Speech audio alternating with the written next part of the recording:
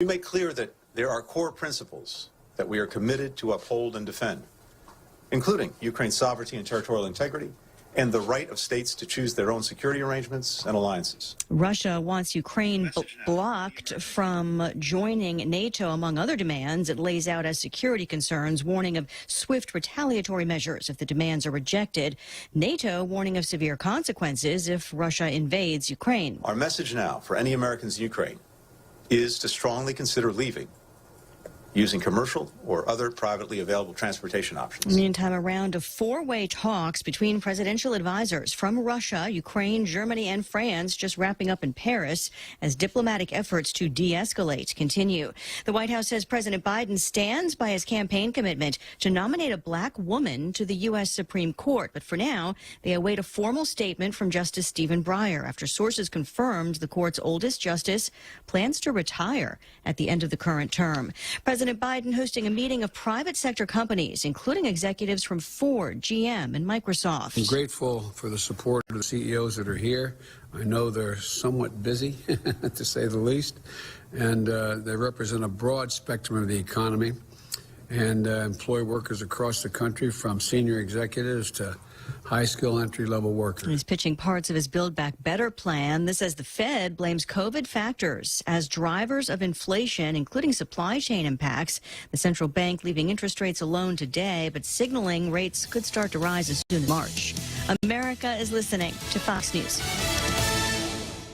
Family Finance has been serving the people of Guam since 1959, and they will continue to be there for you in the years to come. Get a personal loan for that summer vacation or to pay off those long overdue bills. Family Finance has got you covered. Apply for a personal loan from $1,000 up to $3,900 by calling Family Finance in Hagåtña, now at the old Nanbo Insurance Building at 475-4545, Upper Tumon 647-5626, or in Dededo 633-4473. Family Finance, here to serve you. At Guam Auto Spot, we're starting 2022 with a bang during our New Year, New Ride sales event. Right now, you can get the all-new Buick Encore as low as $237 per paycheck, 0 down. Or the all-new Mitsubishi Outlander as low as $201 per paycheck, 0 down. Get pre-approved online at GuamAutospot.com or schedule a test drive today at 478-AUTO.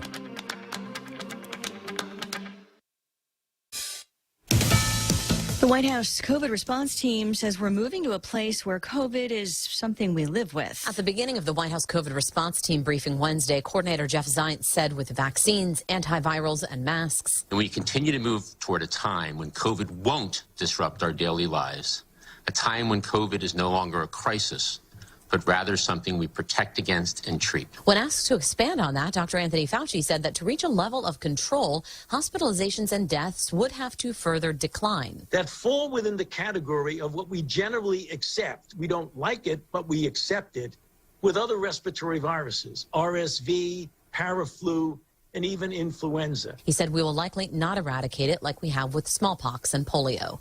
Jessica Rosenthal, Fox News. A criminal case just announced over the recent hostage-taking at a synagogue in Texas. The Justice Department filing charges against a man believed to have sold the gun to the hostage-taker. 32-year-old Henry Michael Williams, a convicted felon, charged with being a felon in possession of a firearm. A detention hearing set for Monday.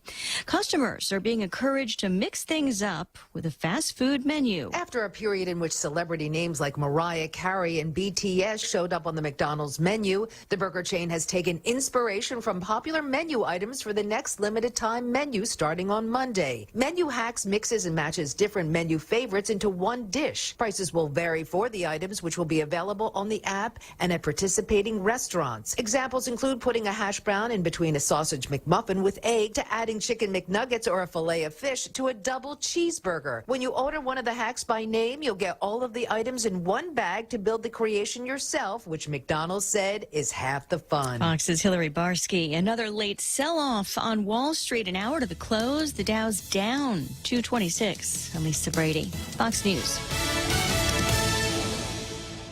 Did you know that 1 in 50 employees open a phishing email every day? Introducing Lookout, the leading mobile security solution that fully protects your company from all mobile threats. Get Lookout Mobile Security for free with any Docomo Pacific Business Unlimited mobile plan. Some conditions may apply. Learn more at business.docomopacific.com. Docomo Pacific Business. Work better together. Top End Pest Control is who you call for all your pest control needs. Got a problem with roaches, ants, spiders, rodents, fleas, ticks, termites? No problem. They do it all. Top End Pest Control is a service-disabled, veteran-owned small business and HubZone certified. Serving Guam since 2012. Call them today for a quote, 487-5657, or email topendpest@gmail.com. Check them out on Facebook at Top End Pest Control and give them a like. Top End Pest Control for all your pest control needs. Get a box of Post or Kellogg's cereal for only 99 cents when you fuel up on $35 or more of mid-grade or premium high-performance fuel. Conditions apply. See store for details. Get a 75-ounce bottle of Dawn dish soap for only $5.95 when you fuel up on $35 or more of mid-grade or premium high-performance fuel. Conditions apply. See store for details. Get a Bounty paper towel 2-pack for only 99 cents when you fuel up on $35 or more of mid-grade or premium high-performance fuel. Conditions apply. See store for details. Circle K. Take it easy. Guam Auto Spot has the best selection in Buick, GMC, Mitsubishi, and used cars like the 2021 Mitsubishi Mirage starting at $127 per paycheck. Zero down. Call 671-478-AUTO to take a test drive or get pre-approved online at guamautospot.com.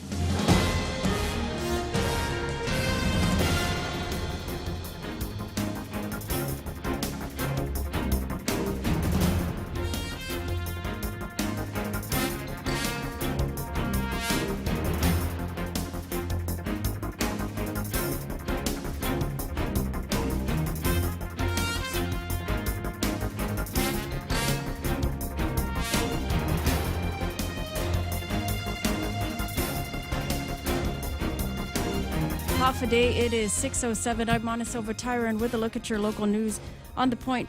Public Health's new policy, which limits the availability of COVID testing, has lessened the long lines at TEDS, and the policy change went into effect yesterday, which essentially prioritizes the free test to individuals who are either high risk or close contacts or have COVID symptoms. The high risk categories include those who are unvaccinated or not fully vaccinated, age 65 or older, or those with multiple underlying health conditions or weakened immune systems. Asymptomatic patients are still able to make appointments, according to Public Health spokeswoman Janela Carrera, but it's sold out through Saturday. And she also told the Post that changes are also being made to how people will be able to make appointments. Public Health will be expanding the test availability once the supply shortage is resolved. In the meantime, it isn't really known how the limitations is affecting the unvaccinated GovGuam employees who are required to take a weekly test in order to go to work.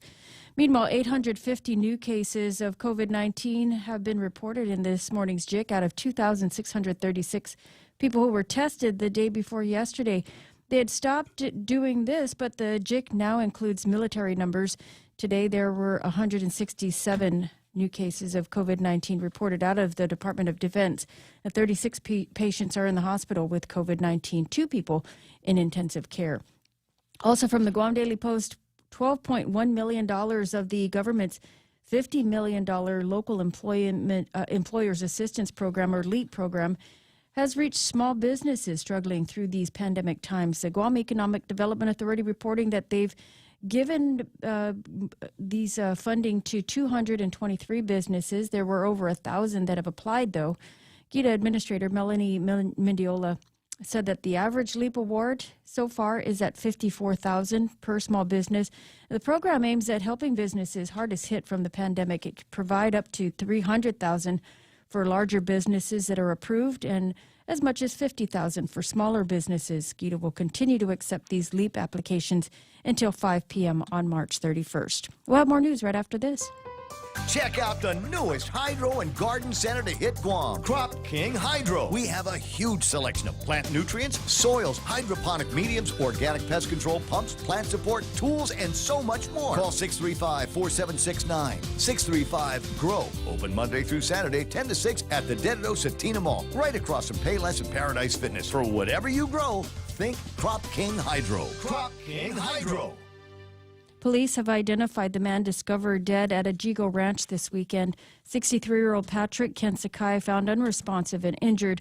And police didn't disclose the nature of his injuries, but they suspect foul play was involved. The investigation is ongoing.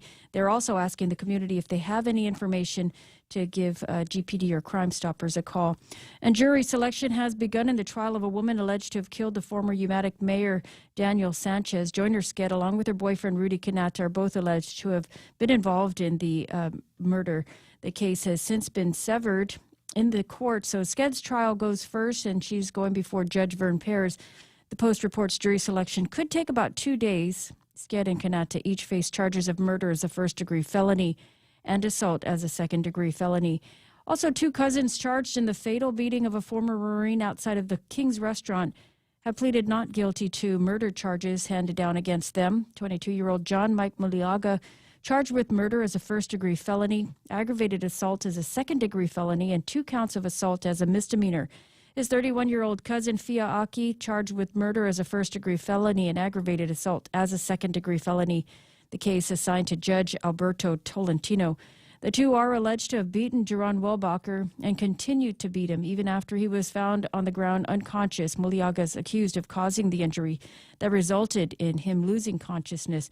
Court documents say Muliaga also is alleged to have attacked 2 others in the altercation. And those are your top stories here on The Point. Here's Ray with your weather. Oh, come on. Now I'm trying to get something done here. My concerns are for on the global stage today. I don't know if you heard Jim Bohannon in the last hour of the program spending a lot of time talking about the potential for conflict in the Ukraine. And one caller, I think, made a very salient point here, and that is, have you seen the women in the Ukraine? These women are worth fighting for. Are you ready for this? Here it comes. Put the image on the screen. Can you see it, Joe? Joe? Oh, yeah, I'm here. Yeah. Sorry, man, I got distracted. Yes, Ukraine. Ladies, females. Ladies single of the moms. Ukraine here. Can you imagine? Now, there's... Hold on. Your silence underwhelms me here. I'm sorry. No, it's okay. Now, because I wanted to take a look at some of the other stories floating around. And, yeah, there's 1 or 2 fairly good-looking women in this picture. Wow. Would you say? Oh, Nikita, you'll never know. Worth getting in trouble for? It's what we're talking. It's worth getting your hair mussed. I'm going to go fight in the Ukraine. Missiles now. Exactly. Deploy them. There's a website now, and I love this, the 25 pros and cons of dating a Ukrainian woman. Oh, God. And it leads me to a couple of questions. Number one, I'll go over this in just a little bit about the, and there's like literally 25 pros on why you want to date a woman from the Ukraine, and I'll go through some of them before too much longer. But there's also 25 cons. Now the question that I have though is there a companion website that answers the question 25 pros and cons of dating a Chamorro woman? That's scary, Ray. Isn't it? But I do like me an angry Chamorro lady. We'll see if we can explore the possibilities. Go ahead and give us your notes on the Facebook Live or the YouTube Live. James Howard, we know you're going to make it up, but we'll be looking for that on the YouTube side. 6:13 in the morning. All right, somebody wanted weather. Here it comes. Mostly sunny today with some isolated showers. Daytime highs near 86 degrees. East-northeast winds 9 to 16 miles an hour, gusting as high as 20 miles an hour. Tonight, partly cloudy skies, overnight lows of about 75 degrees. East-northeast winds up to about 13 miles an hour. It keeps talking about isolated showers. And I tell you, based on my experience over the last couple of days, water your plants anyway. I know you hear, hey, it's isolated showers, you don't have to water the plants. Isolated means that there's not a whole lot of that's going to be falling. So it might be some Jigo. That might be all the isolated that we're going to be getting today. 30% chance of showers tomorrow, partly sunny, highs near 86, northeast winds up to about 17 miles an hour. Gusts tomorrow as high as 21 miles an hour. Expect a 30% chance of showers tomorrow night as well. Mostly cloudy, lows around 75 cool degrees. Sunrise this morning at 6:48. Sunset tonight is going to be about 6:20 or so. Hashtag tell the others. There's news and weather together. Brought to you by Bank Pacific, banking on the Pacific for 67 years. Half a day. This is Claire Manglona from Security Title with an important warning. Wire fraud is real, and home buyers and sellers are one of the biggest targets, even on Guam. When sending money by wire transfer, be sure to confirm the wire instructions by phone, not email. In this case, it's good to be suspicious and know who you're dealing with. Let the professionals at Security Title work with you to minimize loss due to wire fraud. We are here to help.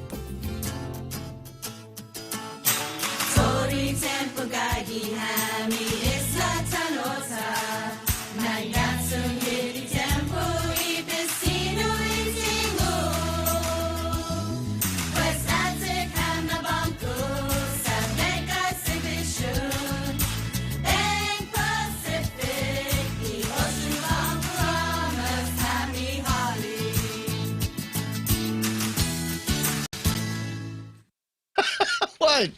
I'm just saying, all these women look like they could be Pam Duvall's daughters, right? It's true. I'm laying it out there. You know, I got to keep it real, bro. 6:15 in the morning. Portions of the program brought to you by APL, American President Lines. Global presence with a local home, also being brought to you by the guys over at Subway with their Eat Fresh Refresh. Here's how they're doing it, rolling out the protein pack Footlong Pros. Delicious way to pack on the protein. Footlong Pro gives you double meat for twice the protein at Subway. Eat fresh.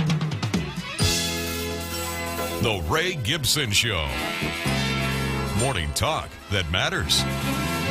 Call now, 888-TALK. That's 888-8255.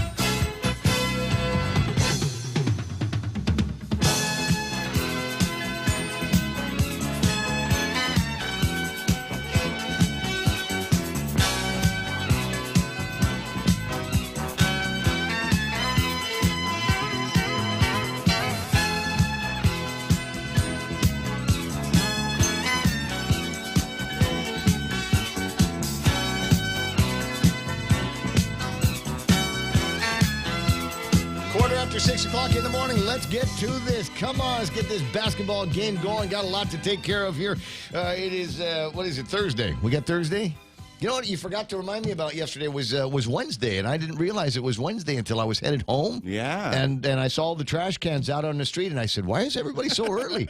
And it occurred to me, you know what, maybe they're not early. I'm the one that was late. Yeah. And so I've got... Things have been off for you, man. Yeah, a little bit. Well, it's not as though there's, the whole lot of trash that is waiting to get out to send to the dump. A single guy, live alone, all that stuff. Just and it's not like I send out a whole mass of trash on a weekly basis. I mean, I probably burn more than I throw away.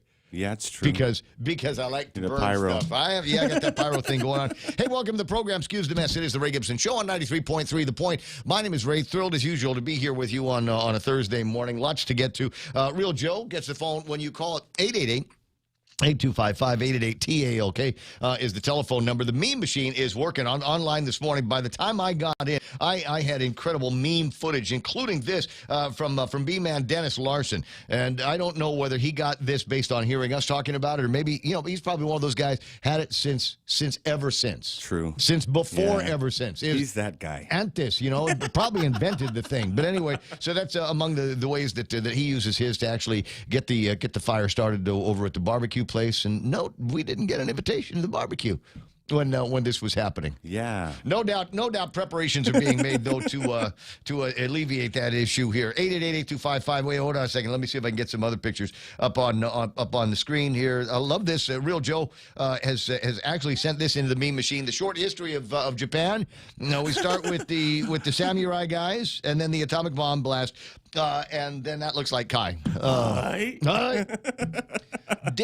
There's a show on. In fact, I watched a little bit of this last night. There's a show on Netflix now. I think it's called Midnight Asia or something like that. Have you seen it? No, I haven't. The first episode is about how crazy the nightlife is in Tokyo, Shinjuku, Roppongi, Shibuya, places like that. And one of the stars of the first episode of this is an 85-year-old. What's her name? Sumi Rock, 85-year-old DJ.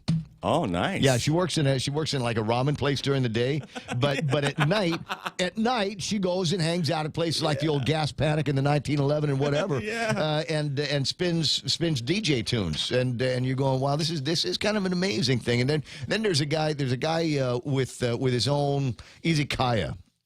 It's a stand-up izakaya, which is number one, kind of interesting in itself. But number two, he's got kind of a theme, and the theme is penises. Oh, yeah. You got to watch the show, guys. You got to watch the thing. It's like I said, Midnight Asia or something like that on the Hulu thing. Mana Silva Tyron gets the. No, you don't get the phone when you call. You're taking care of news and headlines today. Yeah, do something. Whatever it is, you do an outstanding job of it. You're the best, Mana. Thanks. Never in the history Yeah, of whatever it is that you do. So I'm glad you are here today and taking care of business and egging me on into whatever glory it is that I'm going to be looking for this particular Thursday morning. As I said, lots and lots to get to today as try to sort out where we are now in the stage of things and beginning to feel, and we've been talking about this, the unraveling, if you will, of the narrative, right? Where everybody said, okay, COVID-19 and wash your hands and social distance and do all of this other stuff and just wait until that vaccine comes. You're going to get the vaccine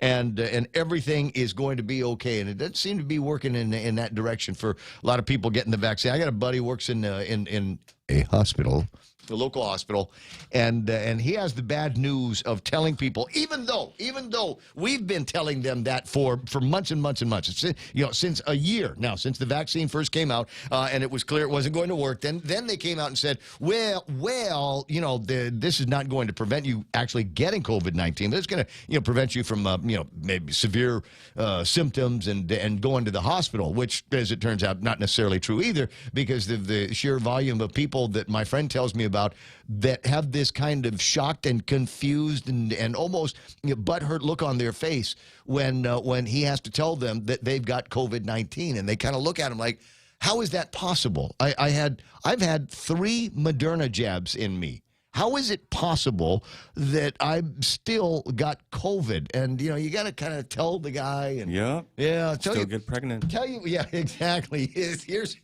the thing now. I'm going to put a little something extra in your drip here to help you get over this anxiety like you've been lied to for an entire year. But that's what's that in and of itself is what's happening. 888-8255, 888-TALK is the telephone number around here. Lots of different ways that you can get your attention from me. One of them is YouTube Live. The other is Facebook Live.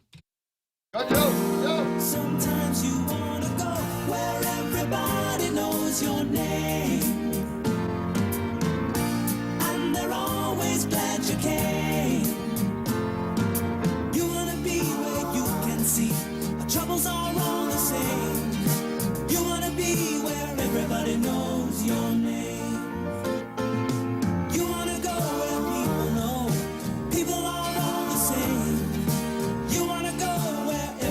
Knows your name. 6:22 in the morning. Leading off the top 10 this morning, our pal from beautiful, where's he at? From the high-class version of Fefo, he's up there is Colin Clark, number 1. I see our bud Nate Horn, Joanne Fullerton. Nate, did you beat me on the wordly today? 2 guesses, bro. It only took me 2 guesses. And you're getting better. I nailed it. I absolutely nailed it getting today. Better at this, man. Well, a guy was questioning my Wordly yesterday. He says, "How is it Wordly, whatever the game is?" Anyway, he says because on one I had successful. I did X number of correct letters in the correct spot, and then the next one it was one less. And the guy's like, "How did you go from more letters to fewer letters?" And I said, "Because my strategy sometime is to take a completely other word and try to see if I can find candidate letters that will fit in there." Does that make sense to you? It's working for you, yeah. But it doesn't need to make sense to you, but it makes sense to me, and that's all that counts. But anyway, I got Joanne Fullerton rounding out number 3. Pam Duvall, the mom of the program, is online here today, and she sent me this other image of her daughter. Like I said, could be a Ukrainian freedom fighter out there, and there she is on the video screen a lot. Pam! Oh. Hey, you okay? That's the opposite of my least favorite of those like TikTok videos. TikTok videos. Don't you hate it when they say, "Okay, look carefully at this scene. Do you see the car? Yeah. The car's full," and then all of a sudden you get this scary face. Yes. All right, I hate those, but I love this one here. We start off with unmakeup Alana, and then bam. At any rate, so we got Pam, the mom of the program. Tam's there. Auntie Bennett, Luan, Dwayne is there's pretty Janine Blas. Good morning, Janine. Carl T.C. Gutierrez. That's former governor Carl T.C. Gutierrez online. Yeah, bring it back. I see Sarita Garin, and we're all kind of curious what's for breakfast today. I'm sorry, what's Chancey's lunch today? Sarita. So yesterday it was prime rib. How do you top prime rib? You know, you should have saved the prime rib for Friday, right? But you got prime rib on a Wednesday, so the kid's going to be looking into the box now, into his obento, going, okay, where's the what do we got? Do we have anything in here? Yeah, lobster. King crab legs. Yeah. I'm looking for the good stuff. Butter and lemon. Looking for the stuff the Quest kids get. All right, that's all I'm asking for. Post Canteen Online and Sabine Chargaloff rounds out the top 10. There's probably a handful of other folks that might also be in the onlines here this morning. Let me see if I can get a couple of other names up here. John Ray Titano is there. Elizabeth Gumatau. And, that's nice. Janine says, good morning, everybody. And put the little Carl Gutierrez sunshine thing up there. We read your code. Your message is coming in loud and clear. Manny and Ning Rages. That's Sandra's mom and dad. Kenneth Polino. Good morning to Keena McCausland. Let me see. Vince Mesa is online. Okay, help me out. Vince Mesa is the guitar? The air guitarist. Air guitar guy, okay. Because I think Vince Borja is online here this morning as well. Viva. Did Vince Mesa pick up his packet yet? I think he did. Mana, did Vince Borja pick up his packet yet? Do you recall? You don't have to just shout out a yes or no. It's okay. You falling down over there? I got Olivia Marie Fodzi Palacios in the onlines here this morning. Zobamba, Kathy Anderson, Buenos Dinafide to John J. Cruz, Andy Miller, James Bondo is hanging out. Okay, James Bondo, as much as I like your last name, I feel the need. You know, I want to change it because it makes Alani sad. Do you see Alani sad? Yeah. She's sad with your last name. I want to change your last name to Brando if that's okay. Could we do that just for today? It's very cool, kind of macho kind of name. The guy's been in my head for a couple of years. I told you I watched The Freshman last week, right? With Matthew Broderick and Brando. Yes, that was such a great movie. And the Komodo dragon. He's a master. Certainly. What happened? Why he's dead? But whatever happened to Matthew Broderick? Is he still doing anything? He's laying low, man. Like The Revenge of. Isn't he I with think he's Sarah doing Jessica? he's doing some Broadway stuff. Oh yeah. So, but very low key. Because I don't know anyone who watches Broadway stuff. Shelley, low key in the closet. Shelley knows Broadway. We're not the siblings that are Broadway people in the family. But I don't like Matthew Broderick. I thought he was fantastic in generally every movie he's been in. And then the last one was like Godzilla, and maybe that's what it was. It was like. Wow. Okay. The other highlight, besides me in this movie, the other highlight is P. Diddy doing the soundtrack, right? Of that. To Kashmir by Kashmir, Led Zeppelin. I'm sorry, just all these references in my head. I'm only doing that for Dennis Benzer, who's I'm sure listening to the broadcast, and will be able to give me the IMDb on what Matthew Broderick has been up to recently. Brendan Fausto, Godspeed, brother Ray Gibson. Thank you, Brad. Don't need it. I'm okay as long as I got you guys here. I'm all right. Joanne Titano there. Jay Rojas is online saying aloha. Mahalos. And wishing Montecillo Tyron a happy birthday. Mahalo. Jerome McDonald says, Habade Todo Hamzu, get it down, 93.3, the hottest radio station on Guam. Roll it, Ray, Mana, Real Joe, and Jerry Roberts. Tony Uggan, Cheryl Lachai, Matt Glendez, Joe Jerry watching the program. There's Vince Borja. This is the one that has got the paperwork, right? Congratulations. We say Biba. That's a guy, Fender guitar. Biba. Yeah. Gonna quiz these guys a little bit later on. Edita Camarillo, there's Jose Martinez, Carolyn Long, got Joey Kitsuto online, Randy Matanotia, Marie Babauta Balbin is watching the thing here this morning. Here's one of my favorite teachers, Ronnie Dionaldo, online here today. Tessa Nuke is online. Tessa's husband was giving me some advice. He suggested that I get some kind of Thai, some young guy. No. I know what you're going to say. Stop it. It's not some young guy. That's not the name of the soup. But she had suggested that I get some kind of hot, spicy soup in my system. Kill everything. Exactly. I didn't get that. I had the craving yesterday for Tantan ramen. From over at Ajisen Ramen. Nice. So yeah, That's that was the spot. I called. I didn't realize that how much of their business had shifted over in that direction. And so I'd gone by the one over at GPO, right? So I made the telephone call and got in a few minutes, and they give me this. I should have taken a picture of it. It was the most. It looked like it was put together by Japanese whatever, because they were so good at it.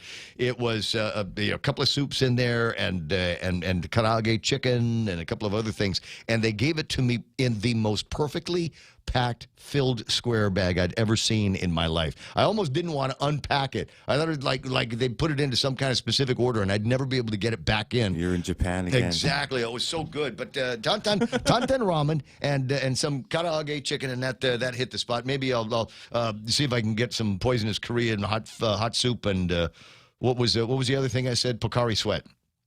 To clear myself of any lingering issues that I've got. Sabine Chargaloff says, sore throat, sounds like it. Gargle with warm salt water. We don't actually have any salt water here at the radio station. You're going to have to go with coffee. Rosalina Sereno is there. Jerome McDonald saying, private Detka in the Ukraine. That post is useless without pictures, bro. Joe Dizon, Rose Piccini. Good morning to Greg Kaiser, Steven Serban, Natsuki Kabasawa. Buenos Zen half a day to Greg Kaiser, Scott Armstrong. The one in the middle with the braided hair looks like Alani. That's exactly right. Eddie Massey says good morning to everybody. Hey, Lena McDaniel says, Real Joe, that was a squirrel moment. She's talking about the when I put the pictures of the Ukrainian girls up on the screen. Yes, it was. There's also, while I'm thinking about it, in that article where I was telling you 25 pros and cons of dating a Ukrainian woman, there are they list the top 3 Ukrainian bride dating sites. Huh? What? What? And including Mamba UA, Badu UA, and I hesitate to say this because I only know one way to pronunciate it. It's bebemore.com. Oh, yes, Ray. So Real Joe, gonna need you to do some. I heard that. Gonna need to do some right click in here to see which of the top 3 might be the one most conducive to being able to. How long is a fiancé visa good for? Send some of these Ukrainian refugees to Guam. You know, we couldn't help the Afghanis, but maybe the Ukrainians will be able to help them out one way or the other. What's that? Montesilva's online. Heather Perez, Tim Zedek, or Jane Nauta. Good morning, Ken Brown. Good to see you there. Big Sister Shelley watching the program. Army Lynn, Chung Lee, and Jose Martinez is already checking in. Brought the torch for creme brulee. Yes, I really did. Who else is hanging out? There's pretty Janet Sardoma, Patty Cruz, Joe Cruz, Nick Perlowski. Not only looking for something to be grumpy about, he's found the icons for it. He's found the emojis to show exactly where he is. There's Chris Rabbit. Good morning and half a day from Rudy Rodolfo, the original Burger King. My buddy Tony Rodriguez, De Laudette.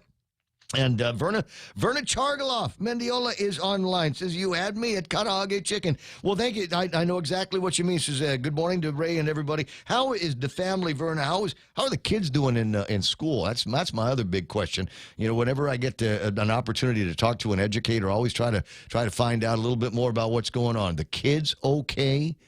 Because we worry about them. It's been 2 years of just absolute strangeness. Somebody had posted a picture up on the social media, maybe Twitter, and it was a yearbook. It was like a school yearbook, a bunch of kids in the 2nd grade, and all of them were wearing masks. And you just kind of, it's like, wait a second, hold on. We couldn't take the mask down just for the picture taking because the masks kind of anonymize the kid. You know, in another 10 years, they're not going to be able to recognize themselves in these pictures unless they put the name down there. Rochelle Merrill is there. Simon Sanchez from the Consolidated Commission on the CCU is online. Ana Maria, Ray Dakanayawa, Carl Meyer. Good morning to Jack Larimer and Ron Castro bidding good morning. Verna says, we're taking it day by day. All right, I think that might be a good way to do that. 888-8255-888-TALK. Oh, Lord, help me. Now I've got people sending me pictures of their Ukrainian flight attendant friends. I'm not saying that's a bad thing. In fact, let me give you 7978255, 7978255. I'll put some of those on the screen before too much longer. In the meantime, it's 6:33, and you might be going, Ray, okay, now that we've said hello to everybody and hail and whatever, what if any, is there really to talk about on the radio here today? What, if any, are you going to be able to fill 4 solid hours of... oh, my God, it's 4 hours? I don't know if I can do this. Real Joe, I need inspiration. You can do this, man. You guide me. All right. The top story in today's Guam Daily Post, is Omicron adds to worker and supply shortage woes. Oh, no way, Sherlock. We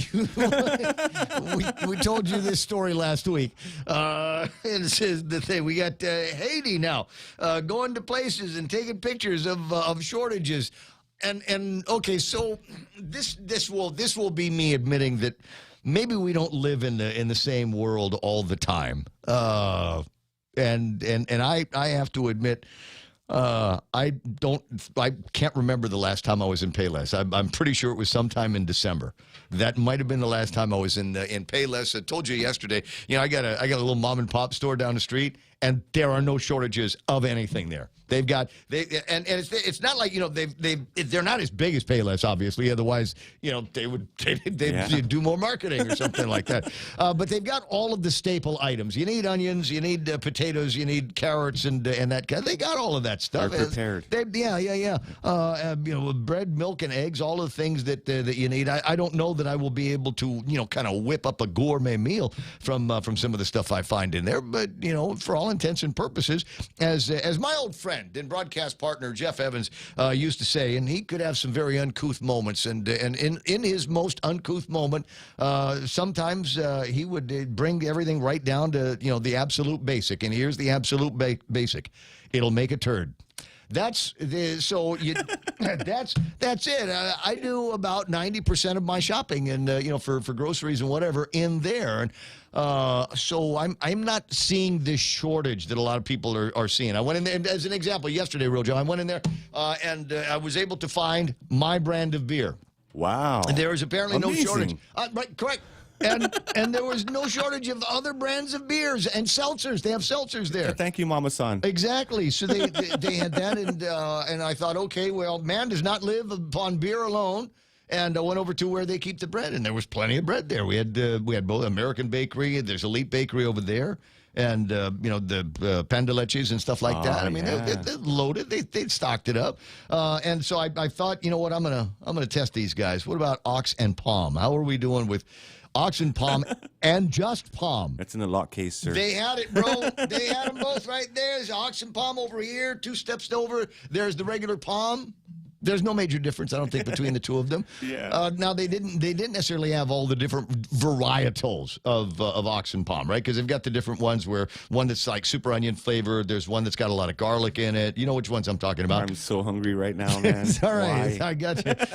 But my point is the mom and pop places had everything that we need, that I need to be able to survive the Omicron and the COVID surge that we're in the midst of right now, and no supply of the shortage of people that work there either. And it's kind of a mom and pop organization. It's not like they need 50 people walking around doing things. So there's a guy that's restocking as often as he can, and then there's a little girl, maybe a couple of little girls behind the counter that do an outstanding job of conducting the transaction. So your mileage may vary, and if you can't find something in some of the usual, bigger kind of brand name stores, duck into the village. Go and see what's happening at places like World Mart, Happy Mart. What's it? Thursday, right? They got shipment coming in today, right? Today's the day for all the stuff that flies in from Korea? Yeah, okay.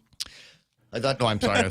I thought you knew. Anyway, 8:38 in the morning. So that's one of the big stories. There's other big stories that we'll talk about all morning long. 888-8255-888-TALK. With the primer on that, here's Mana Silva Tyron off. Mana, what happened?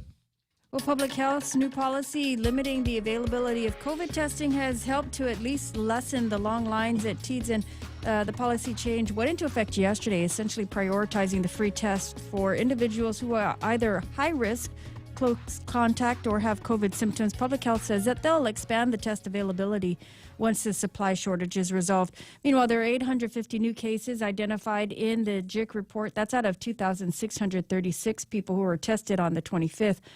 36 people in the hospital with COVID-19, 2 of them in intensive care. And police still investigating the death of an individual found at a Jigo ranch, but they did identify the victim. He is identified as 63-year-old Patrick Ken Sakai. He was found unresponsive and injured. Police didn't disclose the nature of the injuries, but they do suspect foul play. Anyone with information is asked to call the Guam Police Department. And those are your headlines right here on The Point.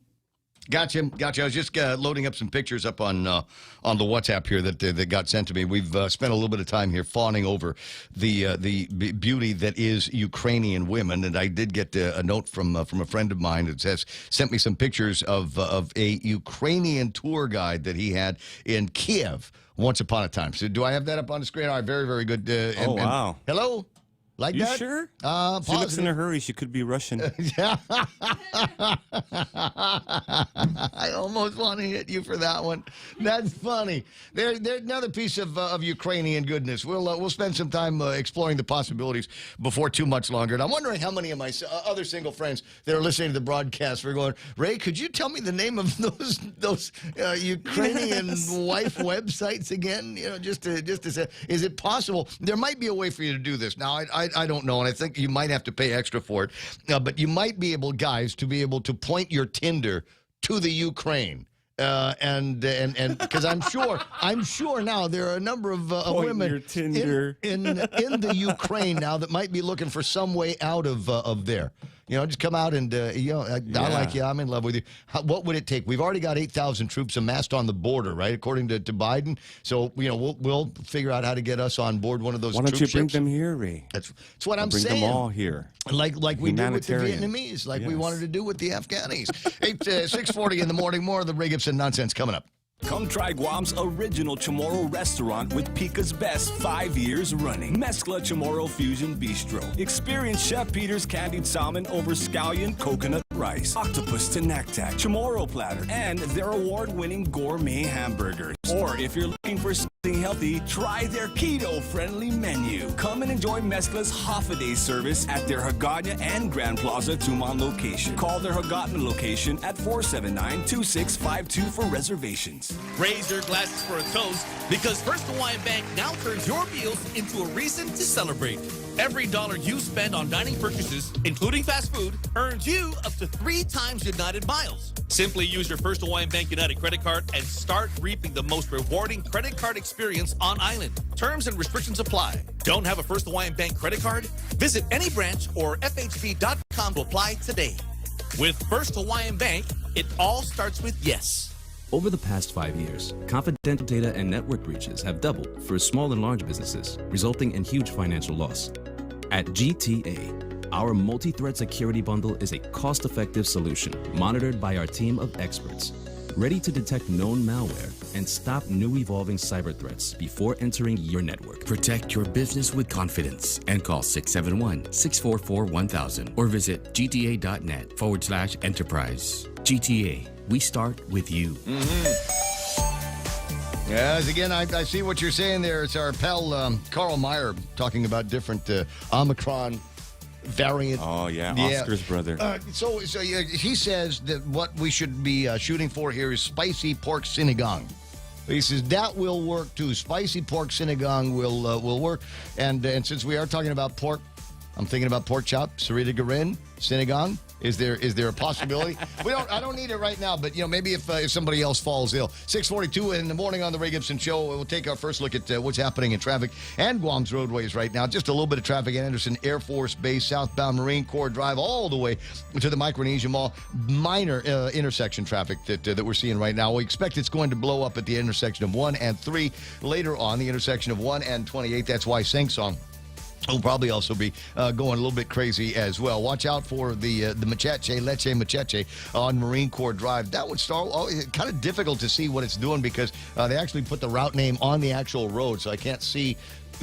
I gotta zoom in real tight to find out if there's any cars on it right now. Assume it's running fairly empty right now. 8 into downtown Hagåtña area, no major problems. Nothing to see here on Route 4 into the downtown Hagåtña area. And as usual, as we end this broadcast, this portion of the broadcast, we always stop at Naval Base Guam in Sumai, where nothing major is going on right about now, and that's good news. 6:43. There's your right now traffic on the point. Oh, what What's for breakfast at KFC under $3.95, you ask? What's for breakfast at KFC that's different than the other guys, you ask? KFC's chicken wrap, sausage wrap, the Colonel's chicken congee, chicken fried steak, sausage biscuit and gravy, and biscuit sandwiches made with KFC's original fluffy biscuits. All for under $3.95 and all only at KFC. Plus, with waffles and the Colonel's chicken fried rice, we've got something for everyone. So visit KFC for breakfast today. It's finger-licking good. Choosing health insurance for my family is difficult. I need to know our health insurance will protect us now and in the future. Take Care members have access to the island's largest offering of free fitness classes and health education programs, and a high-quality credentialed network of on- and off-island healthcare providers, including the convenient one-stop FHP Health Center and urgent care. My family choose Take Care. Your family should also consider choosing Take Care. Call 671-647-3526 for more information. Take Care, our island, your health plan. Wait, what did you want me to do? I'm sorry. I was reading something. Gus Castro Desangus was saying nice things about Monarch. Hey, Gus Castro. Gus Castro. No, it's actually Gus Anthony.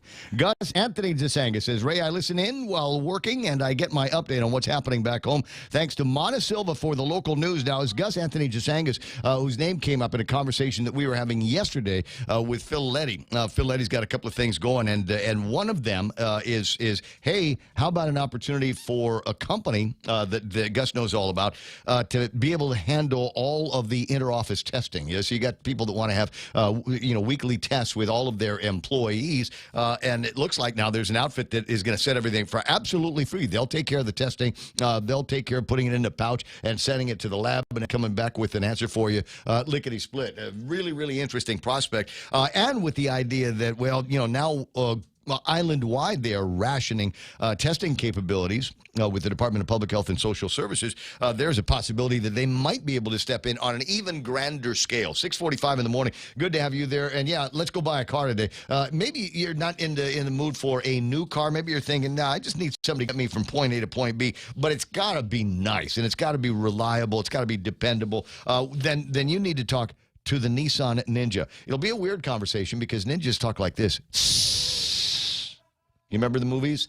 Yeah, but I'll do a translation. How about this? $14,000 on the used car inventory. We'll start notching the prices by $14,000. You could save up to 40% on Blue Book just for a limited time because, frankly, the inventory of used cars that they've got over at Nissan, ebbs and flows, baby. So you got to get in there. Go to NissanGuam.com. Take a look at what the current inventory is and make your deal today with the Nissan Ninja. News to fill your mind. Talk to get it out. The Ray Gibson Show.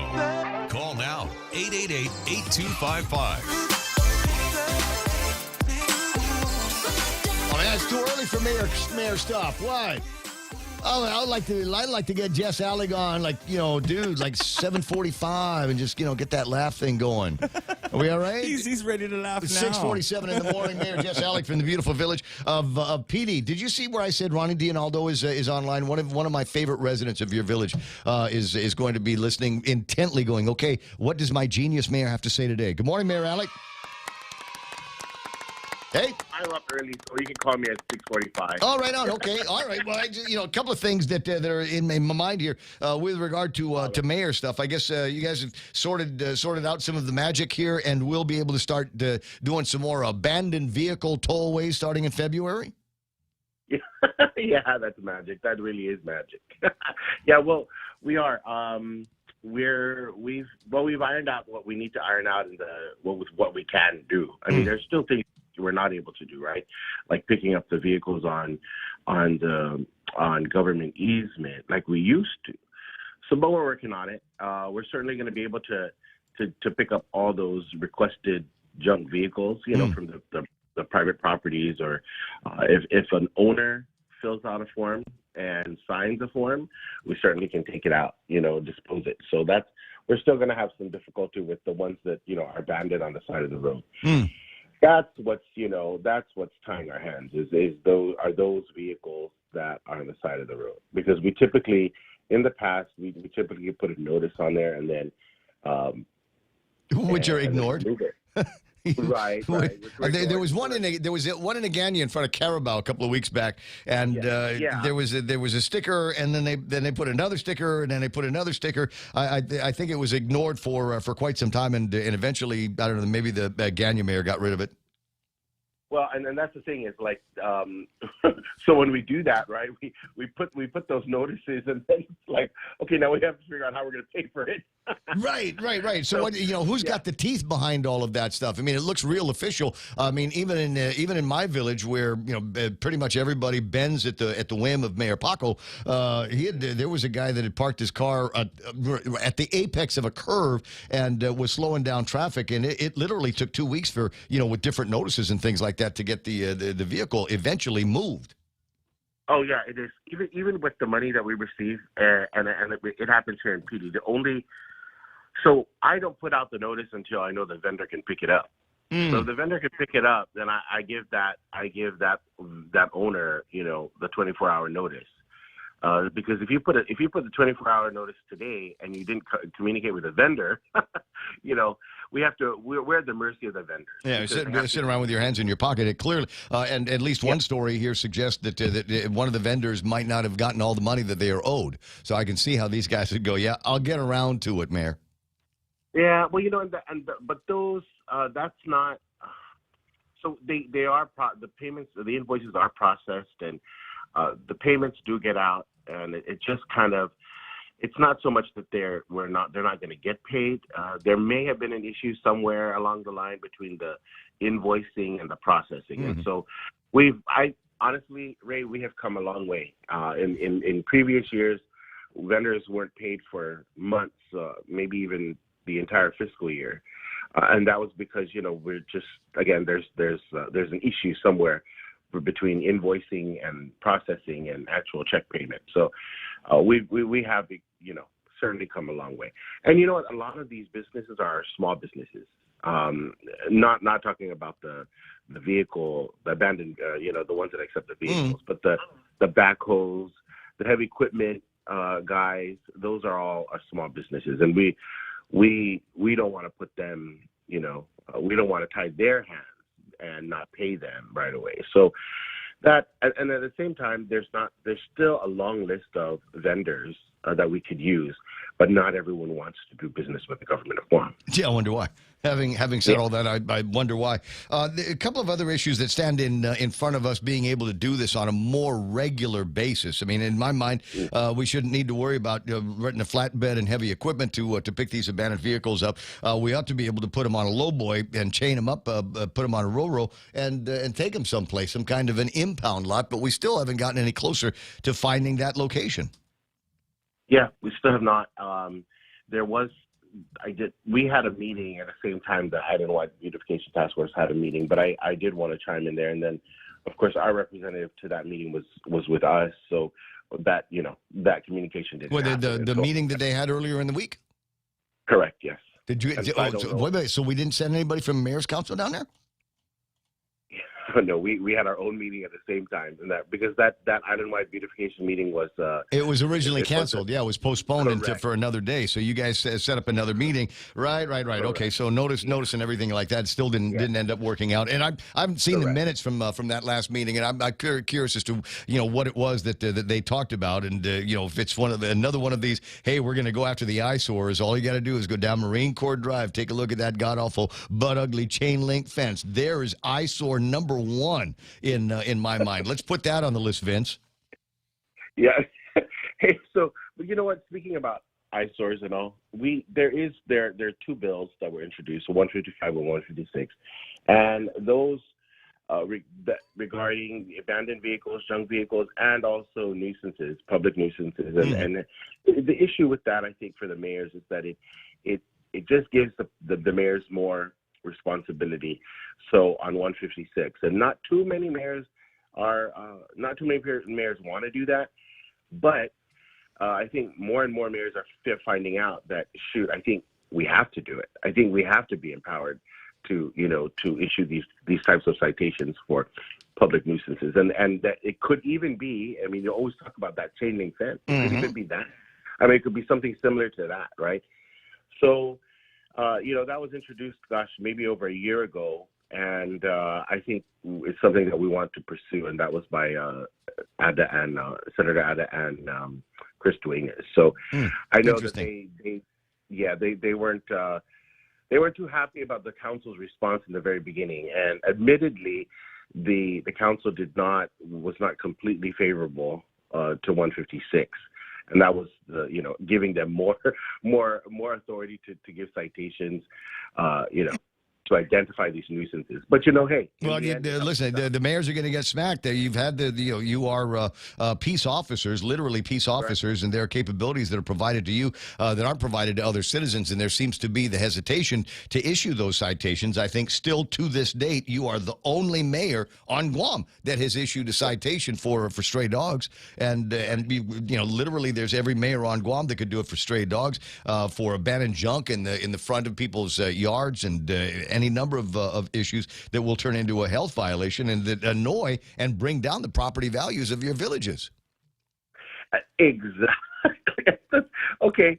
So we need to invite you to one of our meetings so that you could explain it like that. Look, here's you want to talk about. I live in the village, it's not like down home. I'm okay, central, right? As village as you can get in the central. But every once in a while, I gotta go out and stand in my driveway like an angry, pissed off old white guy, looking at the dude with the boombox in his truck, going, "Dude, there's people with babies that live on this street. There are old people that live on this street, like me, that would like to be able to take a nap." But you're driving up and down the village with your Yes, that's so true. And you know what? Times have changed, Ray. Times have changed. I mean, growing up in the 80s, we didn't have all these vehicles on the road, parked on the side of the road, and everybody rode with mom and dad. Now, to each his own, katakwat. Everyone, if you have 5 people in the house, you have 5 cars at the house. And where do you park your 5 cars? You don't have enough space in your 2-car garage for 5 cars. On the yard. So you park it on public easement. Public easement, park it on the yard. That's not what the yard is for, Exactly. Well, nobody wants to ruin the yard, so ruin the public easement. And now, now it becomes an issue for us who are trying to, keep everyone safe, keep the place nice and clean.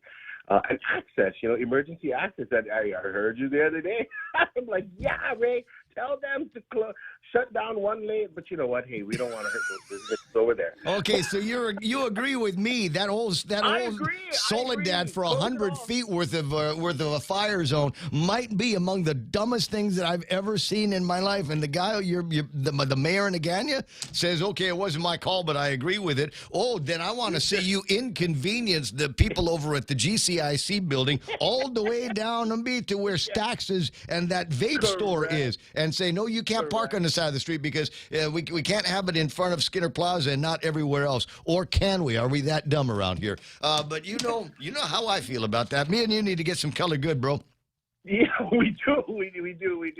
We can both do it now. All right, I'll bug the chief about that. 6:56. Okay. Mayor Jess Allig, I appreciate the time, and we'll be looking out for messages from the mayor's council. Hey, wait, one more thing. Oh, go ahead. One more thing on the PD side, man. We have to be proud of our PD people. So the PDN featured Simone Bollinger in her Chamorro children's book. So check that out. It's at bestseller. It's on Amazon. And Patrick Palomo. My goodness, have you heard his new album? I've heard he's got a new album with the usual suspects. Yeah, it's really nice. And so it's on Spotify, and it was the PDN featured it the other day as well. That might be where I saw it. Okay, here's what we got to do. I can't hear music from the PDN, so I'm thinking what we got to do is we got to get together. I'm not sure about the area in front of the church, but maybe we'll do like an album launch party. Somebody go find Pedro and see if we can do. You know what? I told him to call me so we can do that. Crazy guy. See, I'll help. The last time we did one, I want to say we did it over at the yacht club. Ah, okay. No, I did. He came over to me, and of course we're related. So he's like, Prim, I said, hey man, let's feature it. Let's do something when you're ready to launch, and yeah. Okay, he won't do it himself because he's like that. So we'll find Kaz Endo. Kaz will get everything started. We'll back him up. Right, there you go. All right, so Thanks, Ray. Have a good day. me and all the other white people hanging out over at the yacht club listening to Patrick play. Right, the yacht club, right. Oh, yes, Muffy. All right, Liz, I got to let you go because it's almost 7 o'clock. Thanks for the time, buddy. I appreciate it. It's not just Mayor of PD, Jess Allig on the line with us here this morning. I don't know. You know, it's almost one of those things. We don't actually have to talk about anything when he and I are together. Just, it's just kind of a fun conversation for a couple of boys, just hang out and see what's going on. 6:59 coming up in just about a minute or so is going to be Fox News Live. Plenty of other stuff to get around to. Now, you might have been wondering, what was that thing that you'd put up on the screen while at the beginning of the phone call? Actually got this from Keenan McCausland. We were talking the other day about how come, this is how Guam is being treated by the United States. Why we only get like 4 flavors of potato chips here on Guam. You get the usuals, right? You get the regular, and then there's the salt, pepper, and vinegar. Nothing adventurous about that one. Whether you get the cheddar cheese one. Keenan McCausland works at a Walmart in the States, up in Washington State, and they have all kinds of different flavors, including, do you see this one here? Chili lemon. Oh, I like that. I like that on everything. Oh, my God. Put that on mangoes and apples and whatever. And then you've got this one here. Mana says that's pickle. It's a pickle flavor, right? Is it dill? Dill pickle flavored potato chips and from it's over. It's not lemon, it's limon. Limon? Okay, well, yeah, whatever. You know me, there's no culture in my head. 6:59 and change. But look for the biscuits and gravy. That is so good. That's my favorite.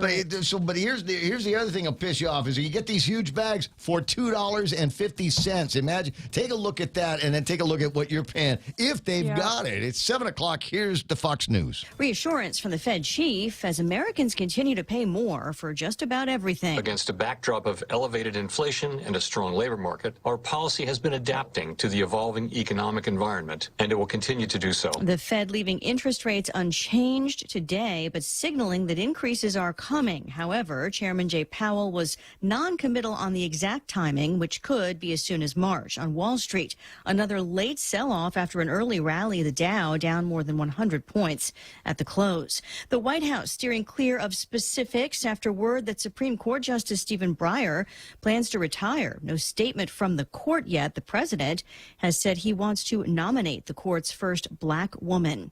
Hope in the tensions with Russia over Ukraine. Pentagon spokesman John Kirby telling Fox News, "We still think that there's room and time for diplomacy to work." Political advisors from Russia, Ukraine, France, and Germany holding 8 hours of talks today. Russia's chief negotiator saying they agreed a ceasefire should be observed in eastern Ukraine, but that many issues remain unresolved. The man suspected of killing a constable in Texas is caught in Mexico. Houston police say they're working to have Oscar Rosales brought back to Harris County, where he is charged with capital murder for killing Corporal Charles Galloway. The U.S. Marshal Service says he was caught in Ciudad Acuña across the border from Del Rio, Texas, with the Gulf Coast Violent Offenders Task Force and Mexican authorities helping. Court documents reveal that Constable Galloway conducted a traffic stop, and as he notified dispatch of the stop, the man got out of the car and fired multiple shots from a rifle, striking Galloway. Fox's Jessica Rosenthal. The suspect's car led back to a woman described as his common-law wife. She and her brother were already in custody, accused of tampering with evidence. America is listening to Fox News. Hafaday, this is Josh here at APL. Our expertise and extensive network can help you grow your business and reach out to more global markets. As a responsible carrier, APL is also committed to a sustainable future, whether it's protecting the environment or investing our efforts in giving back to the community. Our dedicated teams in Guam, Saipan, and on U.S. mainland are here to support you. Call 588-4651 or visit www.apl.com. At Guam Auto Spot, we're starting 2022 with a bang during our New Year, New Ride sales event. Right now, you can get the all-new Buick Encore as low as $237 per paycheck, 0 down. Or the all-new Mitsubishi Outlander as low as $201 per paycheck, 0 down. Get pre-approved online at GuamAutospot.com or schedule a test drive today at 478-AUTO.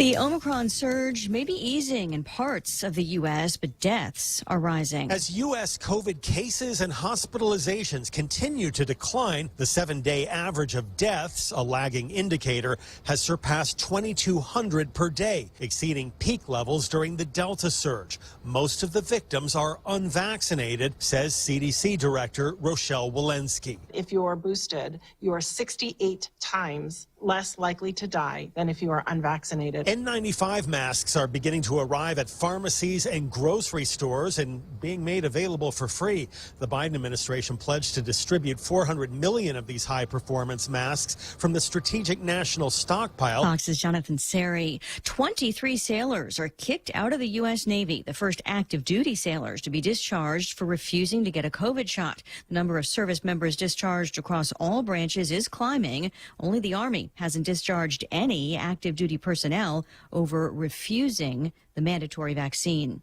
Facebook's parent company continues its #responsible campaign. Meta tweets it wants the metaverse to be a safe and respectful environment, calling it important to explain how to use its products safely and responsibly in its upcoming virtual world of connection. Reps say we'll also have to build in tools that help keep people safe and hold people accountable for their actions. This means working to reduce harm and giving people ways to get help if they need it. The company has been tweeting metaverse updates each day this week, along with the #responsible innovation, vowing to focus on 4 main areas: privacy, safety, economic opportunity, and inclusion.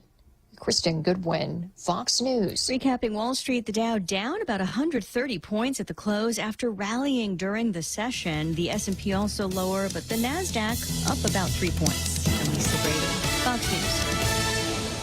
The Eat Fresh Refresh goes on at Subway. You've tried the Cali Fresh steak. Now you can enjoy the Cali Fresh turkey. One of only 2 Cali Fresh subs. The Cali Fresh turkey is packed with deli-thin, oven-roasted turkey piled high on a bed of hickory-smoked bacon, smashed avocado, and fresh mozzarella. Crafted for premium freshness, the Cali Fresh turkey is made on freshly baked, hearty, multi-grain bread with your choice of fresh veggies, hand-sliced daily in restaurants. Treat yourself to a Cali Fresh turkey today. Subway. Eat fresh. Did you know that 1 in 50 employees open a phishing email every day? Introducing Lookout, the leading mobile security solution that fully protects your company from all mobile threats. Get Lookout Mobile Security for free with any Docomo Pacific Business Unlimited mobile plan. Some conditions may apply. Learn more at business.docomopacific.com. Docomo Pacific Business. Work better together.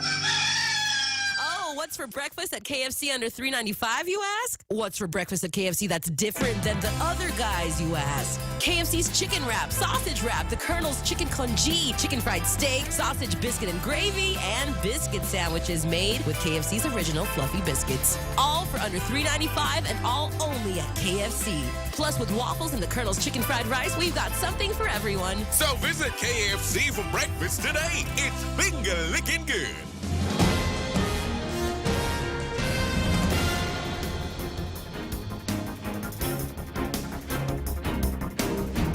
Off a day at 7:06. I'm Montesova Tyron with a look at your local news on the point.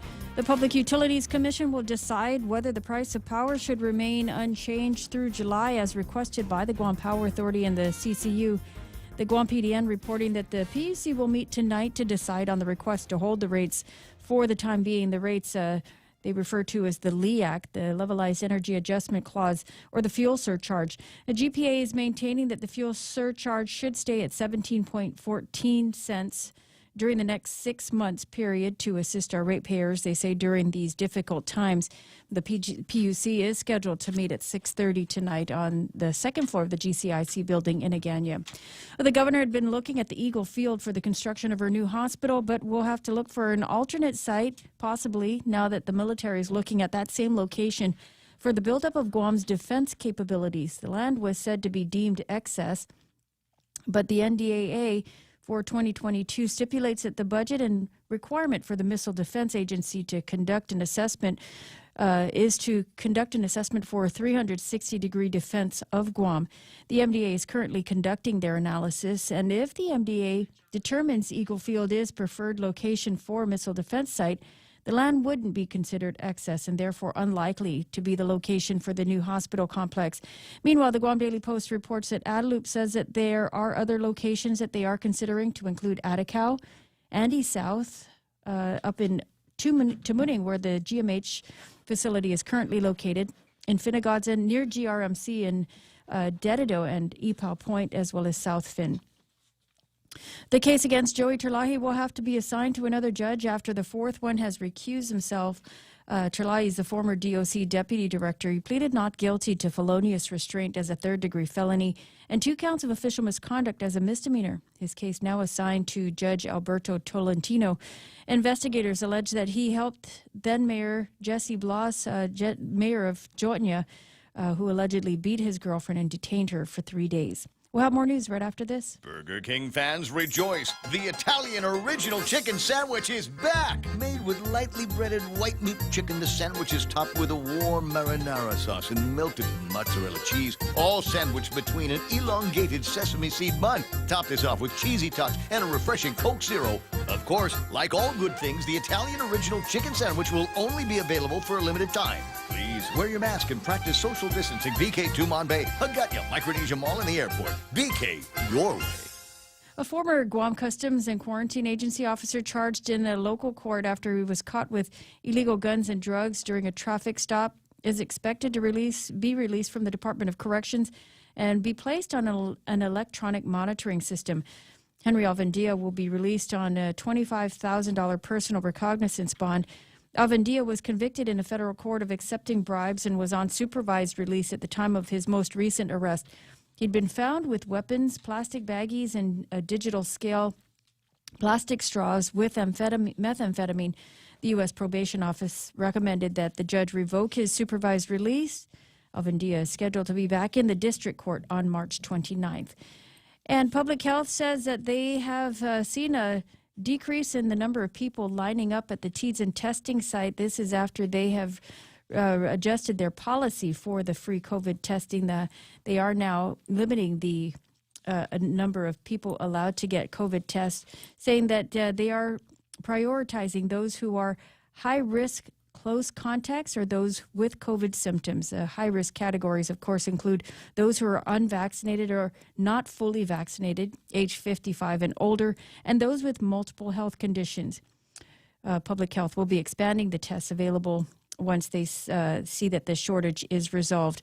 Meanwhile, from the JIC this morning, there are 850 new cases of COVID-19 identified out of 2,636 people tested on January 25th. 36 COVID patients are admitted to the hospital with 2 in intensive care. And also from the Guam Daily Post, $12.1 million from the government's $50 million LEAP program has reached small businesses struggling during these pandemic times. GITA has given the financial boost to about 223 businesses. They continue to accept applications all the way through March 31st.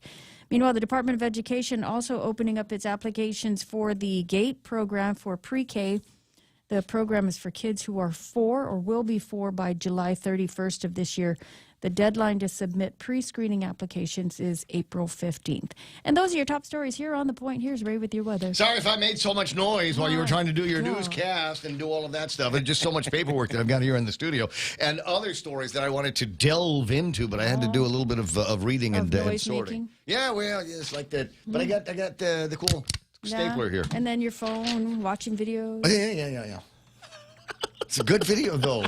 No, Tom Poole sent me this video. It says it's a pullover gone bad, and you turned into like an COVID, ambush. I would kick you. And so there's this guy, and he's got like a machine gun. It looks like a machine gun, but it sounds like it was only shooting off in semi, right? And then the cops start going after the guy, and the guy is hit, but he's still hobbling around trying to shoot at the cops. And the video of the pullover ends. I love this. I might play the thing on the screen. But the video, that part of the video ends with a police officer emptying an entire magazine into the guy. Oh. Just bang, bang, bang, bang, bang, bang, His bang. whole clip. Yes, the whole thing, bro. Everything. Everything's no more bullets left here. Hold on a second. And you know how when we go to the range and I always fill one up and bow, bow, bow, bow, bow. Same thing, except he actually put the bad guy down. There's a moral in that particular story, and it is don't go ticking off the police. There's a separate charge for that. If you take a look at the magistrate report, TOP, ticking off the police is the way that works. Prizes. 7:13 in the morning. All right, here it is. The weather: isolated showers, but otherwise mostly sunny skies today. Daytime highs about 86 degrees with a heat index. It'll feel like 90. East-northeast winds up to 16 miles an hour. Gusts as high as 20 miles an hour. Partly cloudy tonight with overnight lows of about 75 degrees. And tomorrow, about the same thing. Partly sunny skies. Highs near 86 degrees. Northeast winds up to 17 miles an hour. Gusting as high as 21 miles an hour. It's kiteboarding weather. I'm telling you, Real Joe. Let's get out there and break some collarbones. Come on. I'm down, bro. We'll go to the emergency room. That's how you get your COVID test. You break a collarbone doing kiteboarding. Anyway, so what do you got here today? Sunrise was at 6:48 this morning. I think I got some pictures from pretty much everybody showing me how good it looks. I'll see if I can get some of those up on the screen. And sunset tonight is going to be 6:19. Rescue a Ukrainian supermodel today and bring her with you to sunset at the usual spot. 7:14 news and weather together on the point. Choosing health insurance for my family is difficult. I need to know our health insurance will protect us now and in the future. Take Care members have access to the island's largest offering of free fitness classes and health education programs, and a high-quality credentialed network of on- and off-island health care providers, including the convenient one-stop FHP Health Center and urgent care. My family choose Take Care. Your family should also consider choosing Take Care. Call 671-647-3526 for more information. Take Care. Our island, your health plan. Over the past 5 years, confidential data and network breaches have doubled for small and large businesses, resulting in huge financial loss. At GTA, our multi-threat security bundle is a cost-effective solution monitored by our team of experts, ready to detect known malware and stop new evolving cyber threats before entering your network. Protect your business with confidence and call 671-644-1000 or visit gta.net/enterprise. GTA, we start with you. I appreciate it when you do that. 888-825-888-TALK. Portions of the program brought to you by APL, American President Lines, global presence with a local home, also being brought to you by this Ukrainian flight attendant. On the screen right now, for those of you.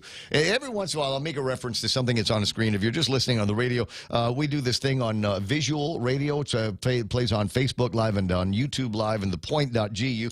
And kind of an interesting accompaniment. So when we start talking about how important it is for us to go out there and defend all of the Ukrainian women now at risk from an invasion by Putin and the Russians, I want to give you an idea of why that's important here, guys, and why they're going to need the protection of the U.S. military. At any rate, swing by KFC, right, while you're pondering the Ukraine and your next wife. They've got the KFC chicken sandwich back for good. Quarter-pound all-white meat, double-breaded, extra crispy chicken breast fillet, fresh, toasted, locally made buns, crispier, thicker pickles, and the perfect amount of the Colonel's real mayo or spicy zinger sauce. Every sandwich is made when you order it, so it's served piping hot every single time. Sandwich $5.75. Combo it up, bro. $8.75 at KFC. Real Talk Radio is back. The Ray Gibson Show. Morning talk that matters. Call now, 888-TALK. That's 888-8255.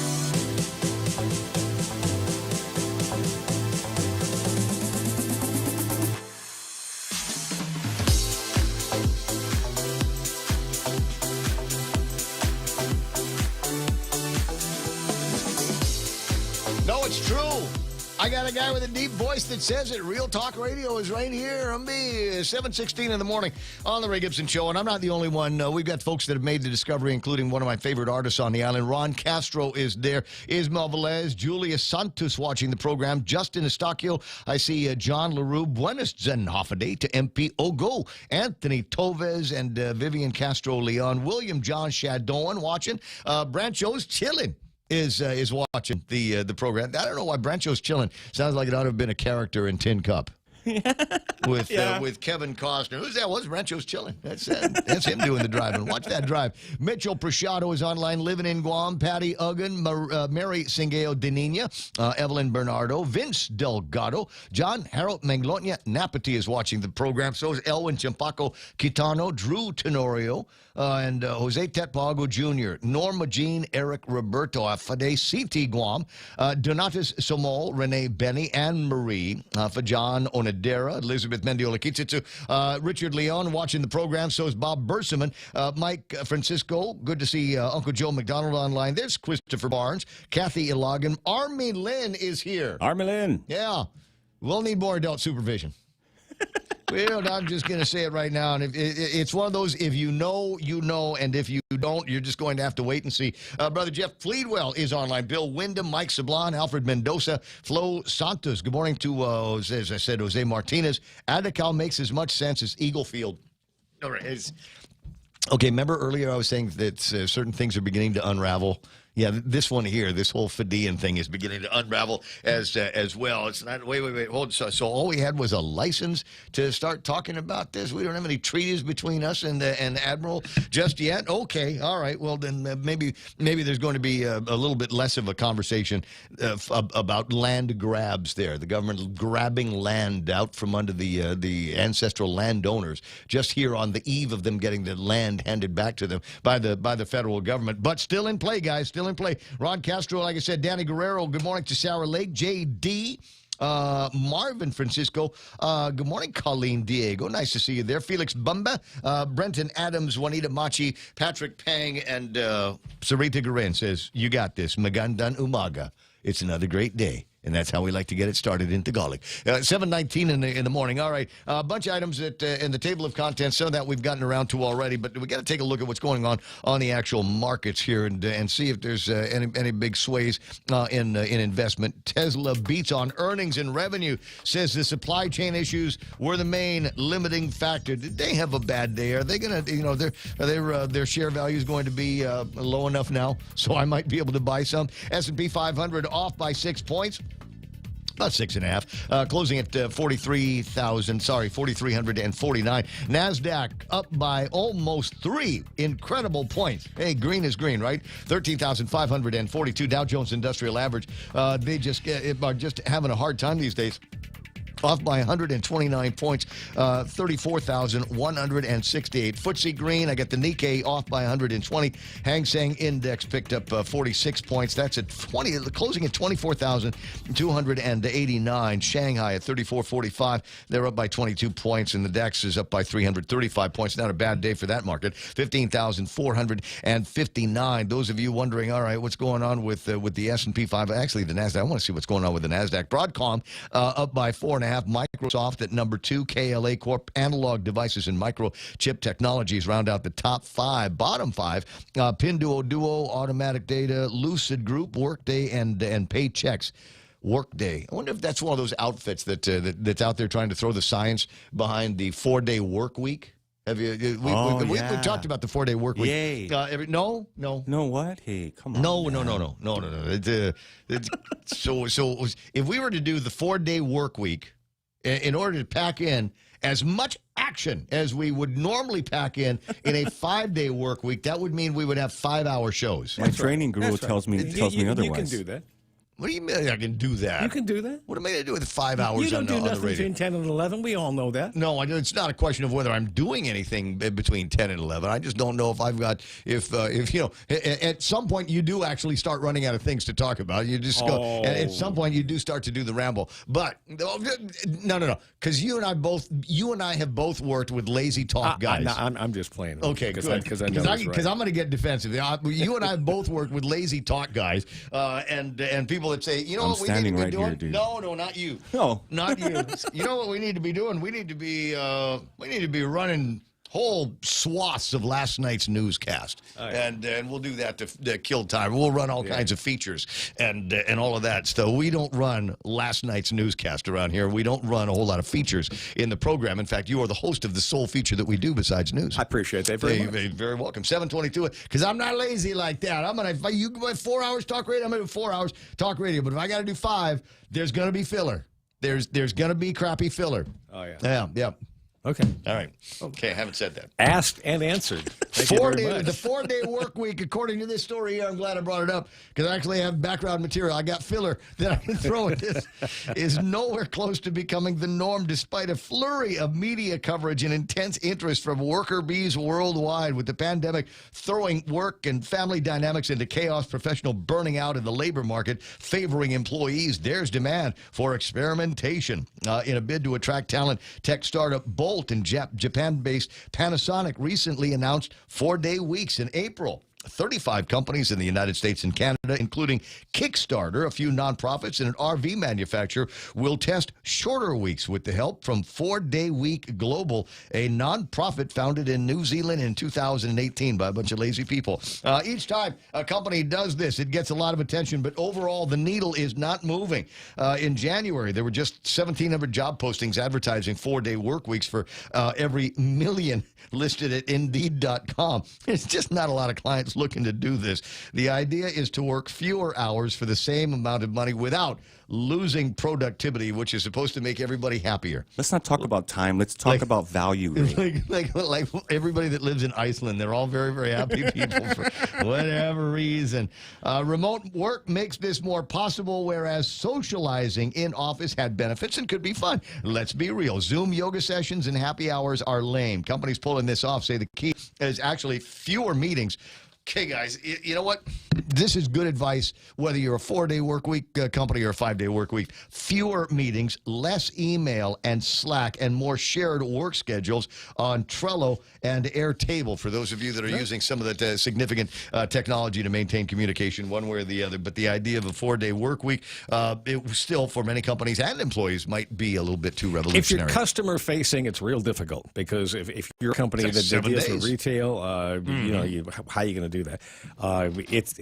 It's very hard to put together a schedule when you have customers coming in. But for manufacturers, like you mentioned, an RV company or something like that, where you control the entire process from A to Z, you can certainly take a look at a 4-day work. We're worth a try. Yes. For those of you that you're already holding on by your fingernails anyway. What the hell? I say raise the minimum wage again. Hey, stop and it. shorten the work week. Stop it. I get people that you know what happened. I started talking about how there's going to be some desperate people over at the legislature. Shut up now. Yeah, that's exactly. I'm going to get told to tell you to shut up from all kinds of people. All right, online today's Guam Daily Post says Omicron adds to worker and supply shortage woes. Jerry Roberts, are you experiencing any of these supply shortages anywhere? I know you kind of just work by yourself. Yeah, I kind of just work by myself. Yeah. No, not on that side. When you go to the grocery store? Go to the grocery store, yeah. Obviously, we're kind of at the end of the quote unquote food chain. Yeah, excuse me, when it comes to groceries. But yeah, we are, and we will for a while. So somebody sent me a picture of a grocery store. I might still have it. I'll put it up on the screen if I can find it. But they sent me a picture of a grocery store, empty shelves everywhere except where the tofu stuff is. So you're not having any hard times with your tofu stuff. It was heavenly. Always. There's all of that stuff is still there. That's good news. Hey man, ain't no shortage for me. Whoa. I didn't do the commodities yet. Just real quick, tell you what's happening. Oil trading at $87 at about a nickel, and that is up by $1.50 from where it was yesterday. And then Tapis crude is up by $1.63, but still over $90 for a barrel of the Tapis. It was down $1.63, $90.78. I remember most of this week it had been frozen at a significantly higher number. So it's not a surprise to see it go down, and hopefully it will continue to go down and meet with West Texas crude somewhere. Maybe another one of those inversions. 7:26 in the morning. Jerry Roberts is in with the Extra Point, being brought to you by Guahan Insurance Services and the team over at First Hawaiian Bank. Jerry? Can a manager who is not known for humor change that? Is there hope? We'll chew over whether or not there might be a funny fix. Coming next on the Extra Point. When's the last time you looked at your homeowner's insurance? An easily overlooked part of covering our home is what's inside of it. Over time, we buy things we don't want to lose, but don't update our contents coverage. The smart thing to do is get the answers and level up our insurance to make sure we're totally protected. That's the Insurance Extra Point. Get out there and make something good happen today by calling Guahan Insurance Services at 475-1162 or visit us at the Camacho Landmark Center in Tamuning. Raise your glasses for a toast because First Hawaiian Bank now turns your meals into a reason to celebrate. Every dollar you spend on dining purchases, including fast food, earns you up to 3 times United miles. Simply use your First Hawaiian Bank United credit card and start reaping the most rewarding credit card experience on island. Terms and restrictions apply. Don't have a First Hawaiian Bank credit card? Visit any branch or FHB.com to apply today. With First Hawaiian Bank, it all starts with yes. Yesterday, we revealed a Harvard Business School study that showed leaders who can use humor to their advantage are perceived to be 27% more admired and more motivating as leaders than leaders who can't. I've had bosses who were decent at using humor to communicate with team members, and I've had a few who were dreadful at it. A large survey of CEOs showed that humor is a much desired quality in job applicants, yet people struggle with the concept of being funny. Maybe they tried and had a bad experience, or had managers who were all business, teaching that people should always be seen as serious. So what now? Whatever got us to this point, how can we take a run at utilizing humor in the way that we deal with folks in the workplace? The first thing I would suggest is to target the low-hanging funny fruit, and that would be you and me. Making fun of yourself is the easiest way to approach humor. Now, whoa, you say, so I mock myself and I knock myself and that's going to be funny? Well, let's say you're lost in thought while someone is talking in a staff meeting. You catch yourself realizing you missed what was said. Oh, sorry, Tim, I forgot those ears are for listening, not just a place to hang a mask. Now, maybe that gets you a giggle or two. And you add, can I get you to repeat that? I promise I'm back on planet Earth now. It's not going to win you an award at a comedy club, but it will probably play pretty well with the team. You may know that this type of approach is known as self-deprecating humor. It makes us more human to others. It helps to build bonds. It says that our ego is not too big for us to have a little fun at our own expense. While poking fun at people we supervise can work under certain circumstances, there are risks involved. Making yourself the target of a joke carries zero risk. If you stumble and fumble and flub what you hope would be a funny line, so what? You move on. Oh, wait, there's nothing funny or peculiar about you and how you do the things you do at work? Are you serious? Your team members know your habits, your peculiarities, and they probably tell jokes about you already. So if you joke about yourself once in a while, it's possibly ground they've already covered and will serve the purpose just fine. Good comedy requires good timing. If you have a favorite comedian, study how he or she delivers a joke. You might notice that the best of them don't use unnecessary words. When it comes to being funny, they get from point A to point B. That's the punchline, as quickly and as clearly as possible. Something else, be yourself. Stay within your personality and try to see the funny aspects of everyday life. The absurdities of just living will give us a lot of opportunities to joke around. You might wonder how often you have to be funny in order to get a reputation as a funny person. The reality is not all that often. I worked for a man for 2 years who was mostly a numbers guy. But he made fun of himself every once in a while. Everybody liked him. In those 2 years, he also dropped maybe 3 or 4 really funny lines about our team, things that we had done in the course of business, mistakes we had made and stuff like that. I was the butt of one of those. And some people saw him as being a genuinely funny guy. Now, I'm sure he would disagree with that. But in the eyes of several people, that was his image. This final point is important. You don't have to work hard at humor. Lighten up. Have fun. Let others have fun around you. If you can move the needle ever so slightly on this, you'll find that workers will enjoy their jobs more. They'll also develop a better attitude toward the organization. And I'm not joking.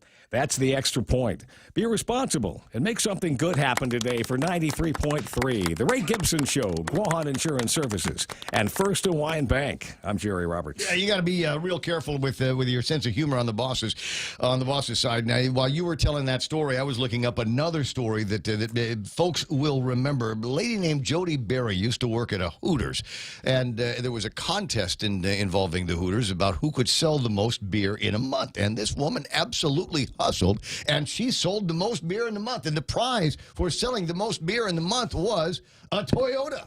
And they blindfolded her, walked her out into the parking lot, and presented her with a toy Yoda doll. Oh, you can tell by the picture in the woman's face. She's very unhappy with that. Wait a minute, Ray. She worked at Hooters? I'm just saying. I know where your head's at, son, and I appreciate but don't distract me from the story here. 7:33. So instead of giving her, she was expecting a brand new Toyota car, but they gave her. This was not in writing anywhere. Obviously. Well, the guy, the boss of the shop said it was an April Fool's prank, and she said no, quit her job, sued them, and sued. There's a story about a settlement, but I didn't get that far into it. But there was a settlement. Frankly, I'm just in love with this picture of this. Is guys, if you've never seen an angry, pissed off woman, and I don't know how you've managed to do it to this, but this face here, this is the same face that you get when it's Mother's Day and you haven't made reservations anywhere, or Valentine's, or your anniversary, and you haven't done squat. This was Christmas Eve. What do you mean you haven't gone shopping yet? Look on the wife's face, right? For those of you. So yeah, this unhappy woman. Don't know whatever happened to her, but you got to be careful with your senses of humor, guys. Could get you sued. And could get you as a boss fired for doing something really dumb like that. Yeah, well, I don't know what the be-all, end-all ended up to be with that one. 7:34 in the morning. All right, just a nod, a tribute, homage to the Hooters that we've had here on Guam once upon a time. That's Jerry, the extra point, and now time for news and headlines being brought to you by Lolita Kamet from Hoffaday Realty. She's got a whole bunch of new people that she gets to be working with, a bunch of absolute real estate professionals. Find out what they can do for you by calling 688-6743. Burger King with the Italian original chicken sandwich available for a limited time. And Ken and Karen at Top End Pest Control. These guys, #1 in the game here on Guam. They're the only ones that I trust to kill all of the varmints at my house. 487-5657. Now, with news and headlines, here's Mata Silva Tyrant. Well, another woman is coming out against a Guam doctor accused of sexually assaulting patients. This latest allegation coming from a former employee that walked out after Dr. Akoma allegedly sexually assaulted her on numerous occasions. Candid News has a full story on this most recent allegation. The victim in this case will be filing a complaint, she says, with the Guam Police Department, and is hoping the stories that are coming out will encourage other potential victims to come forward. You can check out that story on Candid News. Meanwhile, the Public Utilities Commission will decide tonight whether the price of the power or at least the levelized energy adjustment clause should remain unchanged as requested by the Guam Power Authority. GPA looking at maintaining that fuel surcharge at 17 cents per kilowatt hour. The PUC scheduled to meet at 6:30. And the governor's been looking at the Eagle Field for the construction of her new hospital, but might have to look for an alternate site now that the military is looking at that same location for the missile defense site. The administration says it does have at least 7 other locations that could be considered for the new hospital. And those are your headlines right here on The Point. I get you. It's 7:35 in the morning. Mata Silva Tower. We'll find out what's going on with traffic, etc., as the program continues. $15 might not get you that far, but Chili's is bucking the trend with $15 meal deals. At Chili's, $15 gives you not 1, not 2, but 3-course meal deals complete with a drink, a starter, and an entree. Mix and match 3-course meals 15 ways to Sunday with soup, salad, or chips and salsa to start, and ranchero chicken tacos, honey chipotle crispers with rice, bacon ranch quesadillas, or personal fajitas for the main course. Build your own $15 meal deal at Chili's. More life and great value happen here. Attention! Lolita Kamet is now with Hoffaday Realty. She'll always be that hardworking and passionate real estate professional who is committed to helping you make a difference in your life and helping you achieve the American dream of home ownership. She also specializes in commercial leasing, land sales, local residential sales leasing, military and corporate relocation. So for all your real estate needs, call Lolita Kamet now with Hoffaday Realty at 688-6743. That's 688-6743. little bit of used car in your life over at Nissan. They've got the Ninja sale that's going on right now, and they want to put together a deal for you. They've already got some items in their inventory. Not a lot, but in fact, I'll tell you how we can add to that in just a second if you've already got a used car. But if you're in the market for something new, used some second car for the house, maybe a teenage driver, something like that, call Nissan and ask the Nissan Ninja about incredible savings. How about up to 40% off Blue Book? Savings like $14,000 off on their used car inventory. They are going to go out quick, so make sure that you get in line today. Now, if you've got a used car, you're going, Ray, this commercial doesn't apply to me because I've already got a used car. I want to get rid of it. Take it to Nissan. And they will top dollar that vehicle for you. Instant appraisals and plenty more. And you will one day have that weird and unusual feeling of watching your old car going down the side of the road and you not driving it. It starts with a visit to NissanGuam.com. Everyone has a busy schedule these days, and sometimes we forget to schedule our routine dental checkup and cleaning. Don't neglect your dental health. Schedule one today with Dr. Robert Yang and his Smile team, conveniently located at the East West Business Center on Marine Drive, Upper Tumon. Call us today at 647-8702 or 3. Again, that's 647-8702 or 647-8703. We make smiles happen. Traffic gizmo time, and this one here I'm going to embellish. As a fancy broadcast term for add to this story with information about how they're going to be slowing you down on Marine Corps Drive over the weekend. At any rate, 7:38 in the morning, right now on your roadways. As usual, we look at a lot of traffic up in the north end of town. You top out of Wysang-Song. A little bit of traffic, intersection traffic through there. It'll slow down until you get past the Micronesia Mall, past the Jollibee intersection down there. A little bit of traffic on Route 3 headed, trying to spill onto Route 1. And then, like I said, it's busy until the Micronesia Mall. 8 is looking very, very busy. 8, 10, and 16 all the way into the downtown Agutnia area. A lot of stop and go, a lot of dogging out traffic that you're going to be finding there. Car line over to Harvest. So, yeah, that's why it's busy. Expect some delays on Route 4 into the downtown Agutnia area, especially once you get into town where you've got what feel like the same traffic lights that we had back in the 1960s. So, they don't spend a lot of time working on those. Then we got that weird thing at the intersection of 1 and 4. Is it possible? Can I make this a suggestion without getting into too much trouble?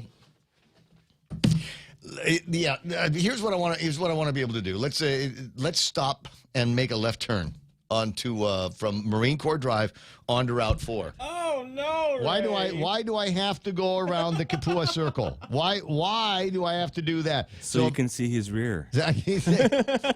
Wow! So I can get a look at the Paseo and the big fest-pack little homeless hotels that we built down there. Is that why? And now my life is not to be complete. Why can we not make it so that if you wanted to go to the Paseo, it's not, well, you've got to go by there to get to anywhere else. How about we just go Marine Corps Drive and you go, hey, you know what? I think I want to go Townhouse. Sorry, it's not there anymore. Gagnon Shopping Center. Can I just make that left-hand turn off Marine Corps Drive? No, Raymond, you cannot do that because somebody in 1969 decided that we have to go around the loop. Okay, now I've got that out of my off my system. 7:40 in the morning. Is that who's on one? Who's that? Who is that? Oh, that's the other governor. I'll get him in a second. All right. Get him in a second. Coming up this weekend, it's still traffic time, right? So it is, yeah. I can paving the way for safer streets. Oh wow, isn't that nice? They got marketing people over at DPW. Paving the way for safer. It says Route 1 Marine Corps Drive to Mooning highway resurfacing. It's going to take place outer and middle lane closures affecting Marine Drive southbound. This will be starting Sunday, the 30th at 7 p.m. until early Monday morning at 6 a.m. Ew. So we're going to be doing some overnight work. Hey, no, let's applaud them. Yes, Shall we applaud them? Take the chaff gaff. Take that chaff Didn't you pass a law in the legislature that said, if it's going to be heavy traffic, you should do it at night? Yeah. Okay. Level the manholes, too. What's that? Level the manholes. Level the manholes would be good here. Outer and middle lane. So it's going to be from about where the ITC intersection is, southbound until you get to where they put the new Onigiri 7, the old Pizza Hut, is where they're going to be doing that. Looks like they're going to be doing some, what do you call it, milling and paving of that area down there, which I suppose would be nice. They've been doing. Have you noticed the work that they've been doing on the sides of the road? I have. It kind of looks like make work, doesn't it? Has anybody been asking for this? It's hard to find good dudes now, Ari. Come on, man. They only got the one good dude. They've got the one guy, and they said, okay, you can do the heavy equipment. You can do the tractor thing. Everybody else, you get the shovels and the dull machetes, and that's going to be your job. You pick up all of the rest of the stuff. But what I would like, and if I can make it a note to the guys that work across the way, is where are you dumping that good Japanese grass? They're pulling that. That's what the things they're pulling off the side of the roads on southbound Marine Corps Drive. And I'm going, just leave them someplace. Somebody like me will come and get them a little bit later on and put them in bald spots in my backyard. 7:42 in the morning. The other Governor Leandro Guerrero is coming up next. Top End Pest Control is who you call for all your pest control needs. Got a problem with roaches, ants, spiders, rodents, fleas, ticks, termites? No problem. They do it all. Top End Pest Control is a service-disabled, veteran-owned small business and HubZone certified. Serving Guam since 2012. Call them today for a quote, 487-5657, or email topendpest@gmail.com. Check them out on Facebook at Top End Pest Control and give them a like. Top End Pest Control for all your pest control needs. Always here to help you. This island is our home. Through the years, we've been a friend to the neighbors we have known. Now we're banking on the future. Services to choose. Bank Pacific, where others put branches, we place roots. Guam Auto Spot has the best selection in Buick, GMC, Mitsubishi, and used cars like the 2021 Mitsubishi Mirage starting at $127 per paycheck. Zero down. Call 671-478-AUTO to take a test drive or get pre-approved online at GuamAutospot.com. It's 7:44. Hi, Ray Gibson Show. Today's Thursday? Today's Thursday. You got the other governor, Ken Leon Guerrero, on the line, and he's gonna want to talk about his voter initiatives here. And you know what, hey Ken, it's my show, so maybe call in later on. We'll talk about voter initiatives. But in this hour, I want to again harass the people over at the Chamber of Commerce and their action pack, and because I want to find out how what they're up to here with regard to the report card for the action pack people from the 36 Guam legislature, the ones that they told business people and their employees to support because they were going to be making sweeping changes over at the legislature. Can we do this first? Yes, we can, absolutely, because it feeds into why we need a voter initiative process later in your show. All right. Well, they've got. When we look at, go ahead. When we look at the results that the action pack candidates have delivered, they, for the most part, get an F. And I give Jimmy Moylan a B because he's trying. A lot of pundits are making, are taking whacks at him for his letters, his FOIAs, and the numbers of bills he's introduced. But what he's doing through this process is he's educating the voters.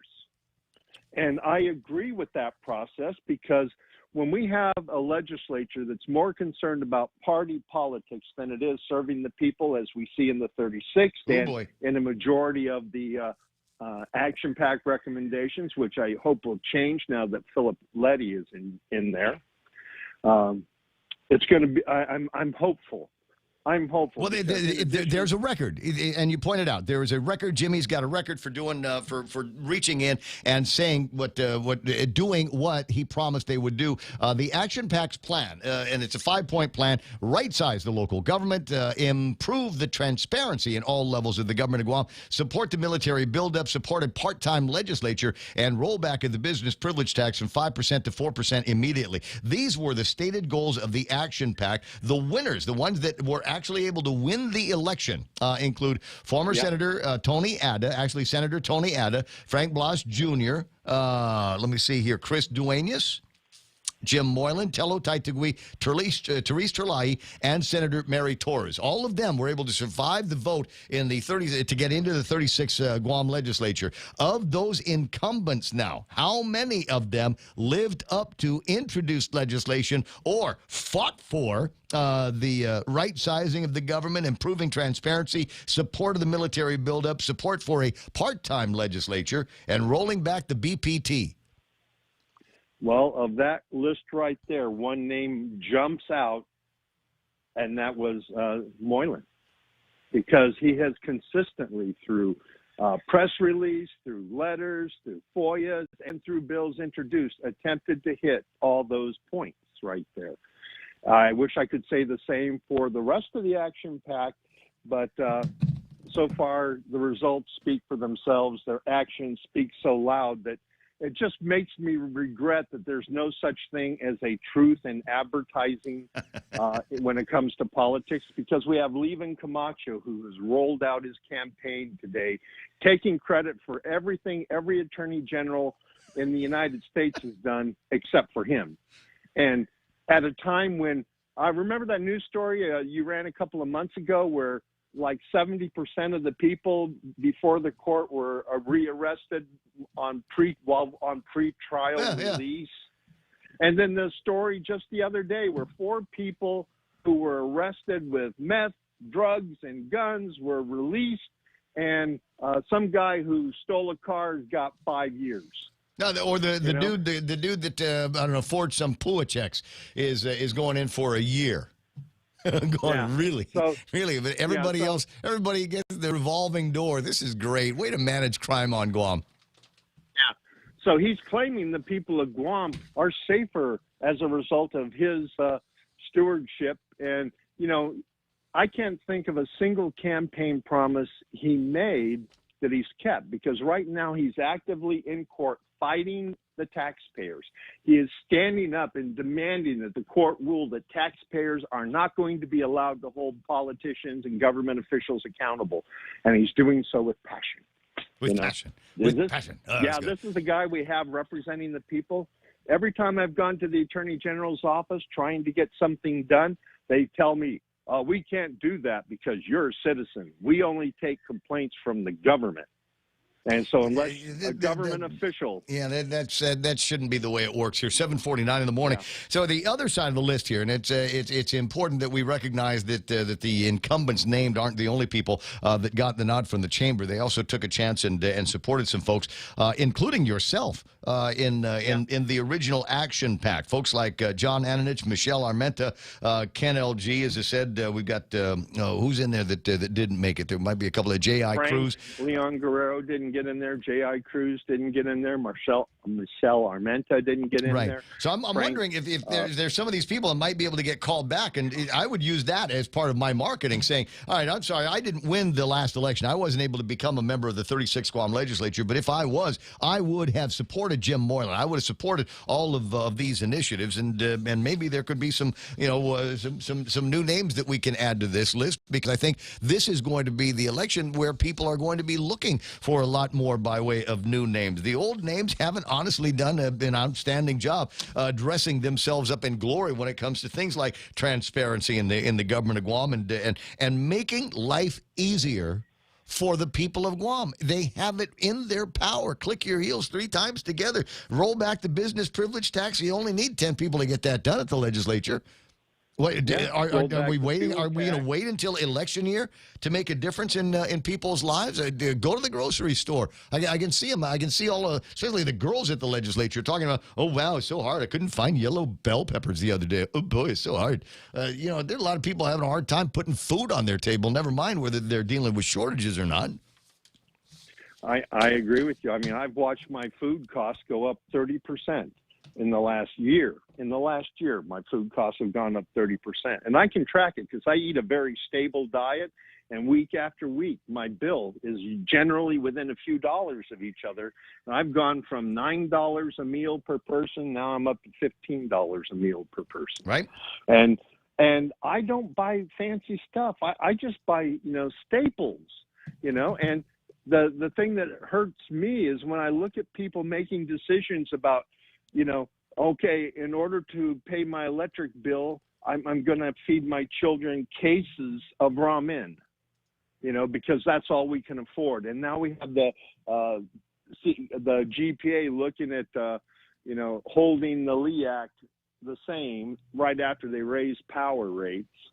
The people are getting caught between a never-ending hunger by government and government agencies for more money so that they can fund the pay raises that they promise to their employees, while those who pay the taxes that support these government agencies, pay the utility bills that support these non-government agencies, are getting caught in a vice, and their disposable income keeps getting smaller and smaller and smaller.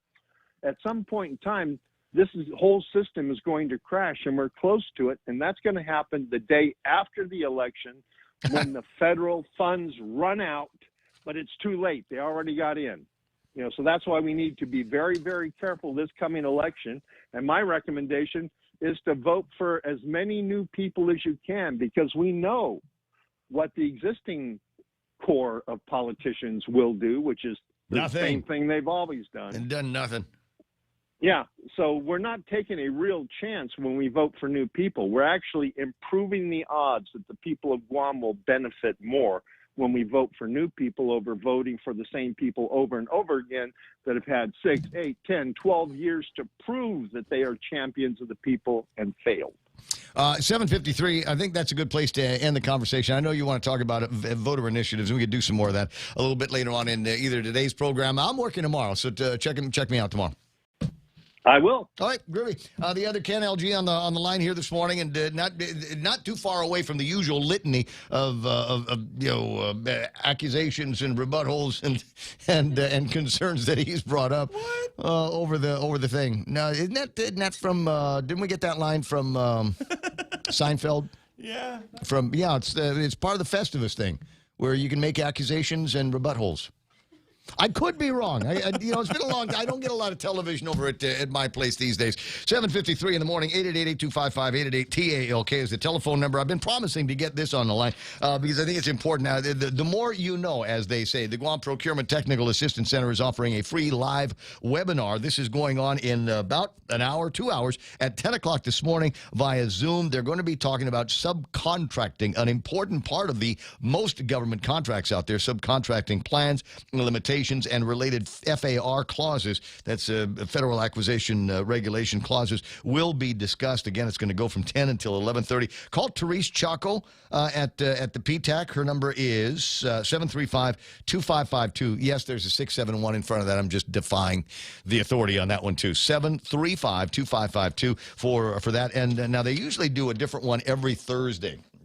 So see if you can get lined up to get a subscription to all of the different deals they're doing. 7:55 in the morning. There were a couple of other interesting articles that I was going to be looking at here. One of them has to do with something that John, we were talking about just in the last little bit, and that is, so when you do go to the store, Real Joe, when was the last time you actually walked inside the store? Long time. Been a while? It's been a while. Shouldn't look at you when I do stories like this. Mana. So you go to the store. There it is. You're at the store there, the Payless store near the house, or maybe you're at the military exchange place, and you walk inside and you go, you know what I'd like to get? I'd like to get Good Humor bars. And they don't have Good Humor bars. Oh, those are the best. They do. Yeah, they do. Okay, quality. Okay, so you're screwing me up here. But they don't. What happens with there? There it is. Well, now what happens when they don't? I mean, if you went in there, I want to speak to the manager. Really go total Karen right then and there. I call public health. Would you look and say, all right, well, I guess they don't have Good Humor bars. Maybe they've got Ben and Jerry's, or maybe they've got Foremost. Maybe I can get something similar to these ice cream novelties. But golly, I came to get Good Humor bars. Do you go somewhere else? Do you buy another brand? And this is the part where it's going to get scary for a lot of wholesalers out there, because this is the answer to the question: what happens if you leave your shelves bare for too long? Yeah. What is your fallback? Do you just not get it? No. Do you get a competitive it depends brand? On what it is. I would if it's something that I use frequently. Let's say cereal. Right. If it's not my cereal, which I eat, I'm very regular about the cereal that I eat. Mm-hmm. I'll go find it at a different store. You go but you won't try another brand. No. Lucky Charms. Magically delicious. Yeah. Special K chocolate delight. Whoa! Do they even sell that off base? Yes, they do. They have it at Payless. They've got it at Payless. They've Yeah, got it, but if plenty they of don't things. have it and they have the strawberry with the yogurt, I don't like that, and I don't like the other flavors. It has to be the chocolatey delight. So if they're out, Because it's got little you'll go nuggets of somewhere to find it, chocolate. right? Yeah. Is there a WhatsApp for people like you? Is there a WhatsApp where you say, hey, they're down to just 5 units at Payless in Gander right now. You might want to check out the one in Sinahanya and the one over at in Oka. Yeah, we're keeping an eye on the gives Special me the K. idea that I'm eating healthy, but having my little nuggets The sugar of on the chocolate. side. No, I know what you're talking about. I know, and that's a good one. When shopping for food, what is more important to you, brand or price, is a question. Both brand and price are equally important. Say, majority of the shoppers when discussing what best describes how supply shortages and stocking issues have impacted your recent purchases. That you normally buy. 28% said, I haven't switched brands on items I would normally buy. People in the wholesale business, all right, maybe that's good for you, but there are other responses. 18% said, I've switched brands on items that I would normally buy. I've switched brands on multiple items I normally buy. I've switched brands on items for reasons other than supply shortages. I don't typically choose food or grocery items based on brand, or I'm not sure it doesn't apply. And the reason why it's an important question, they're asking themselves now, to the degree that this might be a long-term problem in the retail food business, you only need to. There's a rule of threes, at least there was back in the old marketing days, and I'll use this as an example. Do you remember when they roll out a new brand of cigarette or a new flavor of cigarette? You could buy 3 packs for the price of one. Yes, I do remember. And the reason why, the theory was, and they've seen this happen time and time again, if you can get a consumer to change just for 3 cycles, that will be their new brand. And you're going, that never happens. Yeah, it absolutely does. It absolutely does. It'll happen in beer. It'll happen in cigarettes. It'll happen in margarine. It'll happen in mayonnaise. It'll happen in fast food and things like that. You go to a restaurant and they're not serving you the same way that they normally have. And this is at risk for many restaurants on Guam because they're having supply issues. They're changing out their menus. So you go in there and you say, I'd like to get some pokeahi. And they say, well, we've got it, but we don't have the same sauce as we had before. You might only put up with that a couple of times before you find someplace that is able to get the sauce that you want for your ahi poke the way you like it, not the way they're being pigeonholed into being able to do this. So there is a lot at stake here, and notwithstanding every other issue that compounds into these people's businesses, it's the idea that this might have been somebody's favorite restaurant in the whole wide world for all of their life until that one thing changes and it gets them to go eat someplace else. 8 o'clock in the morning, the radio station's KUSG. I got you 93.3. We are The Point. Stand by now. We'll find out what's going on around the nation and the world with Fox News. Mana has got to look at all the big news and stories that we're going to be dealing with over the next couple of hours right here on The Point. Talking about Ukraine, I'm Lisa Brady, Fox News. So far, there's no de-escalation or invasion by Russia. The U.S. giving its written response to Russian demands. Secretary of State Antony Blinken did not give specifics, but clearly said Russian demands of no former Soviet nation joining NATO will not be agreed to. Secretary Blinken added that the U.S. is ready to enter into talks with Russia on securing the region. If Russia de-escalates its aggression toward Ukraine, stops the inflammatory rhetoric, and approaches discussions about the future security in Europe in a spirit of reciprocity. In the meantime, American forces remain on heightened alert for deployment. Russian leaders say the West, continuing what it calls an aggressive course, will force retaliatory measures. Fox's Gernal Scott. The White House says President Biden stands by his campaign pledge to nominate a black woman for the U.S. Supreme Court. Sources say the oldest justice, Stephen Breyer, plans to retire at the end of this term. A teenage boy and a man now charged with murder in Chicago for the killing of an 8-year-old girl shot in the head while walking down the street with her mom last weekend. It's believed the intended target was nearby, a suspected gang member who remains hospitalized. New York Governor Kathy Hochul says gun violence is a national crisis. And we have to make sure that we're working together. And this is not a New York phenomenon. This is a national phenomenon. President Biden plans to visit New York City next week to meet with the mayor on gun crime strategy. But outside the Manhattan DA's office today, a rally of victims' families and others concerned about bail reform and other policies, releasing more violent suspects. The gun used in a hostage standoff at a Texas synagogue this month leads to criminal charges. Henry Williams, suspected of selling the gun to the hostage taker, is a convicted felon, not allowed to have had a firearm. America is listening to Fox News.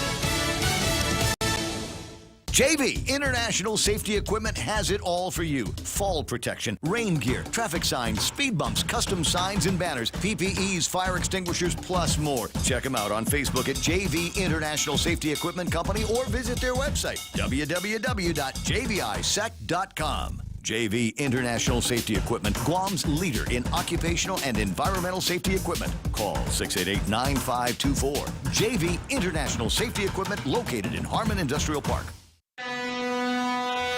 Half a day, this is Honey. Here at APL, our expertise and extensive network can help you grow your business and reach out to more global markets. As a responsible carrier, APL is also committed to a sustainable future, whether it's protecting the environment or investing our efforts in giving back to the community. Our dedicated teams in Guam, Saipan, and on U.S. mainland are here to support you. Call 588-4651 or visit apl.com. About 100 bags of fentanyl found at the home of a 13-year-old boy who overdosed at school. Hartford police say the fentanyl found at the teen's Connecticut home was packaged in the same manner as the bags of fentanyl found at his school after he overdosed and had the same identifying stamp. The youth, whose name was not released, died on January 15th, 2 days after collapsing at Hartford's Sport and Medical Sciences Academy. 2 additional students recovered after apparently being exposed to fentanyl and became ill. Fox's Ted Linder, a person of interest identified, but no arrests yet. Government scientists announce a milestone on the path to a viable new energy source for humankind. It's nuclear fusion, which comes from fusing atoms together instead of splitting them apart. The even trickier part is getting that fusion to a point where it's self-sustaining, making its own energy. Researchers using the world's largest lasers say they've been able to do that for the first time, achieving what's known as burning plasma at a national lab in California. But they caution many more years of research are needed. For now, the electric vehicle race revving up with GM's $1 billion investment to make more vehicles and batteries in Michigan. Ford plans to boost capacity to 600,000 EVs per year by 2023. Ahead of his trip to the White House Wednesday to discuss Build Back Better and the EV tax credit that's part of the plan, Ford CEO Jim Farley tells me the U.S. is behind Europe and China on electric. Whatever form it takes for government to work with us, we're going to do the investment in the product and the capacity expansion and make the vehicles as affordable possible. We need the government's help to make this switch to e-mobility. In Sebastopol, California, Grady Trimble, Fox News. An early rally evaporates on Wall Street again after the Fed's latest take on inflation. The Dow down about 130. I'm Lisa Brady, Fox News. When making the new Kentucky Fried Chicken sandwich, people asked how I felt about burger places selling fried chicken. I'd say that's none of my business. Just like making fried chicken is none of theirs. The new Kentucky Fried Chicken sandwich with mayo, pickles, and a quarter-pound filet as far as the eye can see. Get comfy. It's gonna be a while. The new Kentucky Fried Chicken Sandwich is back for good, along with the new all-white meat KFC chicken sandwiches, Zinger, Super Deluxe, and Grilled Doublicious. KFC, it's finger-licking good. At Guam Auto Spot, we're starting 2022 with a bang during our New Year, New Ride sales event. Right now, you can get the all-new Buick Encore as low as $237 per paycheck, 0 down. Or the all-new Mitsubishi Outlander as low as $201 per paycheck, 0 down. Get pre-approved online at GuamAutospot.com or schedule a test drive today at 478-AUTO. Half a day. This is Clara Manglona from Security Title with an important warning. Wire fraud is real, and home buyers and sellers are one of the biggest targets, even on Guam. When sending money by wire transfer, be sure to confirm the wire instructions by phone, not email. In this case, it's good to be suspicious and know who you're dealing with. Let the professionals at Security Title work with you to minimize loss due to wire fraud. We are here to help. Your local news is brought to you by Nambo Insurance. Skip the line, pay online. It's fast, it's easy, and it's secure. Visit Nambo.com for more information.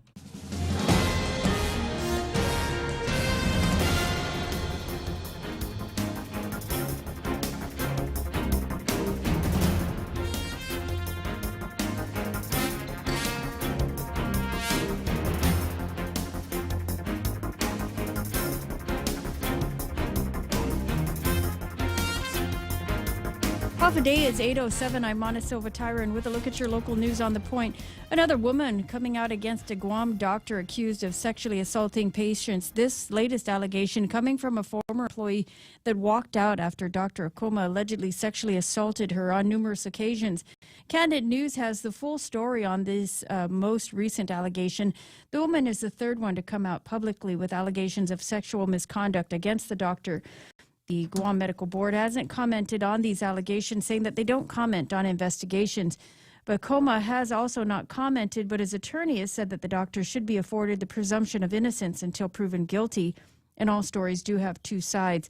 As reported by Candid News, this victim in this most recent allegation will be filing a complaint with the Guam Police Department and is hoping that the stories will encourage other potential victims to come forward. The Public Utilities Commission tonight will decide whether the price of power will remain the same as requested by the Guam Power Authority and the Consolidated Commission on Utilities. The Guam PDN reports that PUC will be meeting tonight to decide on the request to hold the Levelized Energy Adjustment Clause or the fuel surcharge rates for the time being. GPA had asked to maintain the surcharge at 17.14 cents per kilowatt hour for the next 6 months to assist ratepayers during their difficult times. The PUC is scheduled to meet tonight at 6. Meanwhile, the governor had been looking at the Eagle Field for the construction of a new hospital, but will have to look for an alternate site now that the military is looking at that same location for the buildup of Guam's defense capabilities. The land was said to be deemed excess military land, but the 2022 National Defense Authorization Act stipulates that the budget and requirement for the Missile Defense Agency is to conduct an assessment for 360-degree defense of Guam. The MDA is currently conducting their analysis, and if the MDA determines the Eagle Field is a preferred location for the missile defense site, the land would not be considered excess and therefore not likely to be the location for the new hospital. Meanwhile, the Post reports that Adelup says that there are at least 7 other locations that they are considering, including Atacao, Andy South, the location of the GMH facility, Finnegodzin, near the Guam Regional Medical City, and Epau Point, as well as South Finn. The case against Joey Terlahi will have to be assigned to another judge after the fourth one has been recused. The Terlahi is a former DOC deputy director who pleaded not guilty to felonious restraint as a third-degree felony and 2 counts of official misconduct as misdemeanors. His case now assigned to Judge Alberto Tolentino. Investigators allege that he helped then-Mayor of Jotnya, Jesse Blas, who was alleged to have beat his girlfriend and detained her for 3 days.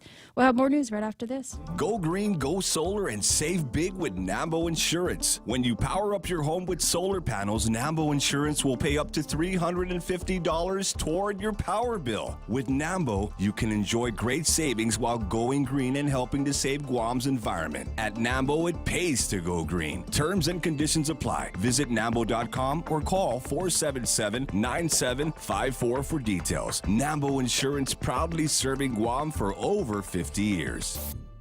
Public Health says that they've managed to lessen the long lines at Teetson, possibly from their policy change, which limits the number of free tests that are being authorized, prioritizing the testing for those who are considered high-risk close contacts or those who have COVID symptoms. The high-risk categories include those who are unvaccinated or age 65 and older, and those with multiple health conditions and weakened immune systems.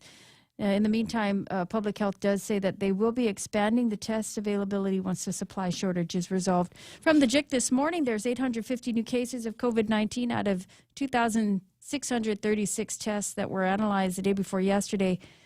36 people admitted to the hospital with COVID-19. And if you are one of those who placed your order for a free COVID home test on the first day of the orders, you should have gotten a message in your email that the shipments are on their way. The USPS sending out notices, which includes a tracking number, and says that shipping should be arriving by this weekend. My notice says that it will arrive by 9 p.m. on Saturday. The free test will be given 4 tests per household. And those are your top stories here on The Point. Our buddy Greg got his. He's reporting on Facebook just minutes ago. He got his email? Yes. He's, Oh, yeah. No, they're here. What? The kits are here. That's fast. Greg says our free government at-home test kits arrived today in the mail after ordering on the 18th. Pretty quick, considering where they're made. And on the back of your self-test at-home results in 15 minutes. You take a look at the bottom of it. Made in Wuhan? Joe, you've got. Do you have yours on you right now? Could you just? It's by an outfit. It's the same guys that did mine, the antigen rapid test that I did the other day. Oh, wow, Ray. Can you see where it says where it's made? It's made in China. At the iHealthLabs.com and the World Wide Web. Made in China. Yeah. Ni hao. There you go. There you go, Mulan. There's your test. So that's it. You got the self-test at-home results in 15 minutes. They come from China, where you know what the actual disease came from. And I sent you mine. Remember? I did. I saw it yesterday. I'm just asking. Is it too much to ask for in this massive pandemic that we've got here that we don't go and buy the materials from China? Why do we have to have them manufactured in China? Why could we not do them here with all of the? How much money did the federal government spend on all four of those? Labor shortage. Everybody's home sick. They got none of that. Oh my God! It just feels like a slap in the face after everything, right? At the Wuhan. Coming out of the lab there or whatever, and where do we go back to get these free tests? Would you Nothing's free, Ray. It's like voting for the same people every damn 2 years. Freedom isn't free, Ray. No, you got to go there. 8:13 in the morning. There's got to be. Let's go, Brandon, is all I got to say about that. 8:13 in the morning. There's going to be weather today. It's going to be weird. We got mostly sunny skies. Daytime highs 86 degrees with a lot of gusts here at like 20 miles an hour. And you're going to say, what do you mean you went to the beach? But never mind that. I went to the beach yesterday about 4 o'clock in the afternoon because I wanted to get some D. You know what I mean? Some D at the beach. So I got some D. I got some vitamin C. And I'm sitting there going, I'm at the beach. Why am I so cold? Huh? And is that the symptom of coronavirus? No, it had everything to do with the fact that we're overcast skies out in the afternoon yesterday, and the wind was blowing, but it was blowing cold air. And it came down to one of those things where, do I want to go in the water to pee?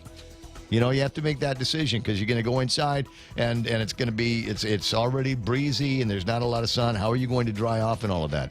Shrinkage. Exactly. You got to worry about that. Partly cloudy in the forecast tonight. Lows about 75 degrees with a heat index. It'll feel like 90 degrees today. And sunset tonight is going to be at 6:19. I'll try to get there earlier. It's 8:14. That's news and weather together on The Point.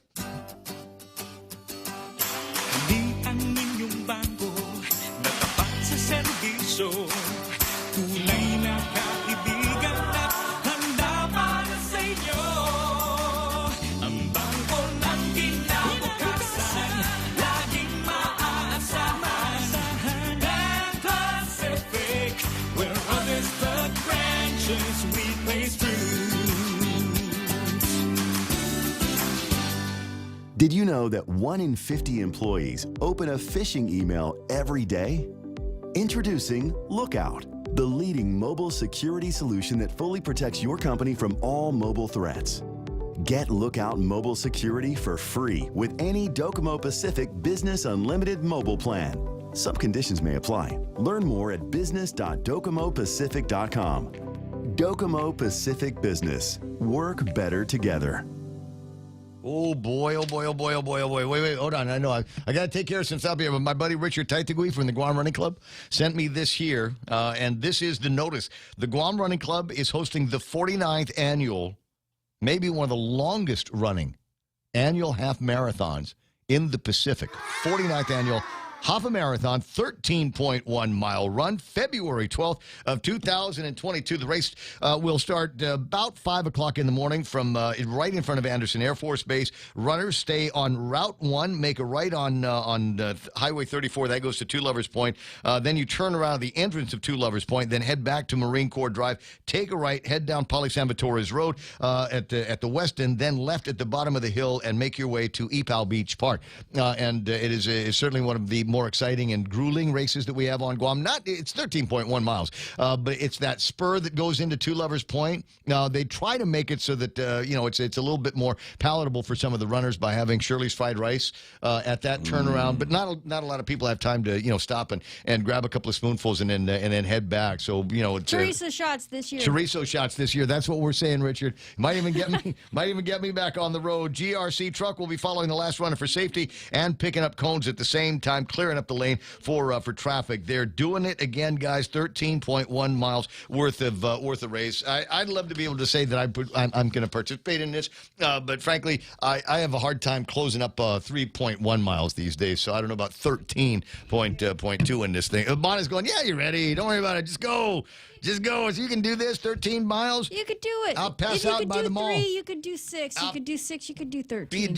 You want details, go find the guys over at the Guam Running Club. They've got a Facebook page and all of that. Portions of the program brought to you by APL American President Lines, global presence with a local home. Also being brought to you by the team over at Chili's. What do they got? Do I have the new copy, Real Joe? Did you give me the new copy for that? I am, yeah. Well, no, you don't know if I got that. No, that's the old one. I'm not supposed to read that one. Tell you what, we'll get back to me on that one. I'm going to take Simon. I'm going to say, you know what? Ken took it when Ken was lying about the price of power going up. That's where the blurb disappeared. It's 8:17. Getting you back to the talk faster. It's the Ray Gibson Show. Yeah. 818? Yeah, it's me. I'm that guy. 888-8255. 888-TALK. I dropped that thing in there about Ken lying about the price of electricity going up or the rate going up. He said the rate going up. And Simon's about to give me a ration for not catching him on the air, but he was on a roll. Come on, give me a break. Good morning, Si. Hey, you can do it, Ray. I know. I heard him say that, and I really wanted to jump in and go, but he was already got it getting kind of long, and I knew that you were going to call in and correct him anyway. You're talking about Ken. I was talking about the marathon. You can. I'm with mine. Oh no, I can't do it. You can do it. No, everybody says, it's downhill. It's not. It's uphill until you get to the mall, and right up until you get to Woostig. There's a spot there. The hardest part is the getting out of Jigo. The hardest part, because it's like the boringest leg of the race. Yeah, and then you got the spur into Two Lovers. That's no fun either. That's an energy suck. Oh, it's so fun. But the fun part is you get that run down Santos Hill. You do it. I'll do it with you. No, it's I got COVID. I have a respiratory. I have a respiratory flu. Whatever. Oh God. No, I tip my hat to all of you that have run marathons and half a marathons. I've never done one, and my grandson is training for his first Ironman in Oklahoma in May, so we'll be going to that. But it's those of you that do run, and then the Guam Running Club has been there so promoting health, a healthy lifestyle, and running is one of the cool things you can do on Guam, whether it's 3, 6.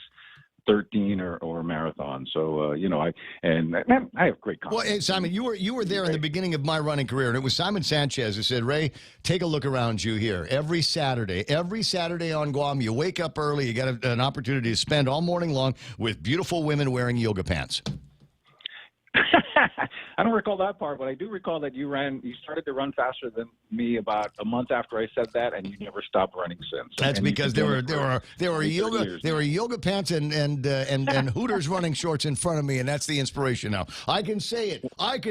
20 after 8 o'clock in the morning. All right, so just for clarity, the rate for electricity on Guam hasn't gone anywhere in forever. What changes is the fuel surcharge. Well, okay. So So your power bill is made up of the base rate, which pays for overhead, public-private partnerships, labor, right? That part of the bill hasn't changed since 2014. The only thing that's changed is when oil goes up, we have to raise the cost of the price of the ratepayer so we can buy the oil, or else we have load shedding. And when the oil goes down, like it did 4 years ago, we lowered it to 8 cents a kilowatt hour. But now oil's back at $80-90 a barrel, and now it's 17 cents a kilowatt hour. It's simple oil economics, and if Ken would just stop the demagoguery against politicians then show me how you can exempt Guam from higher oil prices. If you can't do it at the gas stations, you can't do it with Guam Power Authority. So let's at least be realistic when we start discussing how do we lower power bills. That's why we're building the new Ukadu power plant, because it will burn 1 million barrels less oil a year. That's $90 million in oil we avoid passing on to our ratepayers. We can even pay for the new solar farms and Ukadu with that money and still lower power bills. And the new Ukadu power plant will let us add more solar, because we just adopted that new plan. We're going to have 300 to 400 megawatts of utility scale solar on by 2030. And when we do that, we'll lower the power bill even more. Well, that's what I want to spend a couple of minutes talking about, the integrated resource plan. Yeah, I mean, oil is, everybody, everyone understands oil is the problem. The most expensive part of driving to work isn't the cost of your car, it's filling up that gas tank. So reduce the use of oil, you reduce your energy costs, you reduce your transportation costs, and that's what we're doing. We're reducing the amount of oil we burn from 2.6 million barrels to 1.4 million barrels. 1 million barrels less at $80 to $90 a barrel is $80 to $90 million that we're passing on now that we won't have to when we finish Ukadu and when we finish the solar farms. And when we get to 50% renewables, we're going to use even less fuel. Fuel is the enemy for power bills. We've got to stop using the amount of oil we use, and our plan, the Integrated Resource Plan, is moving us to 50% renewable energy. That's 50% of our energy not burning oil, not being in the LEAC, and that's how we lower power bills. And the lowering the cost of power bills from oil, we save so much money from avoiding oil that we can even pay for the solar plant, the Ukadu, and pay for the solar farms and still lower the bill. That's why oil is the enemy, right? That's why we got to go after it. We've got to reduce the amount of oil, and that's what the Integrated Resource Plan is. Because, look, tonight the PUC has to deal with the fact that oil is $80, $90 a barrel. Right. Now, we've asked them to hold the LEAC rate. You got to remember, during COVID, we held the LEAC rate quite a while.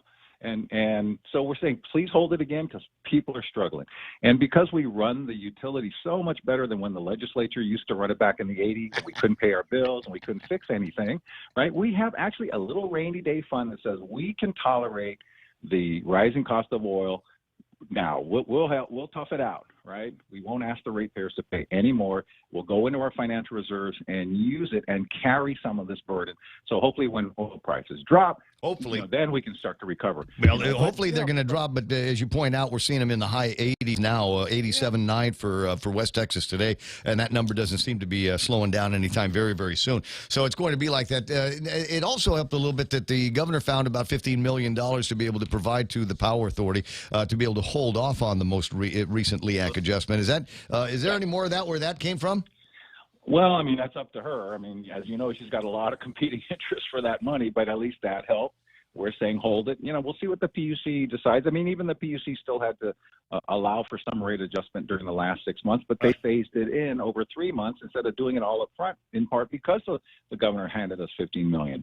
So, that's where there's some very smart, wise local talent figuring all this stuff out on the GPA side, on the PUC side, trying to say, how do we deal with the reality that oil costs are rising? How do we smooth out those costs? How do we avoid those costs in the future? And that's the plan we're putting in, but it's going to take time to implement them. Just like you're seeing around the world, everyone's saying, I can get to 100%, not tomorrow, maybe 2045, maybe 2050. The rest of the world doesn't think they can get there tomorrow. And you don't want to get there tomorrow because technology is too expensive now. I want to buy a solar farm and batteries 5-7 years from now when it's cheaper, not when it's more expensive. Correct. So you phase in the way you bring in the solar technology. We pay 21 cents a kilowatt hour for a solar farm we built in 2014. We're now getting prices at 10 cents a kilowatt hour. Some of the environmentalists say, well, we should be 100% renewable now and pay 21 cents when we can pay 10. Why would we have done that? Samoa has a little island that pays 63 cents a kilowatt hour, and they're 100% solar. But that's 2.5 times what we pay on Guam. Do you want to pay 2.5 times of your power bill now to be 100% solar? Is that just for bragging rights? It's cheaper to burn oil. Exactly. What's the point? And phase it in, and then phase in solar, and that's what we're doing. Simple. Unreal. There's another story. I got the press release that came out from Miguel's office here. GWA files a motion to stay in the Superior Court of Guam. This has to do with that quiet title case against CTI. What's the worst case scenario on that side? Well, because it's litigation, I want to be careful. But, for me, all right, there's never been a question since the federal government leased the land to GovGuam, that a wastewater treatment plant is on that property. Now, when the property got returned and it went to the ancestral lands, and then they returned it to original owners, the challenge became as subsequent owners kept selling it to new owners. There is an argument over over the restrictions on the federal side about using it for a wastewater plant. That's where the sort of the fight is broken out, the legal fight is broken out. And my concern and our concern at the CCU is there's always been a wastewater plant on that property. It's never been a windfall to any landowner, federal or otherwise. And to see the newest landowner get a windfall at the expense of ratepayers, we have to do everything we can to stop that, because no one has ever questioned that land with a wastewater treatment plant is land with a wastewater treatment plant. Right. I mean, who we fooling, right? And so, we'll see. That's why McGill's in court. We're fighting it. The federal government has also joined in. We'll see what the judge, rules. And we're appealing one of her rulings now to the Supreme Court. So let's see how that legal battle plays out. We hope it will be in favor of GWA ratepayers, that the wastewater treatment plant has always been there, has always been on the land, and should remain on that land, and that land should not cost anything to ratepayers. Any conversations about settlements at some point? Is there a swap that we might be able to do between GWA and CTI? Is there other property? Are there other assets that we might have that we can give to them to get them to leave the Water Authority alone on this? Well, again, our legal position is that they don't have a valid claim to that wastewater treatment plant. Well, but you can keep this thing playing in the court forever and ever and ever. Amen. That will still have an impact on the ratepayers. We can do something on the QT and do a settlement, and everybody vacates. I think you don't settle until you realize there's a settlement coming from the judge, right? And then parties can talk. Whoever thinks they might be losing may be wanting to talk to the winner about, okay, why don't we reach a settlement? But our position now is that land has always had a wastewater treatment plant, and in the flow of title, all the folks that had title to it until the latest one, Cortec, recognized that, hey, my land is there except for that wastewater treatment plant. And now we're in a legal battle about that issue, and it's unfortunate. But I'm on the side of the ratepayers. We shouldn't have to pay for that land when that plant's been there since the 80s. Yeah, well, I remember it's been there for a while. Anybody that's done any biking or running in the area knows when it's about time to turn around. And frankly, you can tell what everybody in Denado had for dinner in some cases when you're playing around in that area. 828. This is going to be an interesting story to watch. It just seems to me that there was a whole lot of new construction that took place on that property, and how do you get all that construction going and all the permits if we don't have clear title? Well, and that's one of the issues. That's why the federal government is also involved. We got the U.S. military, the Marines, to put up $140 million to upgrade our northern wastewater treatment plant. They use like 10% of the capacity. The rest of it we use. And yet they put it in, I call it the system development charge for the Marines, so that the ratepayers of Guam don't have to upgrade the northern wastewater treatment plant. The Marines agreed, U.S. EPA agreed, we agreed, and that's why we're using federal money to build that plant instead of ratepayer money. And that's a huge benefit to ratepayers, right? And that's one of the blessings we want to protect. And we're glad we're using federal money. That's part of the impact they create on our community. They're helping to pay for that impact with $140 million of a new wastewater treatment plant that serves all of us. 8:30 in the morning. Simon Sanchez from the CCU. PIC. What's that? Everybody north of PIC. Everybody north of PIC. Gets that. At bottom of the hour, and last thing before I let you go, your thoughts on maybe where we are. It's January, almost February here, in a few days. Brand new year, and how's it feel for you and others in the business community, the peers that you were talking to on a regular basis these days? What's your sense of 2022 already? Well, it's tough, and as you pointed out when we talked the last time, businesses are getting hit by the Omicron virus, having trouble getting workers. So you're seeing some direct impacts. Inflation worries all of us. That's why and now the feds want to raise the interest rates. That's why we need the legislature to pass that bond refinancing bill before they raise interest rates, so we can increase ratepayer savings. We've been chasing that thing for months now, and finally the legislature, Senator San Augustine wisely introduced it, but it took 3 months to get a hearing. And now the Fed wants to raise interest rates. We need the legislature to pass that bill now, even if they can while they're in session. If Senator Rangel can get the committee report out, they can do it. I used to be in the legislature. This can be done. And the savings to ratepayers are obvious. Let's work together. with the legislature, Senator Rigel and GPA and the PUC, and let's get these savings for ratepayers in law so we can go out and reduce our interest costs. It will go from 5% to 3% interest. That's great for ratepayers. Why would we want to delay savings?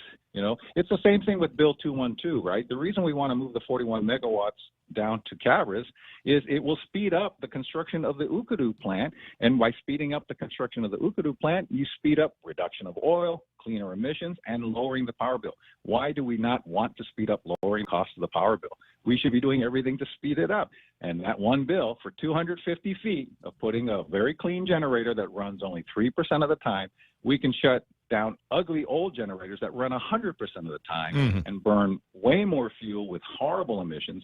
And the entire community will benefit. Lower cost power, cleaner emissions, no change in the price of the lowest cost bid from KEPCO. And all we want to do is take 41 megs of their package and put it down in Cabras where we have all the infrastructure, the fuel tanks. It doesn't cost us any more. It's cheaper to operate. And finally, put in another piece of the puzzle that will lower the power bill, reduce air emissions. The village of Petey will benefit. Everyone that works at Cabras will benefit. And all we're asking is for 250 feet to put a generator that is just like the one by J.M. Guerrero up in Dedham. You're preaching, at least in my case, you're preaching to the choir. We'll see if you can get the buy-in from your committee man. The senators. Yeah, at the legislature. Join the choir. But I think most senators are with us. I hope Senator Gerald will join us and support it. I know he wants to lower power bills for ratepayers. So let's work together and let's do it. All right, Si, I'll talk to you pretty soon. Have an outrageous day. 888-825-5888-TALK. Hugging a kiss to Auntie Lou. Bottom of the hour, Montecillo Tyrant has got that last big look at news and headlines going to be coming your way here in just a second. Right? Real Joe, press the button. The Eat Fresh Refresh goes on at Subway. You've tried the Cali Fresh steak. Now you can enjoy the Cali Fresh turkey. One of only 2 Cali Fresh subs. The Cali Fresh turkey is packed with deli-thin, oven-roasted turkey piled high on a bed of hickory smoked bacon, smashed avocado, and fresh mozzarella. Crafted for premium freshness, the Cali Fresh turkey is made on freshly baked, hearty, multi-grain bread with your choice of fresh veggies, hand-sliced daily in restaurants. Treat yourself to a Cali Fresh turkey today. Subway. Eat fresh. Do you or a loved one have loss of use of a hand or hands from an injury, stroke, birth defect, or pain? Then reach out to a specialist in upper extremity and hand surgery care by contacting Dr. Jerome Landstrom, board-certified reconstructive hand surgeon and microsurgeon. 671-646-HAND or visit his website at www.pacifichandsurgery.com. Guam Auto Spot has the best selection in Buick, GMC, Mitsubishi, and used cars like the 2021 Mitsubishi Mirage starting at $127 per paycheck, 0 down. Call 671-478-AUTO to take a test drive or get pre-approved online at guamautospot.com.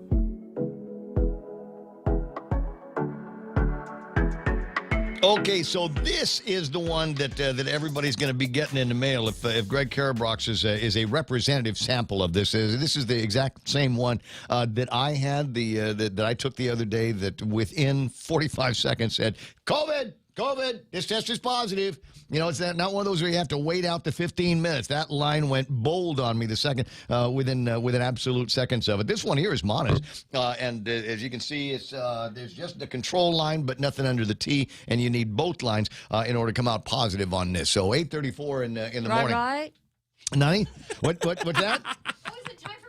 Well, yeah, about almost. I don't know what you're up to. Just kind of going with the flow. You know what it is? It's sometimes when Simon talks, I was so listen. happy to see those the negative results.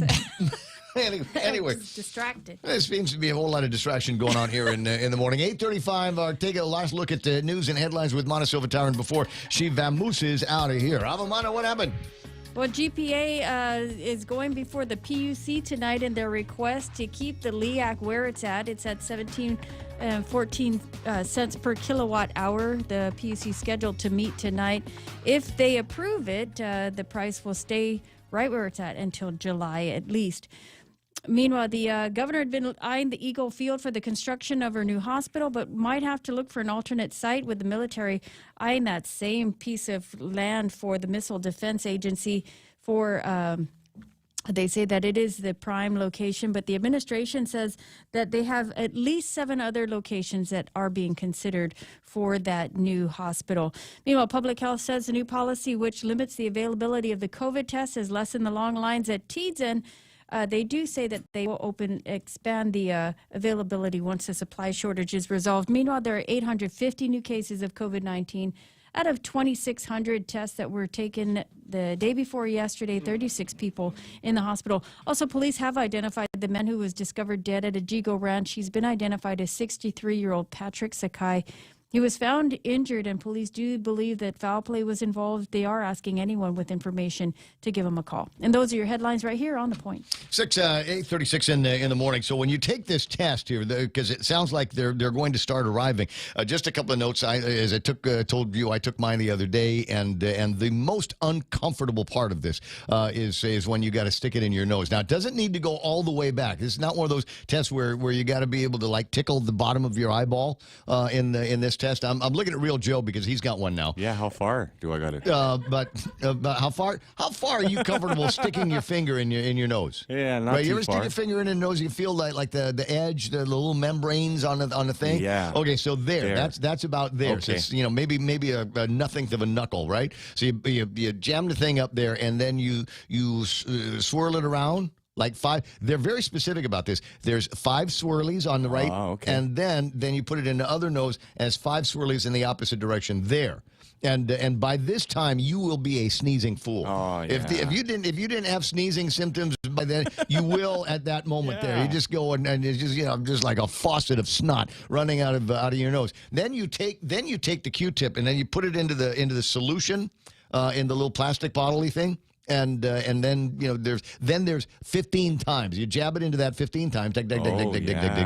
And then you got to do it. It says squeeze the sides of the container. And the reason why you want to do that is to squeeze all of the booger juice out of the Q-tip and into the solution. Okay. So that's maybe the most important part is all of that booger juice that you got in the Q-tip needs to be inside the solution. And you close everything up. You're done with the Q-tip now, unless you want to save it, souvenir, whatever, memento. Yeah. And then you take the 3 drops and you put them into the hole in the test kit that says 3 drops.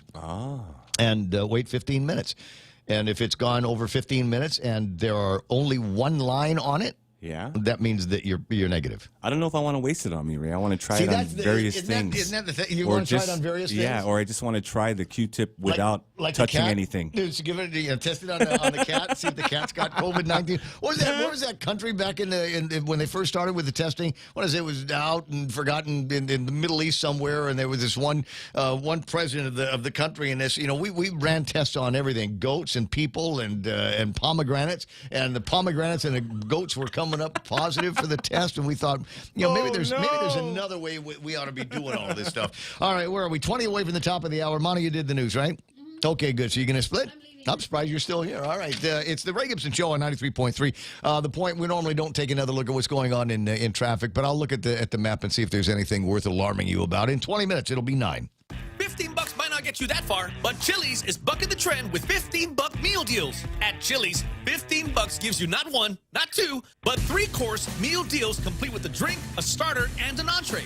Mix and match 3-course meals 15 ways to Sunday with soup, salad, or chips and salsa to start, and ranchero chicken tacos, honey chipotle crispers with rice, bacon ranch quesadillas, or personal fajitas for the main course. Build your own $15 meal deal at Chili's. More life and great value happen here. Over the past 5 years, confidential data and network breaches have doubled for small and large businesses, resulting in huge financial loss.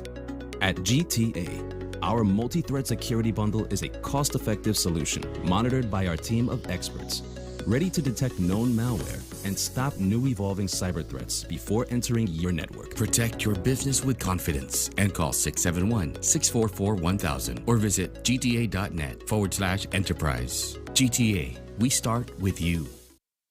Portions of the program brought to you by the guys over at Subway, rolling out the Protein Pack Footlong Pro, a delicious way to pack on the protein, double the meat. That's what we mean when we say go pro with that footlong, twice the protein without spending twice the buck. Subway, eat fresh.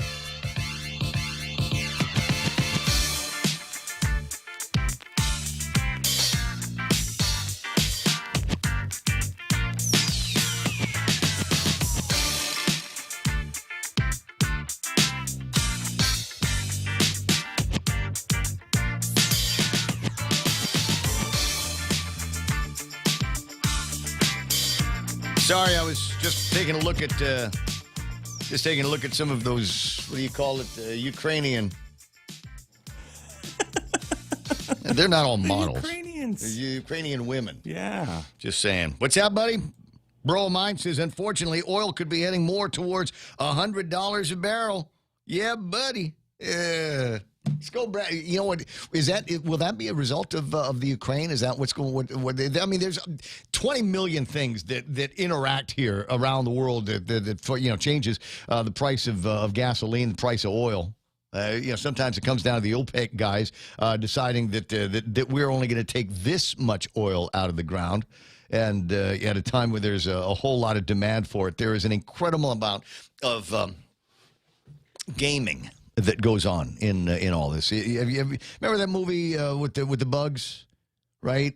And the guy that played Dr. Doogie Howser, and they said, we're sending me to games in theory, right? Yeah. That is an actual thing where, you say, this is man, I'm going to do a clumsy job of explaining it, but where you say, all right, this is how we want to do things and how we're going to hold each other accountable. And I say, well, I'm not going to do this, but in the back of your head that I'm doing something else to screw you over on this deal. So you got guys at OPEC, and they're not all of the same mind. They're not all monolithically thinking about making all of themselves rich. There are guys inside of OPEC that will make changes to production and refining values just because it suits them, and then that has a ripple effect on everything else in the game.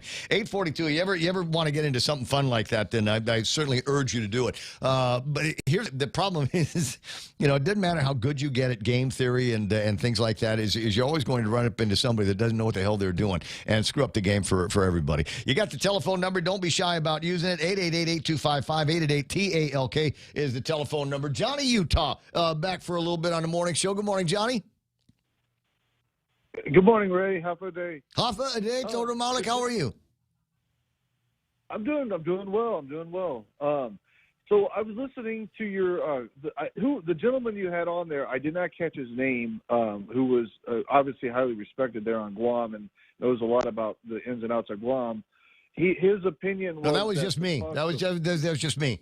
No, that was you. Yeah, anybody else? Sorry, anybody else? It just could be a static or interference or something like that. But it mostly is just me, a respected official and knows everything about what's going on. That might have been Simon Sanchez. He's with the Consolidated Commission on Utilities. He's lifelong representative of the people. He'd served at the legislature, ran for lieutenant governor once upon a time, and has been in the Consolidated Commission on Utilities virtually since they just started doing work. He's one of the guys that, and I tend to give him and those members of the CCU a great deal of credit because prior to them running things around here, you could get 25 angry people to go to the legislature and petition the legislature to do something about the price of water, price of fuel, for price of power. And that ruined quite a whole lot of the system here when you've got people that are artificially and politically making changes to the way we operate our utilities. It doesn't end up being good for the ratepayers at the end of the day. And by the time we got to the CCU, the Power Authority, the Water Authority, completely unrecognizable from what they are today. So we've made some great strides. Unfortunately, there are people over at the legislature that want to be able to politicize the utilities again, despite the fact that we tried to. The people of Guam took that away from the legislature, basically. Okay. Sorry. Well, one thing that he said that I agree with completely is the price of fuel is the enemy. The price of fuel is driving everything right now, and oil is at the center of all of our geopolitics right now. I want to ask one quick question. Do you recall how much a gallon of gas cost on Guam at this time of the year in 2020? You mean right around the same time that we were, I want to say about 3.5? I think it was that was the time it went under $3 a gallon. Remember, it broke $3. I'd have to honestly, I don't have that in front of me, but and my recollection ain't that good. But I don't disagree. I mean, we're at $5 and about a nickel now after a year of Biden being the president of the United States of America. There are other issues. A buddy of mine writing in talking about the refining capacity in Asia, that it's been going offline over the last few years, and that means that there's going to be compression on the supply side that is now contracting. So that's where we're seeing Tampa's going for such a big ride these days. Well, yeah, but unfortunately, politics does play a factor. And like you said, it was when Biden took over. And, shutting down the pipeline in the United States and then giving the okay for the Nord Stream pipeline in Russia is a key factor. If you look back at the history of what happened when Trump was president and the price of oil dropped so dramatically, it had everything to do with his ability to negotiate with Russia on cutting their production. And it's like it's the reverse of everything that Trump did is happening right now. And we, the people, are feeling the effects. And the problem is like, as Mr. Sanchez said, the problem is the cost of fuel. Well, that cost of fuel, that problem comes directly from the Democrats and the way that they are handling our economy and the way that they are handling the situation with Russia, with China. There's a congressman in the House of Representatives. He's from Texas. I can't recall his name off the top of his head, but he just was in Congress 2 days ago talking about China is looking like they're going to make a move on Taiwan right after the Winter Olympics, and that Russia and China are in cahoots. I wouldn't necessarily refer to that as a conspiracy, because I've been saying that forever. I don't know why they bother even waiting until after the Olympics. We just had the North Koreans firing off a couple ballistic missiles. Thankfully, they're not hypersonic. It's the old technology, but they're firing off some more of these missiles here, and they've been doing their saber rattling. I got a feeling that it's going to feel like North Korea is going to take those first proxy steps into a conflict in this region, and then the Chinese are going to use that to back up their plan to go ahead and let North Korea do what they're going to be doing while they slip into Taiwan under cover of darkness and conduct the invasion that way. And I don't believe, and it will sound like the most unpatriotic thing, and I hate the fact that these words are going to come out of my mouth. I don't believe our enemies fear us, and I don't think that our allies believe in us. That was exactly the next thing I was going to say. Right? They know that this is their opportunity. We have a weak president. We have a weak central government, weak House of Representatives. The Senate is barely hanging on because of their limited ability to do things. And we are the world power, and we're not going to be that anytime soon if things keep going the way they are. Well, we've got the Nevada. We did bring out that signature boomer out here, didn't we, a couple of weeks ago? And that was supposed to scare everybody. I'm sorry, say that again? We've got the USS Nevada. It popped its conning tower at Navy at Apra Harbor. I mean, that's got to be something. No? Well, to change the subject real quick, a while back when I was on Tall Tales with Judge Bob, I pointed out that I didn't think that a new hospital was going to be built on Guam. I don't know if you ever heard that episode of him and I speaking about that.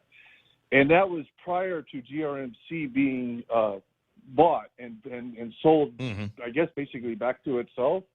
And my insight was that GRMC was going to end up becoming the new GMH, the new government hospital. And I still believe that. I still believe that eventually it's going to come down to that because, for one thing, the economy hiccuping right now. Oh, There's a lot of hiccups in the economy. the interesting theory, tell you why it can't be done, is because Guam Regional Medical Cities, one thing, doesn't have enough beds. We are in a serious bed deficit here on Guam, and as interesting as that might sound, the fact of the matter is we could probably use another couple of hundred beds, and that hospital was built for very specific things, and taking over GMH was not one of them. I was on the steering and the planning committee and involved in it for many years, and at no time were we ever thinking that this private hospital would eventually turn into a savior for Guam Memorial Hospital. It was always designed to live in a 2 or 3 hospital situation. We desperately need to build a new hospital. I think we've got to take care of the one that we have. I think there's smart money that can be put into that investment. It just seems to me that there's this lazy notion around here that if we get tired of something, we'll just bulldoze it and build a new one later if we don't need to, and we certainly don't need one out in Fadian where they're talking about putting this new place. But we do need a new hospital. Yeah, that's not the. Well, and that's why. Well, and I assume the governor was meeting with Region 5, and the next thing you know, there's going to be a missile thing going up on the property there. That's kind of interesting that all happened at the same time. But I personally think the best place for a new hospital would be at UOG, at the University of Guam. It's in the middle of the island. You've got the university there. You could develop your nursing programs. You could develop pharmacy programs, respiratory programs, x-ray programs. Who knows, even maybe a medical school. I'm sure a lot of doctors would love to go to Guam to become a doctor. It's a beautiful place. I don't know. As far as the educational opportunities, I'll give you that. But at the end of the day, Guam ain't that small. If you want to move the University of Guam closer to any hospital in the Tamuning area, medical facility in the Tamuning area, let's find a way to run another cross island road that goes between Mangilau and would bisect the airport area and straight down into Tamuning. We need to have methods. I mean, we could. It ain't that far away as the crow flies from where the hospital is now to the University of Guam. That might be about 4 miles. It's not that far away. So when we're, but in terms of ambulances, you want to build a school there. Okay, let's build a school. But if you want to move it closer, just make it easier for people to get from Mangilau to the university to the Guam Memorial Hospital. Having said that, though, I would tell you there are a couple of great spots. One of them is, number one, save the existing hospital. Number two, when I was a little boy, I was born in the old Guam Memorial Hospital. If you take Talent San Antonio all the way up to the end of the street, you'll hit that roundabout, the Archbishop Circle. Do you know that? Oh yeah, I know the history of that. Me and Judge Bob have spoken. There you go. All right, good. He was talking. He educated me on the history of GMH and how it ended up being where it was, how it took over the hospital, the Marianas or something of that. The nuns were running it. GMH used to. The nuns were running it. But the government of Guam found a way to kill it. There are some famous stories about how if you got into an ambulance and you said, "Take me to MCM," they wouldn't take you to MCM. They weren't dropping off customers at the new hospital. They would drop them off at the old hospital. The government of Guam did everything it could to kill that business, and they did, and took it over, let the old hospital fall to pieces, and then got themselves a brand new facility and let that go to hell in a handbasket. So it's welcome to Guam, Johnny, Utah. Well, we left. I'm in Utah. We got out of there. We're one of the ones that have escaped. Me and my family. What? And we got more family. We got more family on the way coming from Guam. And you're actually in Utah? Yeah. Man, what's a bag of potato chips go for there? Why? That depends on where you go. Well, I mean, real Joe's laughing at me. You can go to a Walmart right now and one of 50 Walmarts in Utah and get a big bag, right? Like picnic-sized bag of potato chips for like $2.50, right? Oh yeah, sometimes cheaper than that. But especially Costco. Go there, you get it real cheap. Is it okay? What's it like hanging out with Mormons all the time? It's a very clean, safe, and uncorrupt environment here. This is a great place to live. Ask Judge Bob. His wife got her PhD here. Very good, very good. Okay. All right. Well, I was just checking. So, what's life like without Coca-Cola and coffee? Oh, we have that here. You do? There's liquor here too. Oh yeah, there's bars and liquors. It's not a dry state. It's not a dry state. I don't know. The same way that people in the States don't know jack about Guam, I don't know jack about a lot of states. So I just, you hear things. Now tell me, how's this bigamy thing working out for you? Is that as exciting as it sounded? Is it, because it looks good on paper, Johnny?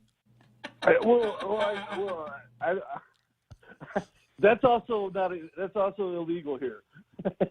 It's not legal. I probably should stop getting my information from social media.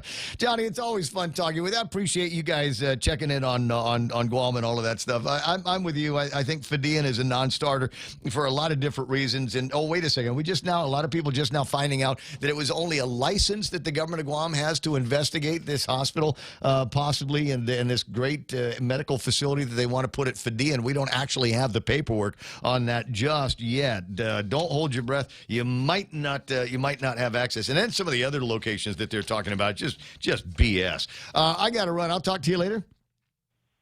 Yes, sir. I agree with everything you're saying. That's careful. That gets people in trouble real fast. But you can send me a direct message, and I know how uncomfortable you might be talking about bigamy on the actual radio. But you can just reach out to me on the website. I'm sure you can look it up on YouTube if you want to see visual effects. I don't believe anything on YouTube except me and Judge Klitsky. I'll see you later, buddy. 888-825-5888-TALK. This is why. This is why this Guam's favorite radio station. We are Guam's best radio station. I'm not saying it. The readers of Pika Magazine said that. I'm just agreeing with them and thanking them for the delicious richness of good taste in their mouth. Yeah, there's lots of other places that you could be going to get a dose of media. Look, let's be honest with each other, right? We all got access to media. I don't believe half of what I read. I don't believe half of what I say every once in a while. But it's all out there. Guam Daily Post front page today. Omicron adds to the worker and supply shortage woes that we have here on Guam. Oh, woe is us. I cannot find certain things at the Payless. Oh, my God. Look, what do you got to do? You got to make some rice and some corned beef with some vegetables for the kids. The mom and pop place behind my house does a great job with that kind of thing. I got rice coming out. I got rice coming out my ears. You can see it. So, it's one of those things. Are there going to be issues with supply chain? Absolutely, there are going to be some issues on a supply chain.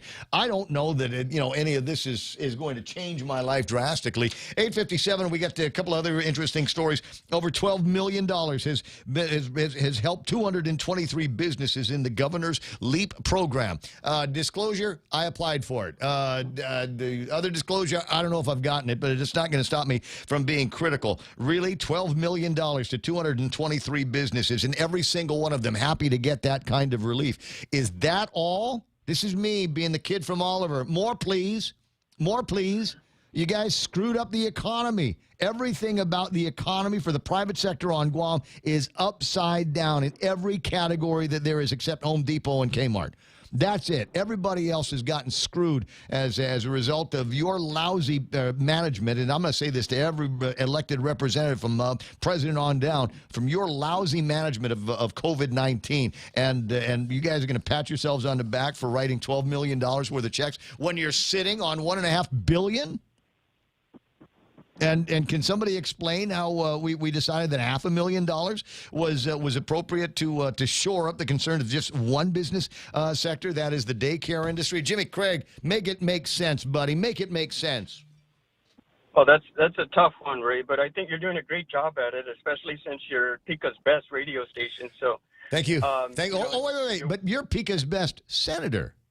All right. Okay, I appreciate that too. But you're right. I think the money comes on down from the federal government. It's made to be the American Rescue Plan to help the people in the states and the territories in which we should be hearing the plan of action to really make us feel comfortable. It's about the leadership and direction and transparency that it seems it's tough to get the true story on this. And unless we push for action, like this body of business folks that did for the LEAP program, they really made it happen to come with a compromise with the governor, but she enforced that some has to come from the general fund as well when you're sitting on all this money for the American Rescue Plan. With their with these folks, that the business folks that went and worked really hard to push for this, we had to do something. There's more that we want to do, and I believe Senator Frank Bloss has his bill in there too to give them additional money. But really, with a stroke of a pen, as much as the governor renews the state of emergency every 30 days, could have done the same thing with the federal funds to provide what is needed for our small businesses to keep their doors open, so when the tourists do come back, they got something to do. It's the litany of frustration and frustrating topics popping into my head. Do me a favor. I know how crazy busy you guys are. If you got a few minutes, give me a ring on the other side of Fox News, all right? Okay. Thanks, Jimmy. I appreciate it. Just after 9 o'clock in the morning, stand by. Here's Fox News already in progress. Make a real effort to find a way forward where we can find a political solution. The Kremlin has repeatedly denied it has plans to attack Ukraine. The Biden administration is not moving forward on any Supreme Court vacancy after sources tell Fox Justice Stephen Breyer will step down at the end of this term. Top Senate Democrats are planning for a quick confirmation for whoever is nominated by President Biden for a seat on the Supreme Court, but Press Secretary Jen Psaki says any talk of a nominee is premature. I'm just not going to be able to say anything about any specifics until, of course, Justice Breyer makes any announcement, should he decide to make an announcement. But Psaki does reiterate President Biden's pledge to nominate a black woman to the Supreme Court. That speaks to his desire and his interest in having courts around the country that look like America. At the White House, Jared Halpern, Fox News. Wall Street, an early rally gave way to a broad slide for stocks after the Fed revealed it will raise interest rates soon to fight inflation. The Dow lost 129. The NASDAQ added 2. America is listening to Fox News.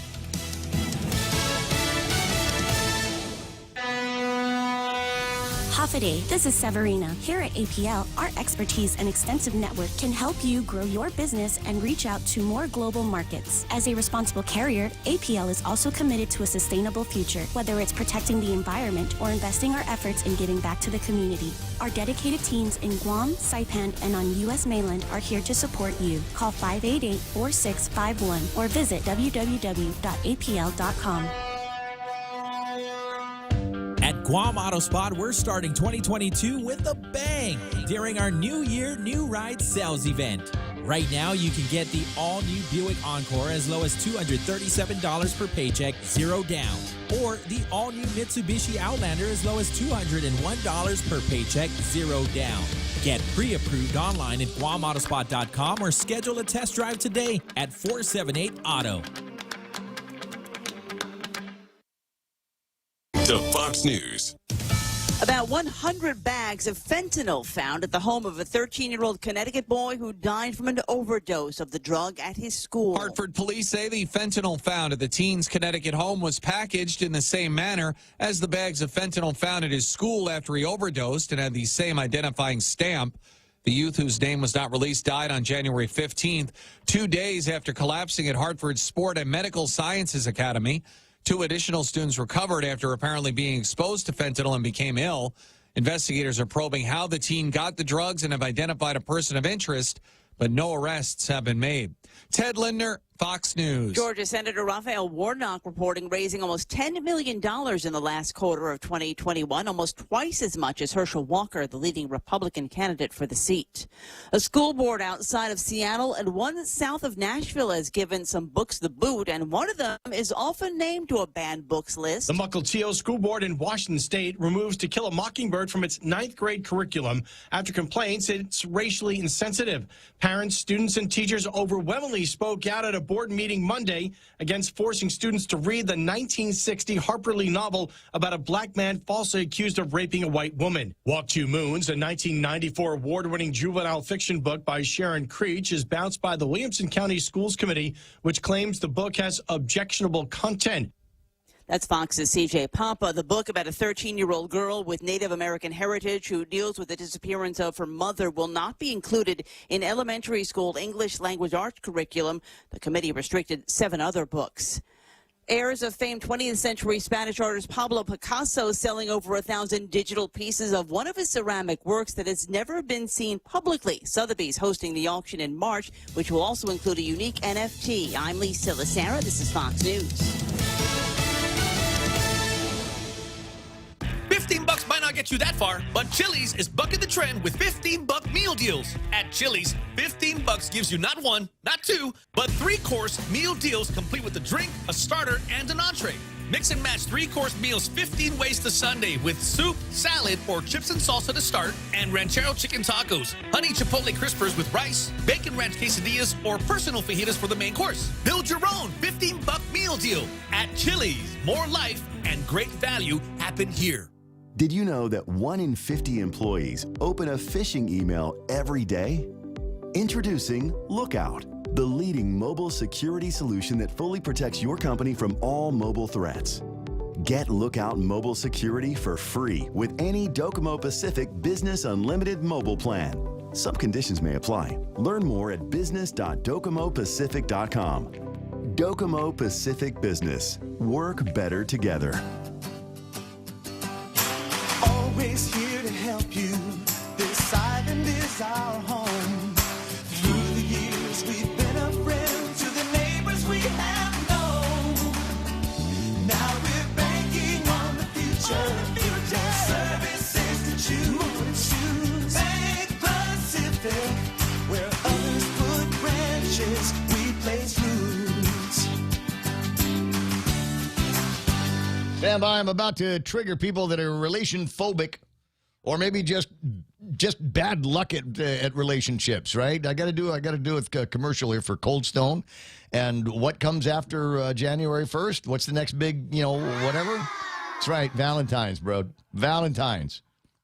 Can I just spend a minute talking about self-love? Real Joe and I are experts at the concept of self-love. Every night, Ray. Almost to a point of narcissism, right? Almost to that point where, it's all about me and not about anybody else. That's just self-love, right? You got to take yourself out on a date every once in a while. You got to Christmas yourself first. So maybe you are not currently in a relationship right now, or haven't come to terms with whatever it is that you're in right now. Go and celebrate it anyway over at Cold Stone Creamery. Share your love with a Cold Stone ice cream cake. Fresh chocolate dipped strawberry ice cream. Features red velvet cake, strawberry fluff frosting, and cascading chocolate ganache. You know it's love when they could have just said chocolate. No, it's a river of chocolate ganache. We're using a special word here. That's how much love there is in this ice cream cake. Cold Stone's Valentine's Day ice cream cake. Call or order online or in person. Cold Stone Creamery ice cream made fresh daily.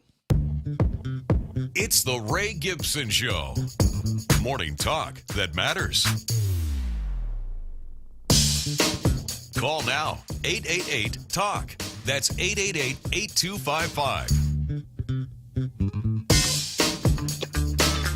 No, dude, every once in a while you got to do that. You got to take care of yourself here. You got to find out you cannot love another human being until you've learned what it is to love yourself. Do you agree with that statement, Real Joe? I agree with that too. So that ganache thing sounded pretty good. I like chocolate. I want to be able to feel the fillings in my mouth vibrate from having that Cold Stone Creamery ice cream cake on Valentine's Day. And if I'm lucky and I get to share it with somebody. Huh? Yeah. Exactly. So relationship advice given away for free here at this radio station, though with the warning, use it at your own peril. Because near as I can tell, neither one of us are any good at this, right? No, never. No. Dude, we're born this way. I'm afraid to talk to my sister at, I don't know, 9 after 9 o'clock in the morning. All right, items in the table of contents. Maybe Jimmy will get back on with us in just a little bit. Come on, man. Where are the priorities around here? Never mind. I know the answer to the question. The priorities around here are to get reelected at any and all costs. We must control Adelup. How many days we got left, Frank? 212. I'm that good. Between now and the primary election, there are 212 days. Now, we already know Lou and Josh are going to be running for governor and lieutenant governor again. Gluttons for punishment, if you ask me. But maybe, I don't know. There seems to be getting enough travel in there, right? You get to thumb your nose at the federal government of the United States while at the same time asking for money. Give me money. Go away. Give me money. Go away. Wait. Give me money and Fidian. Go away. Give me money and Fidian. Go away.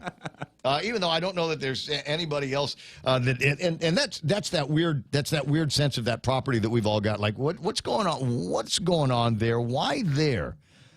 I mean, at the very least, anybody that lives around there, and I used to live. Where was I? I was over at. I didn't live at the Ladera Tower. Oh, yeah. Lived at, like, the Ladera apartments next door. The outskirts. The outskirts of that. Yeah. Contractors. Dude, that's where I learned. That's how I learned to eat corn from my Micronesian neighbors over at the old place. But you ain't lying, man. Wasn't bad. No, it wasn't bad. But so you got the towers. I always envied the people. I always like go for a run or something. I'd always go around the Ladera Towers and I'd look inside that little swimming pool area. Do you know that they've got a hot tub in there? They do, and it works. Yeah, Matt. And it Geiger, works. You he's press a button. Yeah, but they got to drain it every time he gets out. Just the hairy guy. But you get the press a button on one of the pavilions, and that starts the bubble maker on the pavilion. So I've got some friends that live there, and so I like bum rushing them when they do pool parties and stuff like that. Although it is the windiest. I'm sorry, I totally digress. It might be one of the windiest swimming pools on Guam. If you've been there, you know exactly what I'm talking about. You get out of the water and everything immediately goes into icicle mode because it's windy and there's nothing but shade on that side of the building. Now, having said that, and spending a little bit of time there, it was about 6 months that I was living in that little apartment. Nice, but I hated the roadway. I hated the roadway. Just a couple of lanes worth of traffic from the intersection all the way. And you know the area, you know that stretch of roadway. It doesn't turn into what looks like a road again until when you get to the utility complex over at the other side of Fidian. Right? Then the road widens up, and then there's the Antilola's place with the power and the water, and then it narrows again. And it's just a couple of lanes all the way up until Anderson Air Force Base. And they want to put a hospital there. Now, think about access on Route 4 onto Route 10. And then most of Route 10 until you get to that intersection of 810 and 15. And lots going on there. Lots of intersections through there.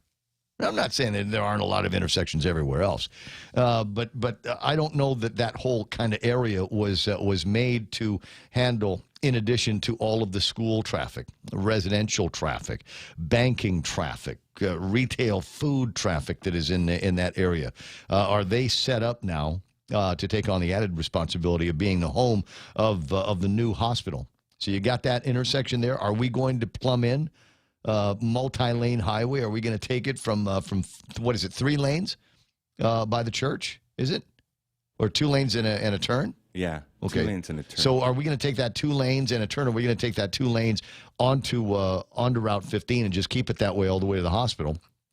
Same thing in the other direction, right? Are we prepared to do that? Are we going to take advantage of the additional road, the mileage that goes on Route 15 from the back gate of Anderson all the way down? Are we going to do that? We're going to make a nice, fancy new road there to replace the existing Route 15? Ooh, that might be sexy. Are we going to put in new water infrastructure to be able to handle the needs of not just the hospital, to be a major facility, but everything else down there? Will they be putting new electricity? And it's not any ordinary electricity that we need to put down there. We got to put the good underground kind. Oh, yeah. Because what's the deal? We need to protect it. Exactly. Right? So if we make our way out of a catastrophic typhoon that we've got, and that's the way I like to say it, typhoon. But we come out of a catastrophic typhoon here on Guam, we better make sure that among the first things that we're able to turn on there is the electricity going to the new hospital. So, wait, who's going to put that in? Who's going to cover the system development charge on that? You know, you think maybe the power authority is going to do that, add up all the water that needs to go in there for all of that? What about all those businesses? They don't need to worry about that system development. I'm just saying, at some point, somebody's got to go through all of this. My God, what color are we going to paint the damn thing? Everybody wants to know what's going to happen with that. So I don't know. You know, I've got a couple of different WhatsApps from people that are listening to me go through this conversation, and they're saying, no, absolutely not. You know who's got a couple of interesting ideas on this is my brother Vince Akimoto. Oh. Dr. Vince Akimoto. Dr. Brother Vince Akimoto, who wrote me. And he didn't say not to say this on the radio, but so I'm going to go ahead and do it. Oka Point, baby. Oka Point. 42 acres there, Chamorro Land Trust. Gita's controlling it. We got Governor Gutierrez, who knows every other thing about that area. Time to build the new GMH at the old GMH and otherwise give the land back to Frank Perez's family. And my thing was, let's resolve to get this done in our lifetime. I mean, it only makes sense. It's right there. It's the end of the same street. And Central Guam, as it were. We've already got virtually everything that you need around there anyway, because that's where the hospital has been virtually everybody's life. My God, there's even a flower store down the street, Mama Tove's place. What is it that what else? We have Mama Tove move up to Fadian? Where's she going to find land up there?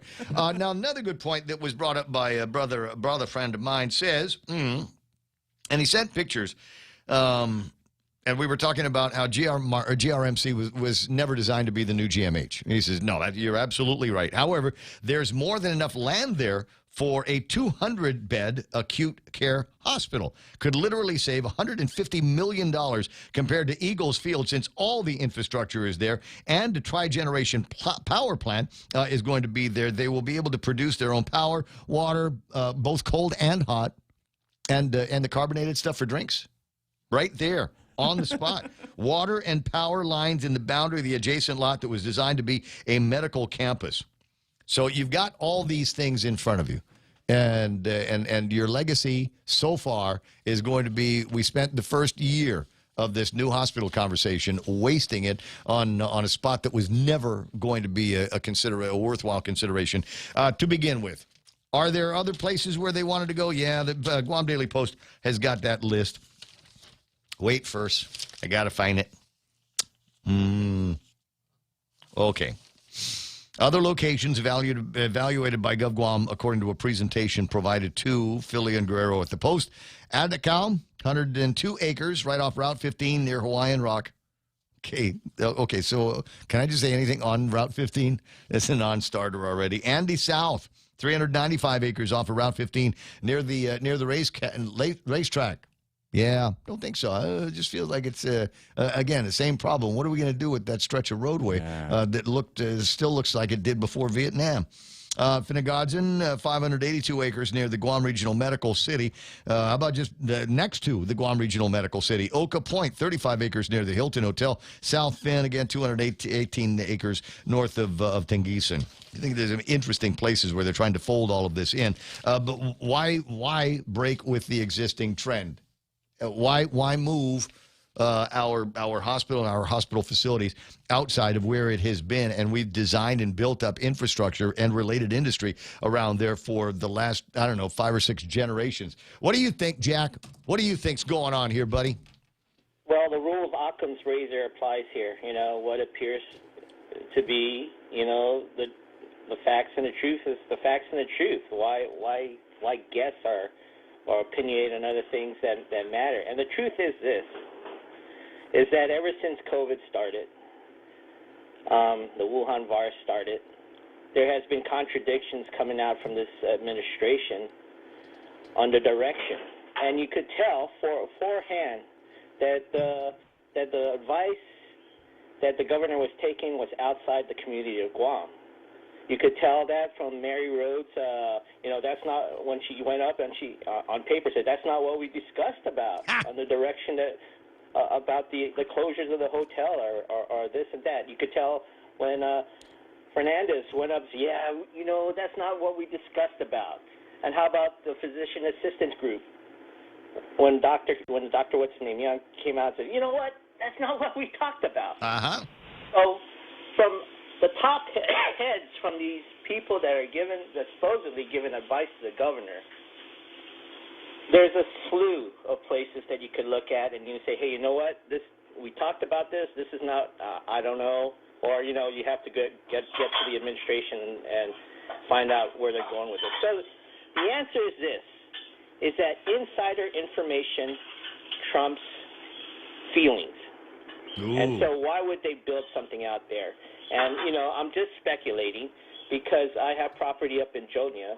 In 2008, the military contracted some surveyors to come out because their main goal was to build an infrastructure, improving the roads, especially the connection from Naval Station all the way up to Anderson.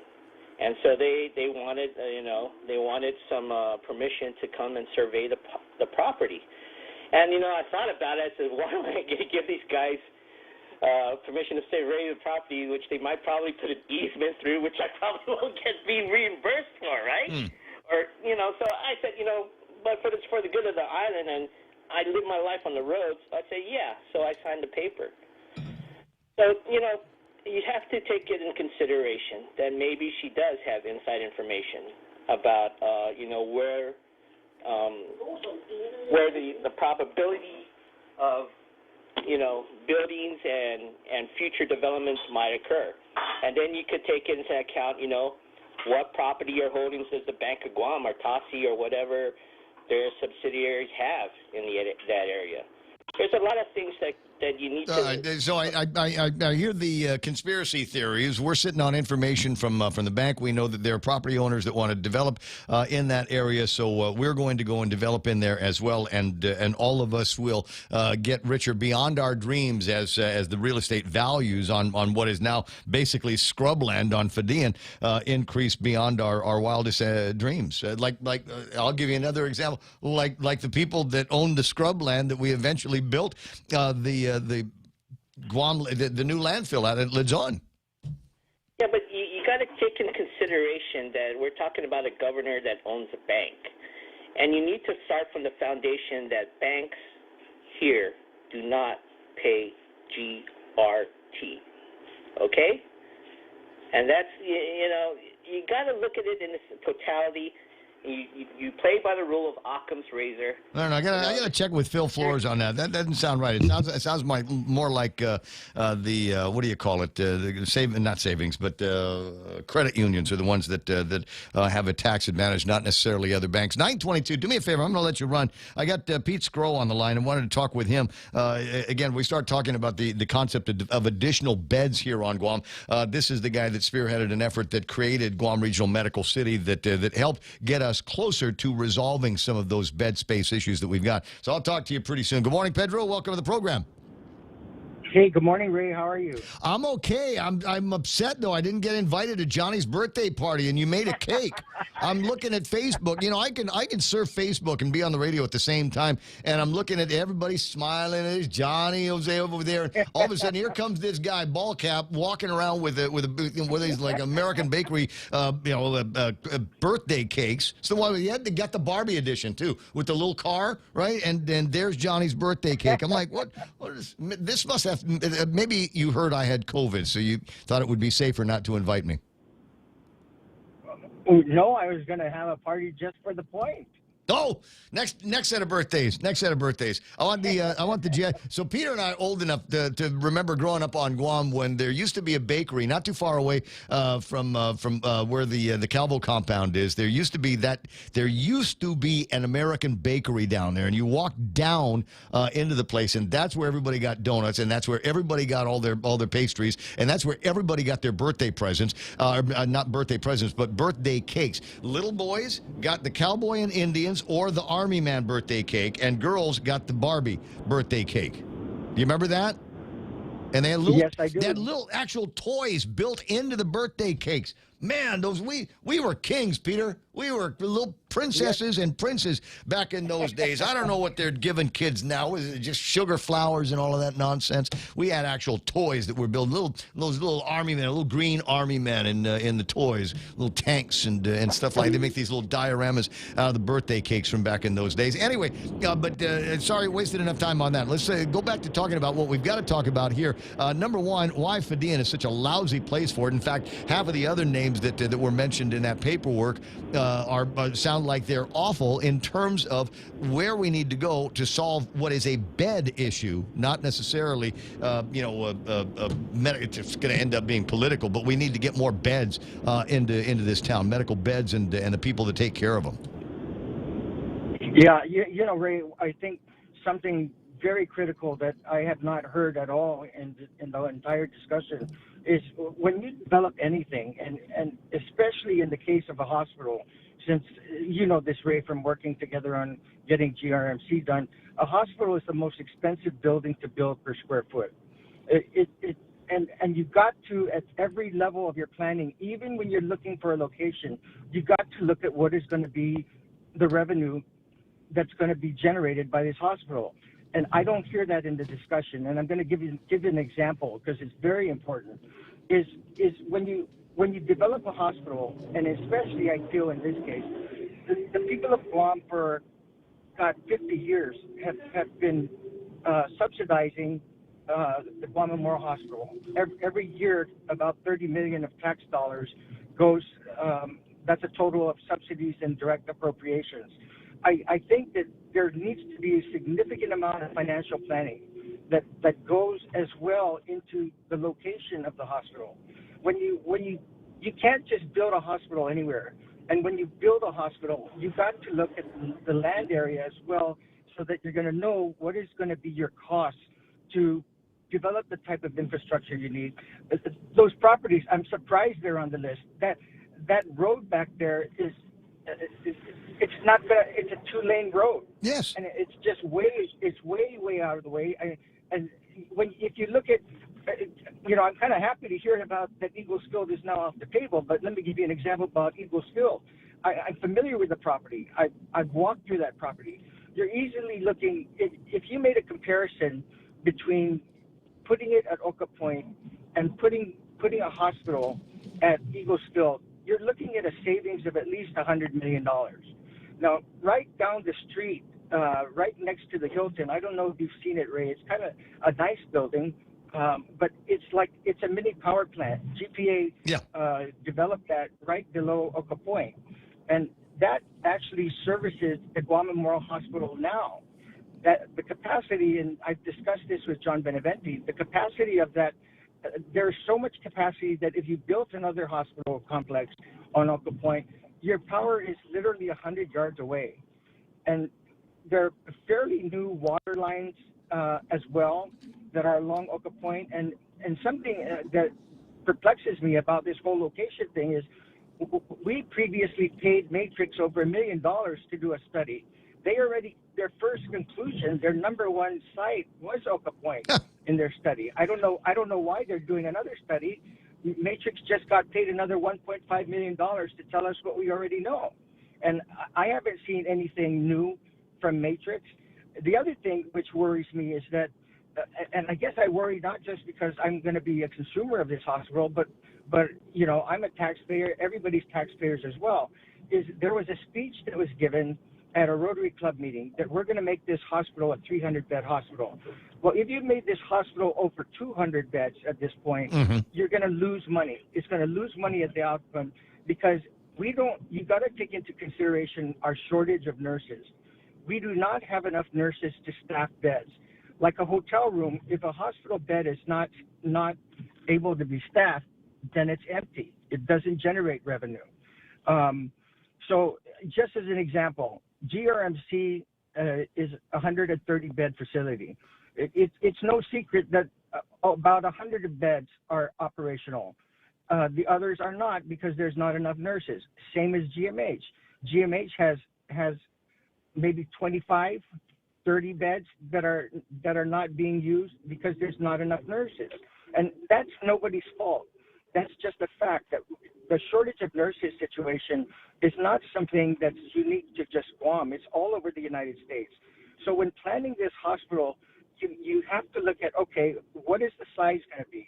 And you don't just pick it out of the air. There's actual formulas and calculations for a community of our size, the demographics of people above the age of 65, below the age of 65. But you always have to have your eye on the checkbook. How much is this going to cost? How much can we save? Can we really save $100 million if we go to Oka Point? Or you mentioned it a little bit early. There is so much land around GRMC, and you're talking about state-of-the-art utilities already there. Mm-hmm. And you want that, and a brand new road, all the way down to the bottom of the hill. It was like they thought this would be a good place to load more of medical facilities and medical complexes here. Another couple of hundred beds. All right, that's fine. We'll talk about the capabilities that those beds need. You think about the work they did over at Guam Regional Medical City prior to the COVID-19, where they were looking at all kinds of different specialties that heretofore weren't available here on Guam, and maybe there will be more of that kind of hospital business as a new facility grows up. But we're certainly never going to be able to get there if we're just throwing good money at a facility that we'll never fully use or maintain. Hey, where'd you go? Where'd that guy go? Hung up on you, Ray. I'm that good? You're that good. That's okay. We lost him. Well, he'll call back. I mean, this is we're here at the beginning. Oh my God. I can hear you.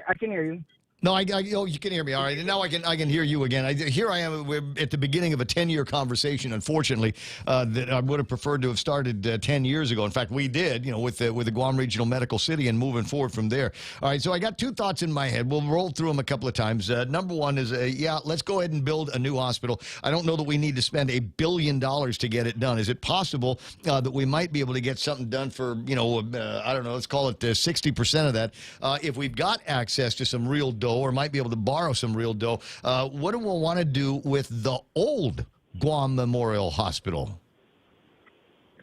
Well, they're actually the law that was passed, that the legislature passed, that gave the financing to build this hospital, actually has provisions in there about DITA doing a study as to what to do with that, and one of them is to have it be government offices. Because according to audits by the public auditor, we're spending about $15 million annually on rent.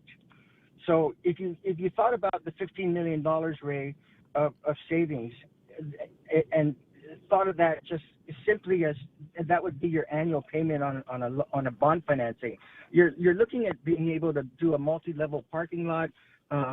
You can have about $30 million worth of money to do something with that old facility.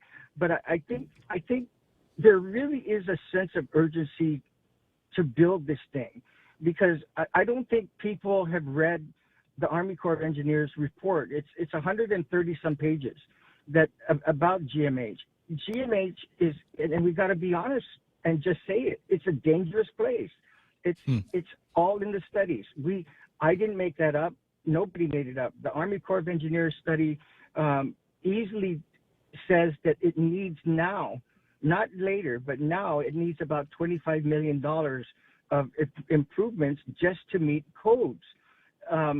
So I don't know. All right, I hear. So we'll take $25 million and get it up to spec, and then retask the building for something else, and maybe, as you say, use it as some kind of government of Guam. We'll turn it into the new Department of Administration, if you want to, with only slightly better parking than the ITC building. Right, and just one last point, because this really goes to the issue. Oh my God! Yeah. Oh, can I, Peter? We're asking for trouble here. Do you remember when in '96, '97, when the Navy gave us what's the name of the place? Navy base. Naval Air Station Naganya. When we got NAS from the and then the government of Guam, because they really couldn't do much of anything else, moved into some of these old derelict buildings that were being maintained at the absolute minimum, apparently, because as soon as the government of Guam took over, all of a sudden we had problems with water, we had problems with power, we had problems with mold in these buildings. Do you remember walking around the old police department when it was on Teedzin? Do you remember walking around, and the old buildings in Teedzin? Do you remember walking around the Department of how many people at Rev and Tax used to get sick from working in those old barracks? You remember? I don't know. I'm going. We do such a lousy job of this, Peter. I'd almost say if we're going to do this, let's sell the building to somebody on some kind of I don't know salvage basis. Here's the keys to the old Guam Memorial Hospital building, and we'll sell it to you for whatever it is that you think you might be able to make from it, and you guys figure out what to do with it. And if it comes out to something that we can rent from you later on, then we will, because it's always nice to have something central like they've got over at the ITC building. But the idea that the government of Guam would refurb it at all and do that to spec and then turn that into government space for their employees, I'm having nightmares of 1998. Yeah, no, I hear you, Ray, and I agree with you. If it's going to be done, it's got to be done right. You're going to have to do a lot of mitigation. Nothing was done. I remember the old revenue tax. You just basically took an old building, cleaned it up a little bit, put a paint job on, and that was it. And that's why people were getting sick. But that's not what I'm contemplating. I hope. But I understand what you're saying. And just one last point on location, because we learned this from the University of Pittsburgh Medical Center Children's Hospital. When you're looking at replacing an existing old hospital with a brand new hospital, can you imagine the day that you're going to now have to transfer all those patients to a new hospital? So in Pittsburgh, Ray, there was a children's hospital that was very old. And then the University of Pittsburgh built a new children's hospital.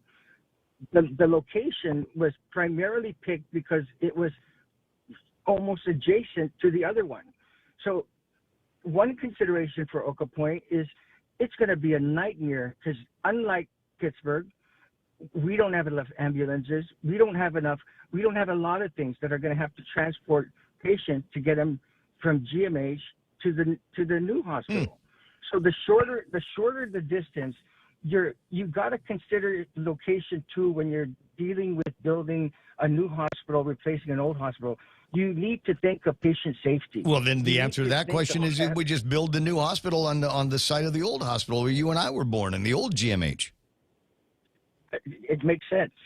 I mean, if that's going to be among the considerations, then certainly there's that one. Otherwise, we just we kind of dovetail and stop taking new customers at this old hospital and start taking the new ones up at new customers at the new hospital, and eventually we'll be down to just a couple of folks that are waiting out the end of their hospital stays, and they might be a little bit more ambulatory than the others. 9:37 is an interesting conversation. My guess is you and I probably spent more time talking about it than anybody over at the governor's office. I just get the sense that there's this there's this committee of the usual suspects around there that might be meeting occasionally and trying to figure out what the swatches are going to be and what color everything is going to get painted, as opposed to some of the real nuts and bolts conversations about a new hospital. Well, thank you for the time. Anytime, Brad. I'll see you pretty soon. You have an outrageous day. Okay, you take care. I will. You too. Don't you worry about me. I'm all right. Hi, my name is Ray, and the other day I tested positive for COVID-19. This is not a pre-recorded program. This is not a voice from beyond the grave. It's not like a mad scientist in a production facility took all of the old Ray Gibson programs and spliced all of the words together out of like they're doing with Rush Limbaugh, right? This is real-time live. I got COVID-19. I think I got the easy version of it because I don't have any other symptoms right now other than, and I will admit to it, a little bit of back pain. And I believe that I have a little bit of back pain because I've been laying on the couch and in the bed for the last 3 or 4 days, just watching television, just Netflix and chill. And that's all I've been up to for the last bunch of days here. And so I feel like, I gotta get some kind of work or exercise in. Nah. You're gonna get COVID. Hopefully you've taken the steps in the last couple of years to take better care of yourself, diet and exercise, yada yada yada yada. And if you're very lucky, or not even very lucky, if you're like me, and I don't consider myself the luckiest man alive, 60 years old in May. Reasonably decent health, a few pounds overweight, not running as much as I'd like to, but still trying to get a workout in here and there, right? And maybe for people just like us, COVID-19 is going to be nothing more than a minor inconvenience. Minor inconvenience, like your kids. 9:39 in the morning. Should I take a break? Jim, I'll be right there. Jarrow Productions USA, Godspeed Music, and Polyrev proudly present the biggest talent competition and reality TV show in the Marianas. The Half a Day Show with Jay Martin presents The Guamanian Star. Witness how the talented Guamanian artists conquer the shining star stage and elevate Guam's cultural artistry to the global entertainment quality. The Guamanian Star is co-presented by PBS Guam, the official TV station, Tuman Sands Plaza, the official home of the Guamanian Star, Ajisen Ramen, 1,000 Flavors, Ramen of the World, and Ong Pakao's Originals. Powered by our official radio partners, Star 101, Boss 104, and The Point. With major sponsors, Ignite Juice Bar, UMAC Forwarders Express, Live House, live music, bar and pub, and photography by Glam Portraits. The Guamanian Star, live on stage every Sunday night at Tuman Sands Plaza. Broadcasted on PBS Guam Channel 12 every Saturday and Sunday night. Interested parties can email theguamanianstar@gmail.com and check out the official Facebook and Instagram account of the Guamanian Star. Guam Auto Spot has the best selection in Buick, GMC, Mitsubishi, and used cars like the 2021 Mitsubishi Mirage starting at $127 per paycheck. Zero down. Call 671-478-AUTO to take a test drive or get pre-approved online at GuamAutospot.com. I dig that. You know what else I dig? I like the sandwiches they have over at Mescla. I know. What are you going?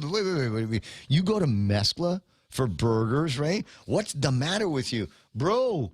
Do you even know? Go to Mescla and try. They got these great burgers there. Virtually every single one of them is an award winner. And maybe you're not a burger person. Maybe you're willing to take a chance at some of his incredible fusion bistro, Tanak, but never mind the ground beef on that. We're using ground octopus in that. Can you imagine the additional flavors and the additional chew that you're going to get on that? Candied salmon, scallion fried rice. They've got a keto-friendly menu and more. Look, you need to make reservations because it's that good. 479-2652 for reservations at the Mescla in Aganya and the Grand Plaza Tuman location.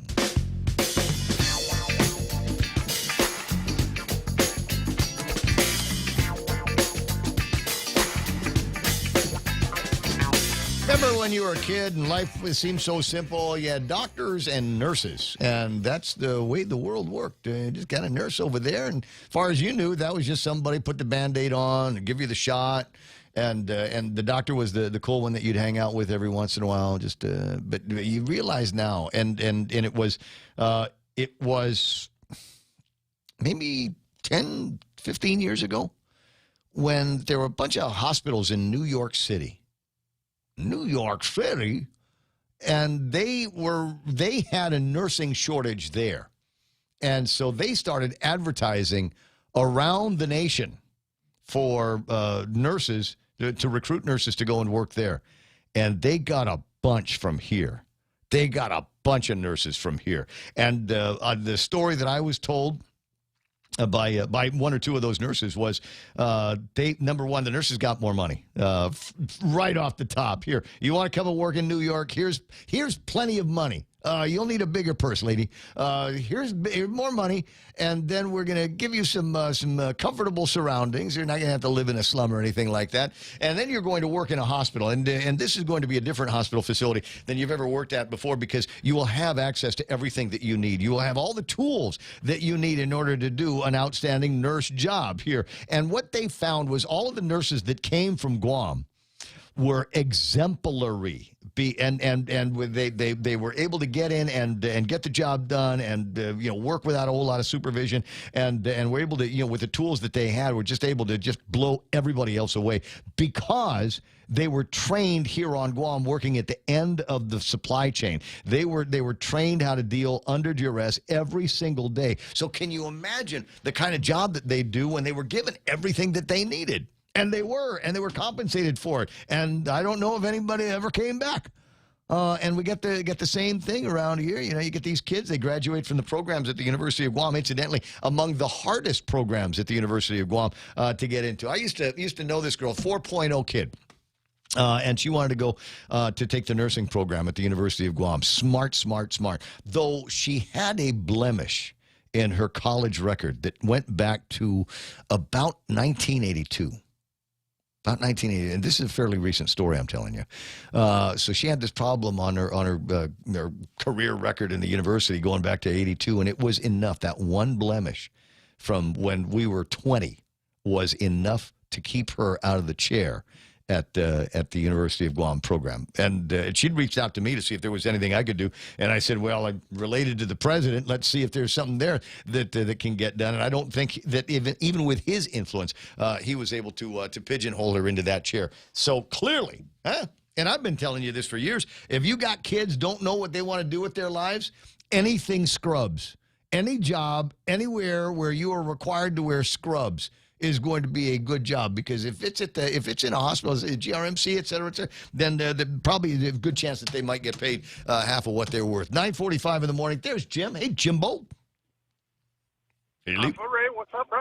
You know what? I'm doing all right. I'm doing all right. As Bob Kelly said yesterday, hey, you made it to the finish line. I ended the program yesterday at 10 for the first time in a couple of days. I still got it's a lingering. It's just a sound in my voice now. I feel absolutely fine with the COVID-19, but there might still be what sounds like a little bit of stress on my throat. Well, welcome to the other side. Welcome to the dark side, Ray. You've had it. You got over it. You're still alive. They're going to hate me. Jim, they're going to hate me because I'm ruining the narrative. I ruined the narrative, Jim. I was only supposed to be able to, endure mild symptoms and not have to go to the hospital if I was vaccine boosted. I have never been vaccinated with the COVID-19 vaccine. I have not been boosted. I got Omicron, and after a couple of days of testing positive, I feel awesome. I feel great. Well, they don't want people like me saying these things.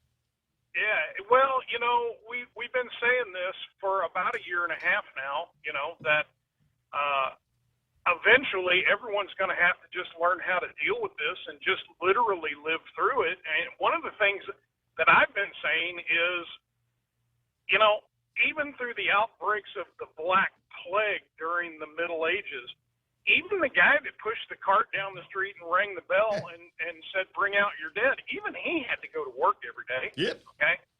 So anyway, with respect to that, welcome to the dark side, and we're glad that you made it, and you've formally made your transition to the dark side. Right? I've got the COVID. Well, this is a question, Jim, and I recognize that you're not a medical professional.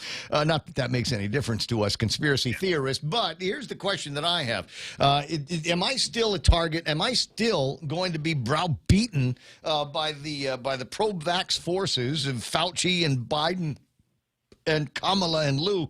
Are they still going to be going after me because I'm not vaccinated? For heaven's sakes, I believe that I've got natural immunity on top of what apparently is a strong constitution and an internal health system. Oh yeah, dude, they're gonna slap you like a redheaded stepchild every chance they get, because they're gonna say, they are never going to admit that they were wrong. Okay, or let's not even go that strong. Let's try to be a little politically correct, even though I'm not real politically correct. No, I don't think at this point anybody's asking for an apology, but just acknowledge, the old saying, it is what it is. And, if you make a wrong turn, at some point in time, you've either got to stop and ask somebody at the gas station, or get on your phone and look at a Google map or whatever and say, okay, look, we made a wrong turn. We need to go back to where we were at before we went off the track of known, good, reasonable common sense. And instead of making that left turn 10 miles back down the road, we need to go back to where we were at, and we need to make the right turn. Okay? But they're gonna beat everybody up, and they're gonna say, and they've already started it. Oh, but look how many lives we've saved. Oh, but yeah, if you have. Oh no! Prove it! Make them prove it. Make them prove that crap, Jim. I'm here to tell you, these people have cost us lives in this town. I told you, and there aren't too many people that don't know about it, but there was at least one woman used to run a nightclub in this town, and because her business evaporated before her very eyes, and there wasn't a damn thing that she could do about it, she took her own life. Yeah, no, and and far above and beyond the immediate effects, I think we've really done some serious damage to our children and our young people. I agree. I'm talking about things that it is, if it can be repaired, it's going to be, tens of years, decades, whatever. We don't even know the extent. We don't even know, Jim, the extent to which we've screwed with these kids. Exactly, and some of it may be irreparable, just flat out. Some of it, these young people, the children, some of them may be quote-unquote damaged for life, okay? So, but, this conversation about the hospital. You know what's going to happen? Wait, hold on, because you know what's going to happen is they're going to give them all these drugs again, just the same way that if real Joe and I grew up 15 years later than we did. We would be those little Ritalin kids. We'd be the ones that, because we're too active in the classroom and we're making jokes and farting in front of the teacher and all this other stuff. They would have made us take pills in order to control us. And I think that's what's going to happen. There's going to, that's going to be the answer when we find out that the kids have got these serious mental issues brought on by the suspension of social norms for 2 years. That we've done with these kids when they come back, and maybe that's why there's so many of these fights at the schools, is because we haven't, the kids have been out and away from each other for so long. We've forgotten and haven't taught them how to deal with conflict resolution and things like that. I've never been a big fan of it anyway, but kids are going to fight. But maybe now there's just so much more of an intensity that is brought into it because they have been out from under societal norms for as long as we forced them to. Yeah. No, I agree with you. There's a reason why old sayings and old adages are old sayings, because there's, if not 100% complete truth, there's a large base of truth. And, you give an inch, you take a mile. Okay, well, look what they've done with, this perfect opportunity to exploit an emergency this time. What do you think they're going to do the next time? Okay? So, you give an inch and they take 5 miles, and the next time they're going to take 10 miles. So, the problem is that we haven't put any safeguards in place. It is possible, there's well within the realm of a possibility, my friend, that this public health emergency, it's the 27th, and the governor's not here to redo the public health emergency. Maybe Josh will, acting Governor Josh will do that, but there's the possibility that, maybe Josh is going to say, no, I think we're going to be okay out of this Omicron, and just leave that dog lie, and maybe we could go 6 or 7 months without a public health emergency. But at any time now, they might be able to say, well, we think that the situation has changed and we're going to reestablish this public health emergency, and they will have exactly the same powers that they have now, because nobody at the legislature has bothered to do anything with with the public health emergency powers. And I'm running out of patience. Sound like Biden now. I'm running out of patience with this bunch here. Hey, Jim, I'm going to finish up the program. I've got a couple other things. You can even call me a stupid SOB. Everybody else does. Biden probably will. If we had a conversation, I guarantee you he'd walk away from the podium saying, "You stupid son of a bitch." I know it. I'll talk to you pretty soon, Jim. You have an outrageous day. Rick. I'm sorry, that's diggable. You know what's even more diggable about the president saying that to Ducey over at Fox? And it probably isn't true, because you got to, I can listen to the guy. He sounds like a reasonably intelligent dude.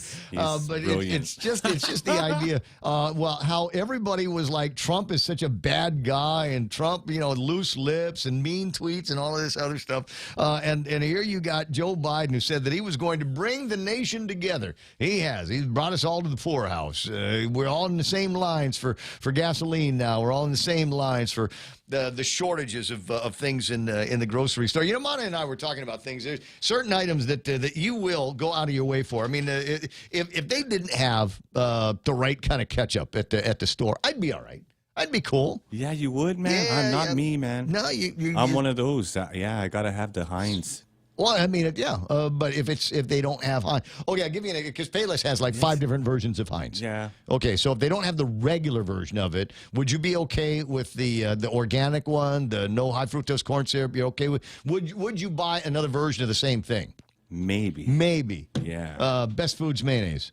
All right, I'm insistent. It's got to be that. It's got to be Best Foods or the Japanese Kewpie. There's only two kinds of mayonnaise that I've got in the house at any given time. I'm not into Miracle Whip, man.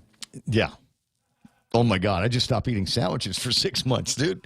I'd go out of my way to find. I'd put that in. As my friend Annalise Wenden is writing in, says all this other stuff. She's now added. She gets her groceries as much as they will ship from Amazon.com and their subscribe thing. She's got all kinds of stuff because you just can't count on the supply chain that we've got here on Guam. But Vaughn and I were talking about things that there's no compromise on. There's no compromise on. I'll give you two of them. And you can guess which one came out of it. Bonnet and I started talking about first. One of them is toilet paper. Yeah. Yeah. We don't go cheap on toilet paper. No, we don't. It is an important. It is. I'm not going to say that I'm one of these binge buyers of toilet paper. But when I buy toilet paper, the lady at Cost You Less knows, and that might be good for a year. There might be enough in there good for a year. Like I said, live by myself. No major price. It's not like like women eat toilet paper, right? You recognize that? Oh yeah, absolutely. Yes. So I don't go through all that much, but I've got a reasonably good supply of toilet paper because I've been at that bachelor stage in my life where I had to buy bargain version of it. Absolutely not. Oh yeah. Never doing that again. No, I'll give you another one. Be gentle with yourself, Rick. Paper towels. Paper towels, Real Joe. Yeah, go good or go home. Exactly. If it's not brawny. If it's not brawny. I know that people say, but they've got, there's all these off-brands, little Chinese brands or something like that. Buy some of that stuff. No, it's not. It's not good. It's not good at all. So I get it. There are supply issues and things like that. To the degree, though, that I'm not, what's that? Nick Perlowski says, I'm a retired sailor. We used to use sandpaper. Nothing bothers me now. Now we know why he's so salty all the time. There we go. Acme ketchup is palatable. Jose Martinez says, I hear it's the bomb. Oh, my God, you guys. Jose Martinez, Kewpie. The Kewpie is the good stuff. GMH ain't Jaco credentialed. Colin Clark's online. Glad we didn't live when they gave lobotomies, says Bob and Karting Bar Tonico. You're absolutely right. Although we're not that far away from that. 956, the lobotomies. Go and watch a movie called One Flew Over the Cuckoo's Nest. If you graduated the same time I did, that was a big movie for a lot. Jack Nicholson in the movie, a bunch of star-studded characters, and what I thought was a surprise ending. And so what's the old line? I'd rather have a bottle in front of me than a frontal lobotomy. That's how they used to control boys back in the day. Is they'd take a little bit of the frontal lobe and pop everything out, and basically put you in zombie mode. Somebody's going to have to take care of you for the rest of your life. 9:56. Man, I should have gotten to this earlier. See, now I'm rushing. I'm rushing at the end of the program. And maybe I'll just save this. Ibanez to lead GRTA in acting capacity. Oh, nice. Way to go, board. I didn't see that one coming. Hey, way to go. Only one guy on the board voted against him. And I love the quote here. Dehelic was asking the question, I'm wondering if you could talk about some reservations that citizens may have with your leadership and prior experience with Gov Guam, Dehelig said, further asking Ibanez to reassure the public about ways he will move forward with GRTA and to address some of the speculations that may arise from you running GRTA.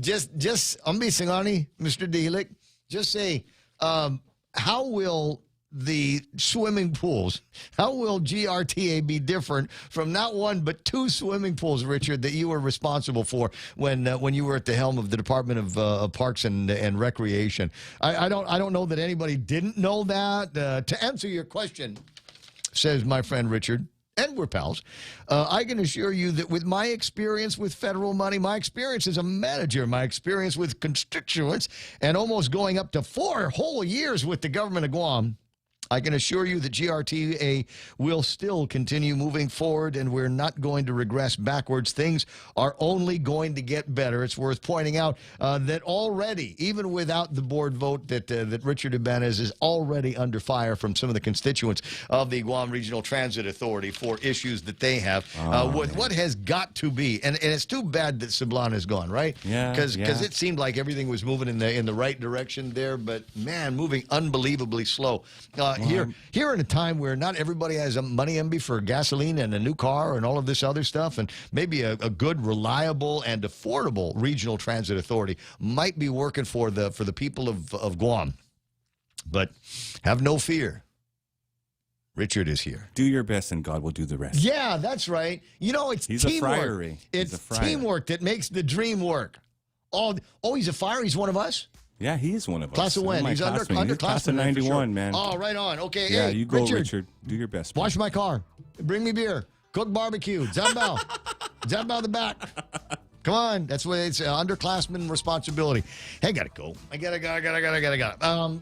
I'll be back, though, because we're going to do this program again tomorrow and every weekday until I get it right. Appreciate your help. Appreciate you watching the program and contributing to the degree that you did. Oh, my God. Some of you are like super smart ass today. And I want to see more of that tomorrow. So do whatever it is and stay frisky. Stay firm, ladies and gentlemen. Stay firm. The radio station's KUSG. I got you 93.3. The Point. On the way, we've got some right-wing bomb throwers on the other side of Fox News. That's all ahead. Bub Klitsky going to be on the radio at 4 o'clock, so be listening for that. Here it comes, the Fox on the Point. Sarah, Fox News. The Federal Reserve signals it's taking action as prices on just about everything keep going up. The central bank is holding its key interest rate steady at near 0%, but signaled intentions to raise rates in March to combat elevated inflation. The Fed also approved one final round of asset purchases, which will bring that stimulus program to an end by March. Fed Chair Jerome Powell. Against a backdrop of elevated inflation and a strong labor market, our policy has been adapting to the evolving economic environment, and it will continue to do so. Officials pledged to hold interest rates near zero until inflation was forecast to moderately exceed 2% and until the labor market returned to levels consistent with maximum employment. The Fed has indicated that these goals were effectively met. Fox's Hillary Barsky. The U.S. and NATO have both told Russia there will be no concessions on the demands to resolve the standoff over Ukraine, as the U.S. has 8,500 troops on heightened alert after Russia moved thousands of troops near the Ukraine border and into Belarus. We're open to dialogue. We prefer diplomacy. And we're prepared to move forward where there is the possibility of communication and cooperation. Secretary of State Antony Blinken, Russia wants a guarantee that Ukraine will not be admitted into the NATO alliance and that no former Soviet countries be admitted. It also denies its planning to invade Ukraine. State Department spokesman Ned Price says the Nord Stream 2 pipeline between Russia and Germany will not move forward if Russia invades Ukraine. Moderna has begun testing an Omicron-specific COVID booster in healthy adults. The company says its first participant received a dose earlier this week. Pfizer began